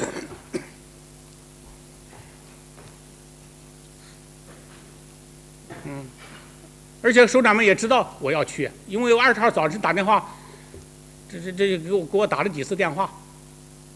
我打了电话，完了以后呢，这个吴振中又给我打电话说不让你去了。你这搁那块住院吧。那今天上午这些证人证言里面也讲到了，是吧？要切断和我联系，那就是这时候我要去的表示，那军区首长还是知道的。至于说通过什么渠道知道的，我是不清楚的。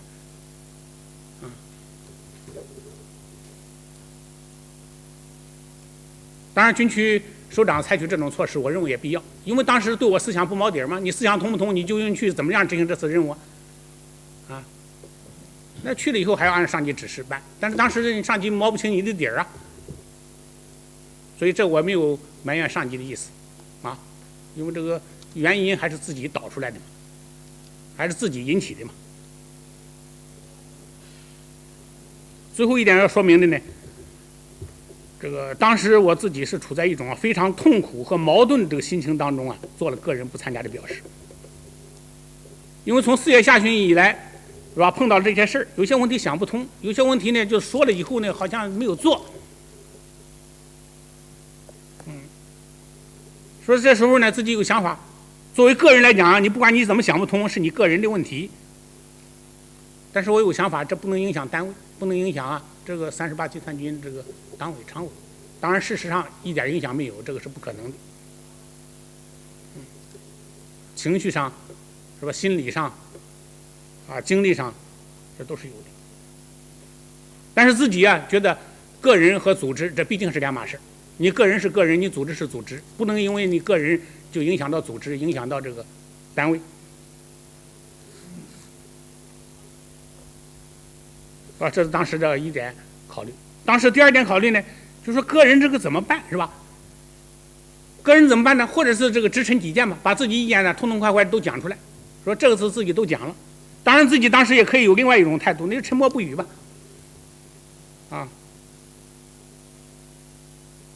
可是我前面已经说到了，说就是不能老沉默不语，有些意见还得讲出来吧。也许这个意见上级听了以后有点道理呢。所以自己还把这意见这个讲出来，啊，所以自己就是没有别的办法，是吧？好像只能够采取，就是因为对这个事儿不通，你又不能采取别的办法，不能影响单位，所以只能够做出就是不愿意参加，自己不愿意参加这样一种表示。而且我离开这个85楼的时候，给刘政委打了电话，做了报告，一方面确实是从医院出来的，当时也有病，另外一方面自己思想上也确实是不通，是吧？说明明白白的把这些事儿你是不通，你还是怎么回事，是吧？都说清楚。所以以上这些情况，我相信这个公诉人法庭也都有所了解。所以这些事情呢，本来不必要在辩论的时候再讲。但是既然有这道程序这个审判长允许我讲一讲，那么我就再讲一讲，供参考。完了。下面由辩护人辩护。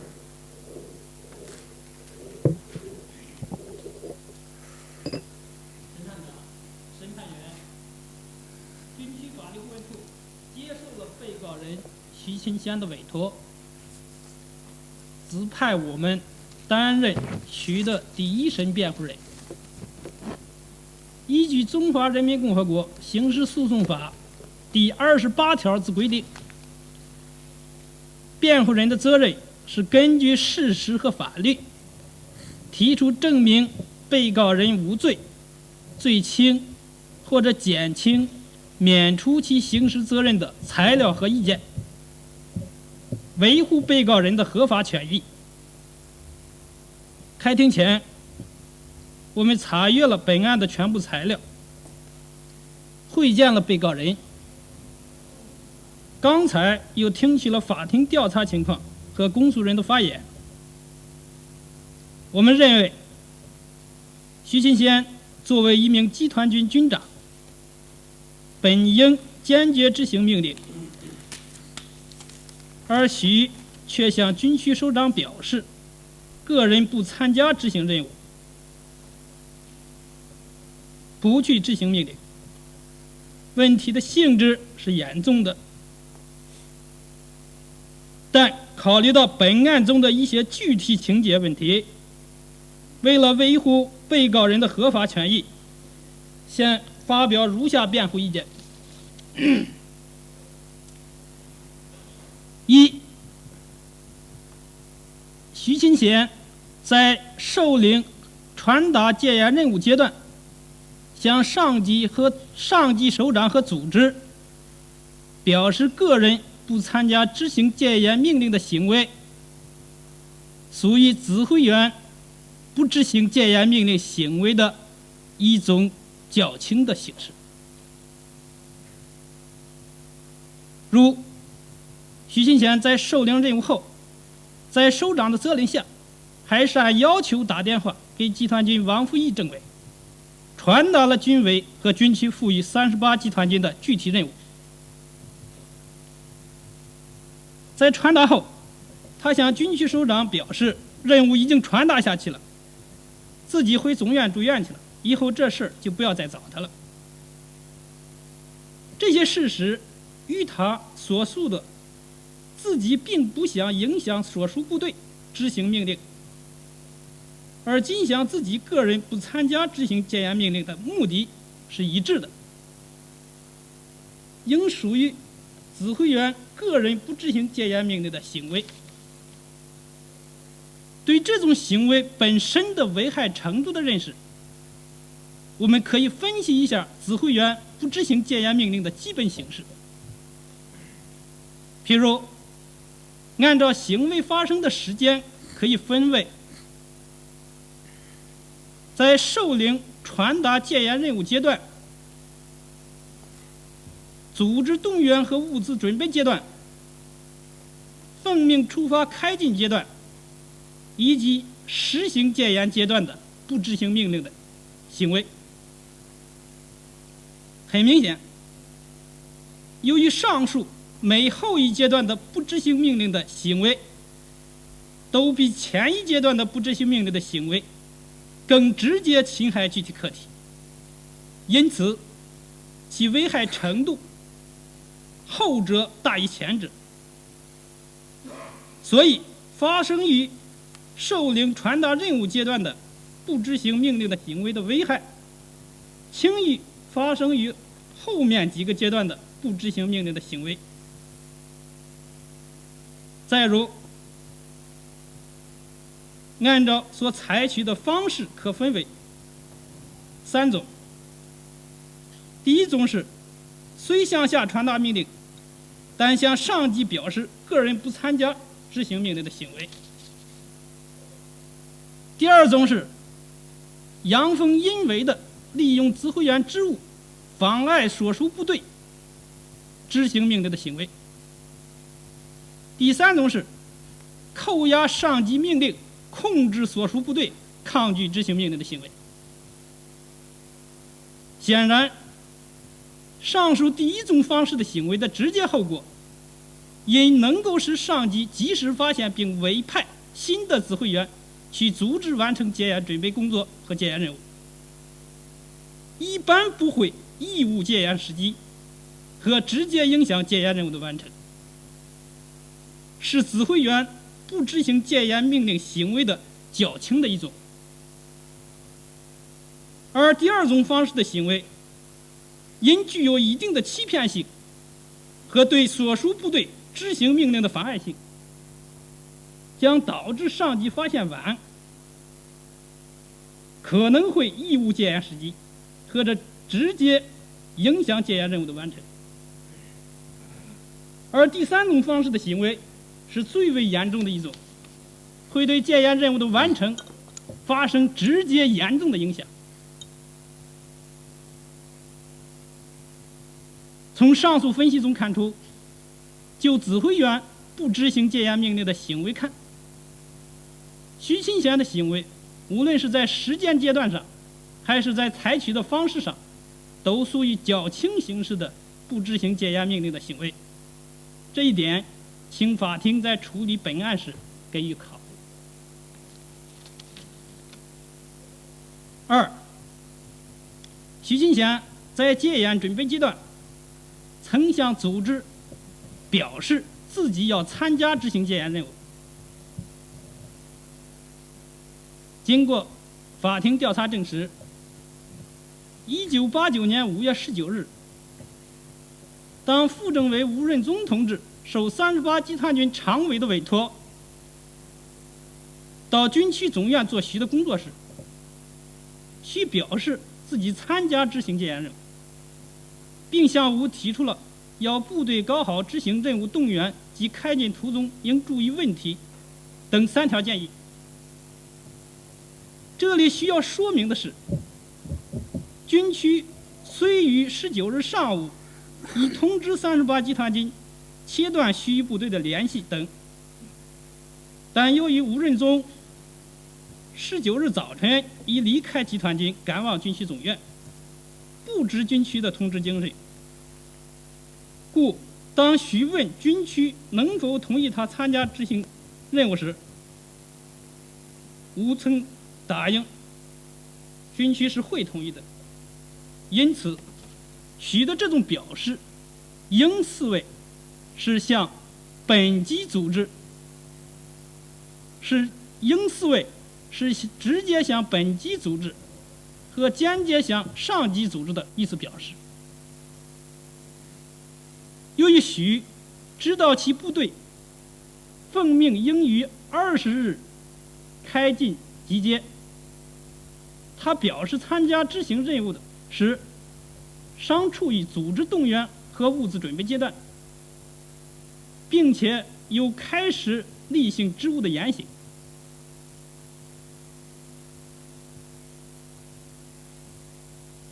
这些应视为徐勤贤对自己原表示个人不参加执行命令行为的一定程度的宗旨情节。这一点也请法庭在处理本案时予以注意。3、对徐清贤一案中其他情节的意见。一是徐清贤入伍40年，在革命战争和部队建设中曾做过一些有益的工作。二是1989年5月上旬以前，徐曾2次带部队进京，完成了军委下达的维护首都秩序的重要任务。3是他于5月16日患病住院后，在客观上缺乏对动乱真相的深刻了解，也在一定程度上受到了当时错误舆论导向和中央两种声音的影响。这些客观情况，也请法庭在处理本案时予以全面考虑。公诉人对被告人、辩护人在辩论中提出的问题有什么不同意见？有什么要说的？审判长、审判员，刚才辩护人、被告人就犯罪的事实性质提出了辩护意见。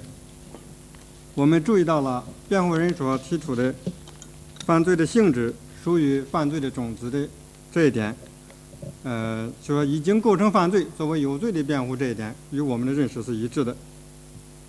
但是就被告的犯罪行为是否属于犯罪的种子，我们认为被告人的行为不是犯罪的种子。按照法律规定，犯罪种子必须具备3个条件。第一，被告人必须是在犯罪过程中主动停止犯罪，犯罪行为只能发生在犯罪的预备或者未遂阶段，在既遂阶段也就不存在着犯罪的种子问题。这是犯罪种子的一个条件。种子的第2条必须是自动的种子，也就是说，犯罪分子本可以将犯罪进行到底，按他的意志自动终止了自己的犯罪行为的。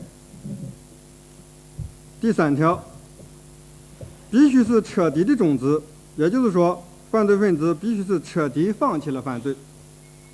纵观被告人徐清贤的所作所为，不符合这犯罪种子3个条件。第一，被告人5月18日公开向军区领导表示，拒不执行戒严命令，犯罪已经完成，而且在5月18日晚上7时许再次打电话向刘政委表示，这个任务我已经传达下去了，以后的事不要再找我了。刘政委也明确地讲到，你就住你的院吧，以后你也不要再管部队的事了。这都说明领导对徐进贤所表的态度也是明确的。徐进贤讲的再清楚不过了，这是既遂了的犯罪。19日虽然经军里面领导做工作，徐始终没有向任何领导表示过愿意执行，这说明徐的违抗戒严命令是实行终了的犯罪，根本不存在什么终止的问题。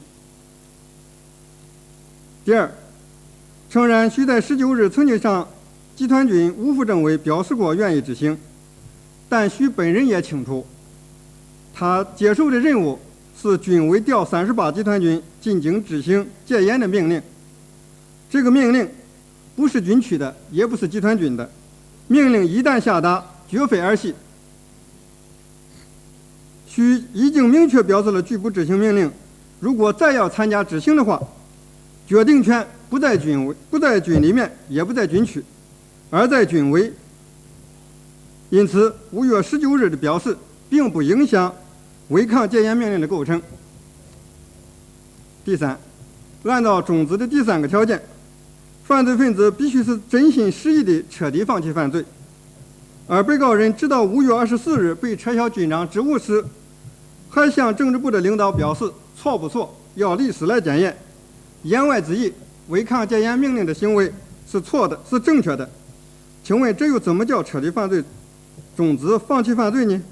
又怎么能称得上是犯罪的种子呢？这是我要答辩的第一个问题。另外，刚才辩护提出了被告人犯罪时受各种客观因素的影响和受这个当时社会条件的两种声音的影响。对这个问题，我们认为啊，这个就是说，当时社会各种方面的影响，这是客观存在的，但是呢，决定的因素还在被告人主观上，这不能作为呢减轻徐金贤违抗戒严命令罪这个罪责的一种理由。第一，虽然任何事情的发生、发展和变化都受当时当地的社会条件、外界因素的影响，但这不是本质的。马克思主义认为，外因是变化的条件，内因是变化的根据，外因是通过内因来起作用的。被告人违抗命令是受资产阶级自由化思想的影响，世界观改造不彻底，在关键的时刻与党立心立德、政治立场不坚定造成的，这才是本质的东西。第二点，个人服从组织，下级服从上级，全党服从中央。服从命令是军人的天职，违令者有杀头之罪，这是一个普通军人起码的常识。作为集团军的军长，徐金贤对这一点是清楚的。当时，徐曾以不怕车制、不当军长来表示抗命的决心，这说明他的主观的故意是明确的，而且也做了充分的思想准备。第三点，如果说受两种声音影响，那么在当时受两种声音影响的绝非徐本人一个，其他同志在关键的时刻为什么能够坚决执行命令、出色完成任务呢？我觉得最根本的是这些同志在政治上过得硬，在行动上才能够与中央保持一致性。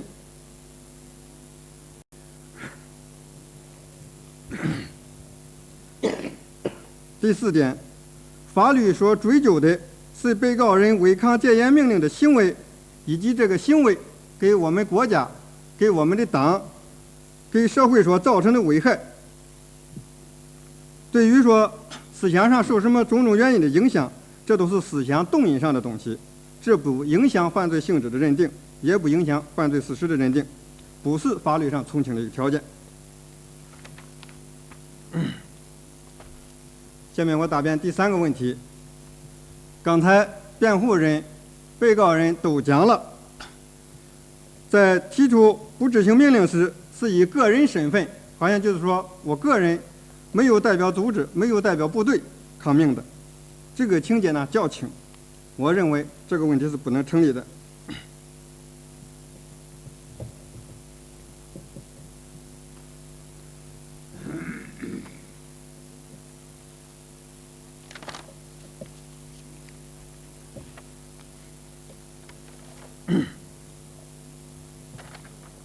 首先，这个军区通知38集团军的军长到军区接受命令，这说明军区授予命令是给38军授予的，绝不是给徐金贤一个人授予的。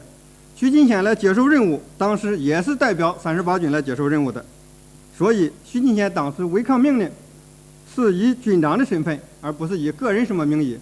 况且说以个人名义也不允许违抗命令。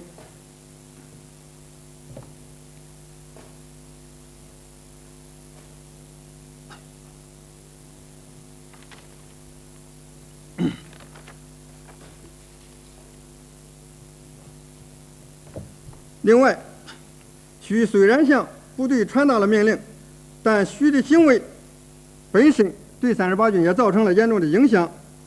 从这一点来说呢，徐本身这个以个人身份违抗命令，说减轻是这个可以减轻罪责，这也是不能成立的。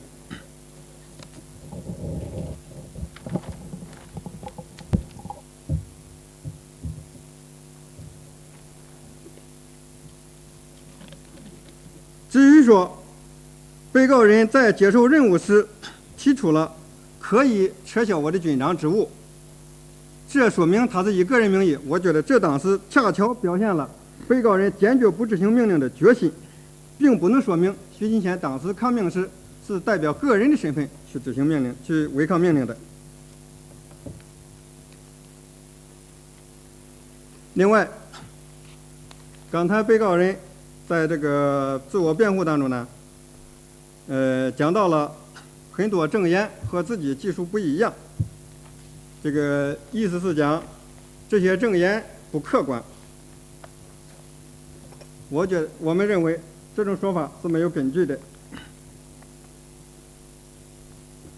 首先，根据刑事诉讼法第31条的规定，证人证言是证据的一种，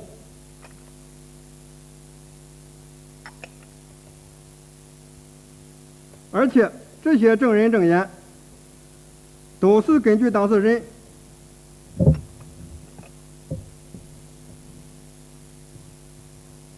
根据当时的事情的事实做出的，经过侦查人员依法提取，并由检察院审查核实的，具有法律效力。第二点，根据法律规定，能够证明案件真实的情况的都是证据。刑事诉讼法第35条也规定，只有被告人供述没有证据的不能定案，没有被告人供述证据确实充分的可以定罪量刑。当时在场的人不止徐金贤一个人，也不是在场的当时这个一个两个证人，而是很多人。当时说这个证人所出示的证言是客观的。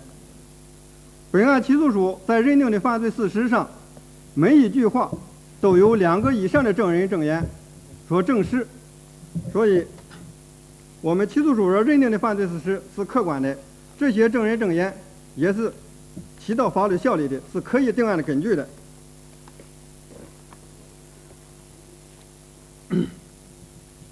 刚才辩护人和被告人也都提到了，要全面看待被告人的这个历史的表现情况。对这一点，我们在公诉词中已经讲到了。为了把这个问题进一步再讲一下呢，我想讲这么点意见。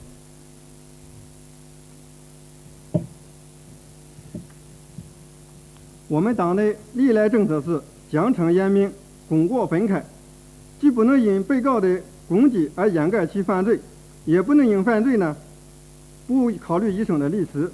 这个在公诉词中我们讲得很清楚。被告人徐金贤在工作中确实表现不错，党的11届3中全会以来，连续由一个团支干部提升到集团军的军长，这说明党对徐金贤的工作是肯定的，而且该给予的也都给予了。但是不能因为被告人工作表现不错，现在犯了罪就不追究其刑事责任，是被告人自己不珍惜党对自己的信任，不珍惜自己的荣誉，不注重从政治上解决与中央一致的问题，导致了在关键的时刻不能够冲锋陷阵而违抗了军令，这是党纪国法所不容许的。今天法律所追究的也正是被告人违抗军令，给党和国家所造成的社会危害的行为。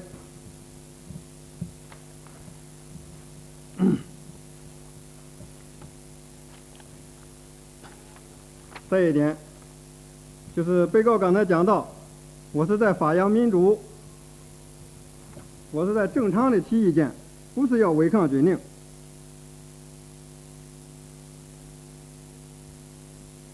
企图呢以此来抹杀其违抗军令的实质，这是不能允许的。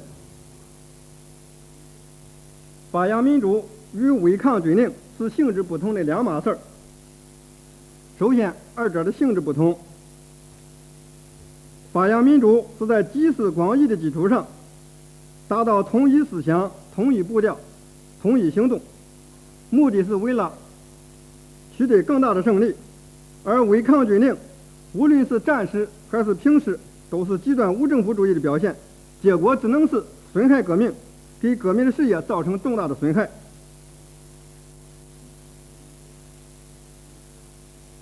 其次，二者的发生的背景和条件也是不同的。发扬民主是在平时党内的正常生活开展批评和自我批评的一种表现，而是违抗军令是是在上级的决定已经下达以后，必须要无条件执行的问题。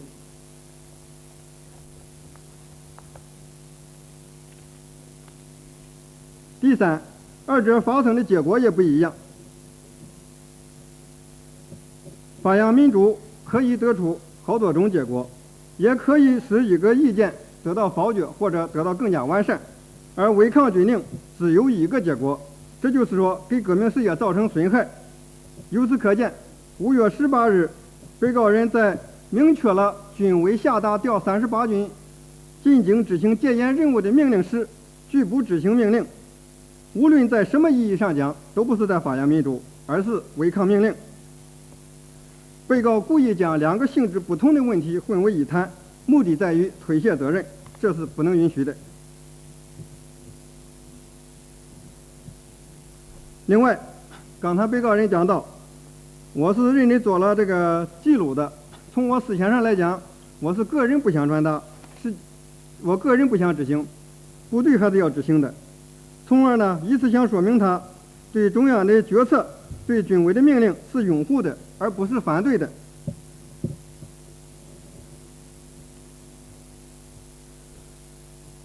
事实恰恰相反，经查，被告人当场确实做了记录，也确实核对了有关的数据，但是这不能说明被告人对军委的命令是拥护的，是执行的。我们判断一个人究竟如何，不仅要听其言，更要观其行。被告人当今不仅明确表示了自己不执行，而且在行动上也没有执行军委的命令，这怎么能够说在思想上是想执行的，在这个行动上只是执行不坚决的问题呢？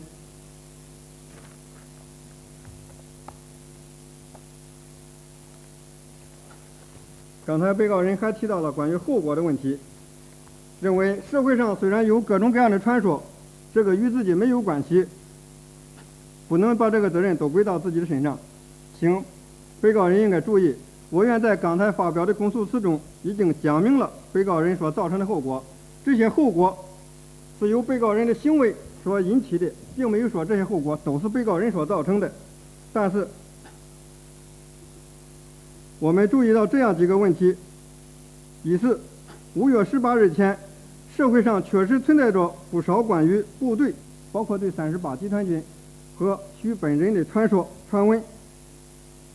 经过查证，在这期间尚未发现被告人与社会非法组织有组织上的联系，也没有发现徐将自己将不执行命令的想法和打算向社会上流露。这一点呢，这个刚才我们已经讲清楚了。社会上的传闻在18号之前与徐金贤无关，这段时间的传闻当中也没有明确点到38军徐军长的名字。因此5月17日解放军报就此专门发了辟谣的消息。第二点，经过调查，徐在5月18日违抗戒严命令前，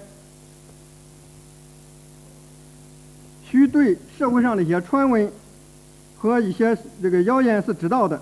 按说你作为一个高级的指挥官，听到社会上这么多关于自己的政治谣传，本应提高警惕，严防上当，用自己的坚决执行命令的行为来辟谣，这样才对党、对人民、对革命的事业更为有利。而事实恰恰相反，徐却在5月18日当着众多军区领导的面，公开拒绝执行命令，用自己的行为把谣传变为现实。由此可见，被告人主观的恶性并非一般。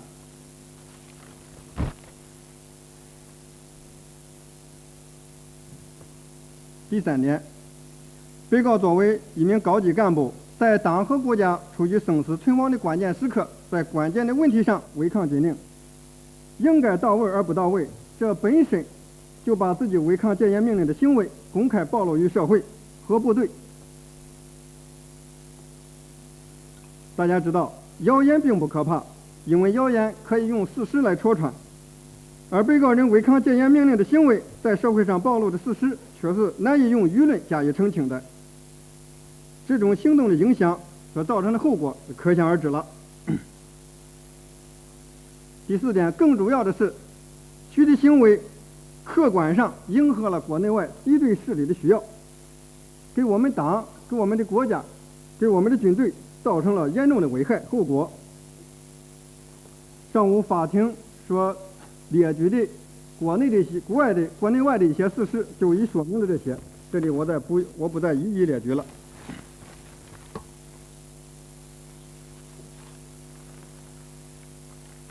综上所述，这些事实都说明，被告的行为所造成的后果是严重的。他不仅干扰了首脑机关的工作部署，在部队内部造成了思想上的混乱，而且在客观上支持助长了动乱分子的嚣张气焰，为他们树立了一面旗帜。其的行为还向世界舆论公然宣布，在中国确实发生了一个将军抗命的这样一个事实。这些难道不都是后果吗？我就答这么多。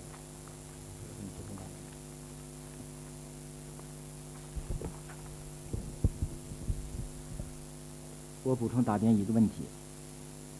刚才被告人提出了一个问题，就是当时他在违抗命令的时候的动机是好的，是在关心国家的事情，因此不构成犯罪。我们认为这个问题是被告人对犯罪构成的一种错误认识。一般的说，所谓的犯罪动机是指驱使犯罪、实施犯罪行为的内心起因。根据法律的规定，一般的说，动机不是构成犯罪的必要条件，只有那些特殊犯罪，动机才是构成这一个罪的条件。犯罪动机是多种多样的，同一个犯罪可能出现不同的犯罪动机。被告人徐新贤违抗戒严命令的动机也是一个错综复杂的动机，既有因对中央决策不理解产生的担忧和抵制这样一种动机，也有因怕承担责任这样的动机，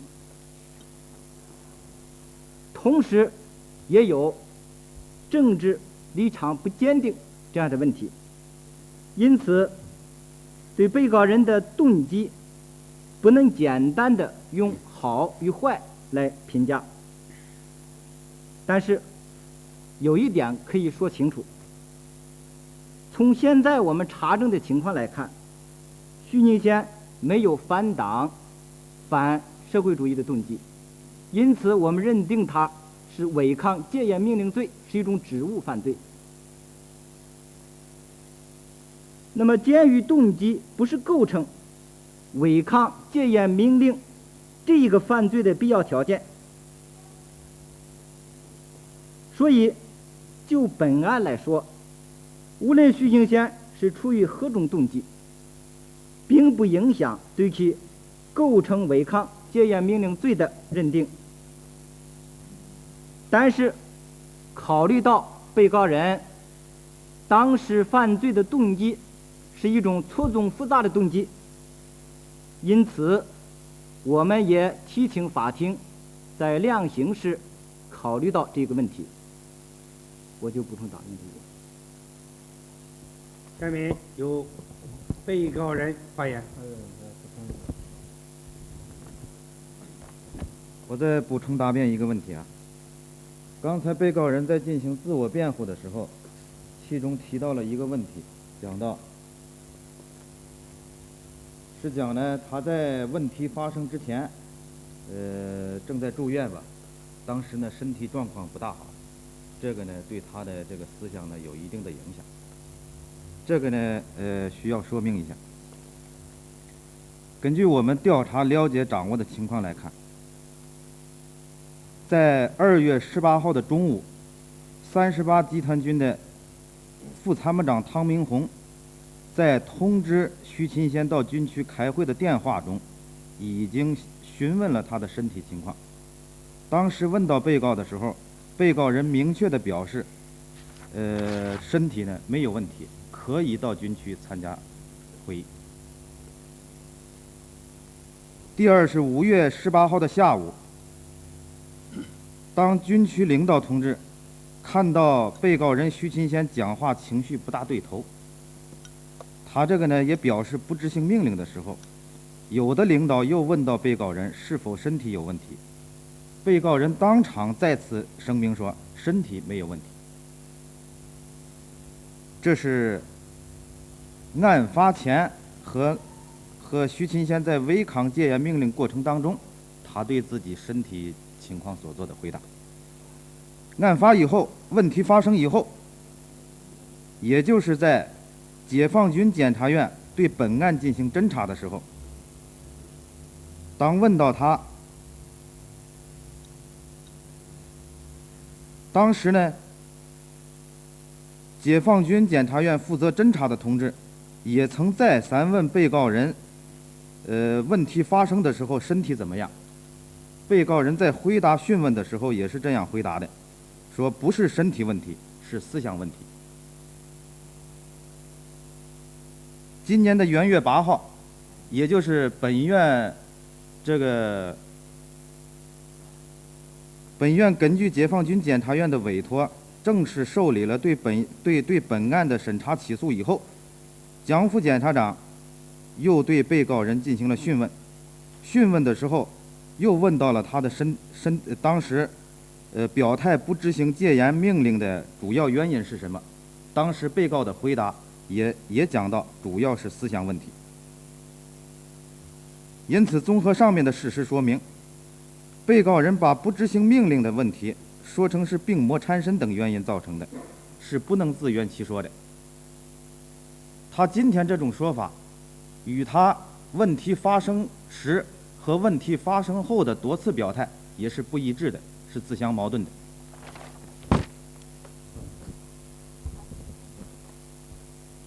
公证员有什么意见？没有。下面由被告人发言。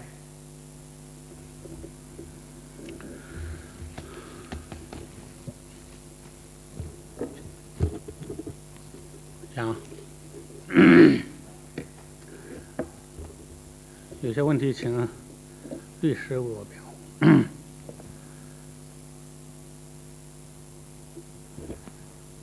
我个人要回答的问题是这么几个。我刚才没有讲病魔缠身，我就讲我去接受任务的时候，这个意思我就没有用身体不好作为借口，啊，去不接受啊，不去接受任务，啊，或者来推脱自己的问题。整个问题发生，刚才这个检察员讲的对，几次我都讲到这个问题。身体当时是不好，哎，但是它不是主要原因，主要原因是思想问题。这个我不想因为这个问题，就是你推到别处去。本来是这个问题，你把这个把它偷梁换柱，不是这么回事。哎，汤明红给我的时候打电话，能不能去？我说身体好些了，能去。啊，你说身体究竟好不好？那个只有医生啊来说。当时那么个情况，所以这个事我没有用这个来推脱我的过失罪责，没有这个意思啊。这刚才我这个没有什么反驳的意思啊，我说明一下子。这是第一点。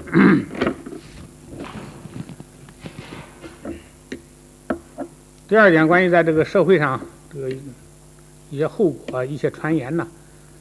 因为16号住院，18号中午，这经过了16号晚上、17号一天，18号就没人了，说就这1天半啊，来来回回，反正到我那去的人也看我的不少，有的说我撤职了，说这个说那个，因为当时在病中啊，你说这个事儿确实也听到一点，但是没有十分在意，因为当时身体他也不允许我去和他们讨论这些问题啊。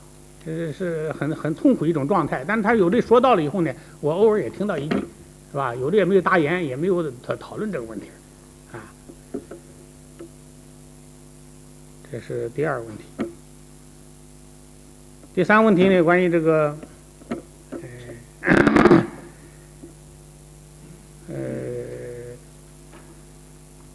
我在这个，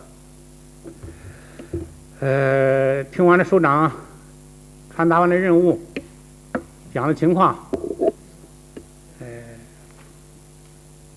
并不是否认我这个问题的存在，不是这个意思，啊，而是说我做记录、询问这些问题，有向军里边传达的表示，就是说有这个准备，但是说思想上这是有想法的，啊，思想有想法的，但是有这个准备，所以这样的话呢，就询问了一些问题，这个准确的这个核对了这个记录，是这样一个意思，并不是用这个核对或者来否定我有问题，不是这个意思。刚才我的辩护也不是这个意思，啊，问题归问题，就是说当时思想上有哪些想法，啊，如实的向法庭陈述，啊，因为你既然有这个要传达，你就传达准确，啊，我要不想传达了，你管它准不准，你干脆你就那就是一种，是吧？坚决对抗的姿态，实际上不是这样的，啊，就当时认真的做了记录，有些记录地方不准的，就把它核对准，这目的，那就是说，在我向军区讲这个意见以后，军区让我传达，我仍然是要传达的，只是说明这个问题，并不是推脱我问题的存在。这是第三点。第四点呢，我没有讲到关于这个什么，不是说发扬民主这个问题，而是说呢，在这个会议上，我是讲到了一些意见，啊，那的确那天开会也没有说咱们发扬民主，大概在提什么意见，是这样的。我是认为在这个会议上，按照党章，按照准则，就说可以提出一些意见，说我这意见错误，说我不该提的场合不对，是吧？这个都可以，啊，但是不能够把这个提出这些意见这些事儿，统统都归到一起，啊，我的意思是这个意思啊，并不是说借口说咱们党内有正常的民主生活，啊，好像我讲这些问题，这个问题就不存在了，不是这个意思。因为一开始我就讲到了，我说这么大的问题，那应该这么大的这个群众性政治事件，应该主要用政治办法来解决，哎，要用军队，非要用武力不可，有卫戍部队，有公安，有武警，哎，非要用野战军把它调到北京郊区，保持威慑，啊，建议谁来开会，是吧？结果现在建议谁开会，这个中间都划掉了好几个，啊，所以我不想这个就是说，用发扬民主来推脱我自己这个错误，我自己这个问题归问题，是吧？是罪责就是罪责，哎，但是我把这些情况说明，就是说中间有这么一段过程，我是作为意见来讲的，至于说这些意见怎么样认定，是吧？这个法庭上可以考虑啊。那么今天作为就说辩论阶段，说还有点合法权益可以讲一讲，那我就把这个意见讲出来，啊，讲出来。至于说怎么样认定，那就怎么样认定就怎么样认定，啊，我也不认为这是一个发扬民主这个会，啊，但是在我的观念里头呢，你说上级讲了什么样的任务，有什么不同的意见，好像还可以提一提，哎，至于说你提错了，提不对了，你这个该承担什么责任，你承担什么责任，啊，我只是想说明这么一点。第四点，这个第五点呢，这个事情啊，反正按照法律程序啊，我是没有办法，啊，这个怎么说呢？没法说了，是吧？反正我不是那么说的，就是说实实在在不是那么讲的，实实在在也没有那样说，实实在在也没有那样想。那么说现在许多证人证言证明我是这么说的，那就从法律这个角度来讲，怎么样认定，那就怎么样认定，啊！但是要从事实来讲，我看总有弄明白那一天，哎，因为这没有讲，他根本就没有想这个事儿。你说一个普通常识，是吧？你可以说现在不用说你是一个高级干部了，你一个初级干部，是吧？一个这个基层指挥员也懂得党是这个军队是党绝对领导的，也不能够说这个党的这个名义发布不合适，也不能说这个完了以后呢，你让这个什么人大常委会和国务院去讨论一下子，把这个中央和中央军委都撇到一边去，这是一个常识范围内的事儿。哎，这就是说情绪激动，他也不会激动到那个地方去。啊，所以这个事情我不想说更多的话，因为首长们很多啊，这个而且大部分是这样说的，但是我也确实没有那样讲，我也确实没有那样想，没有那样想，啊。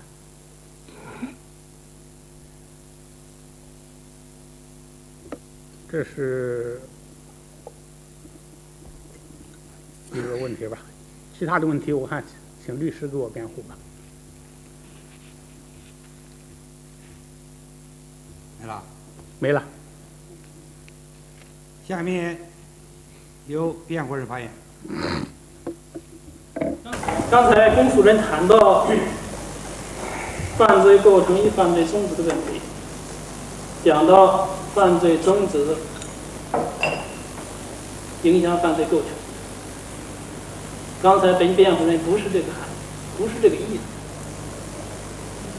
终止并不一定影响构成。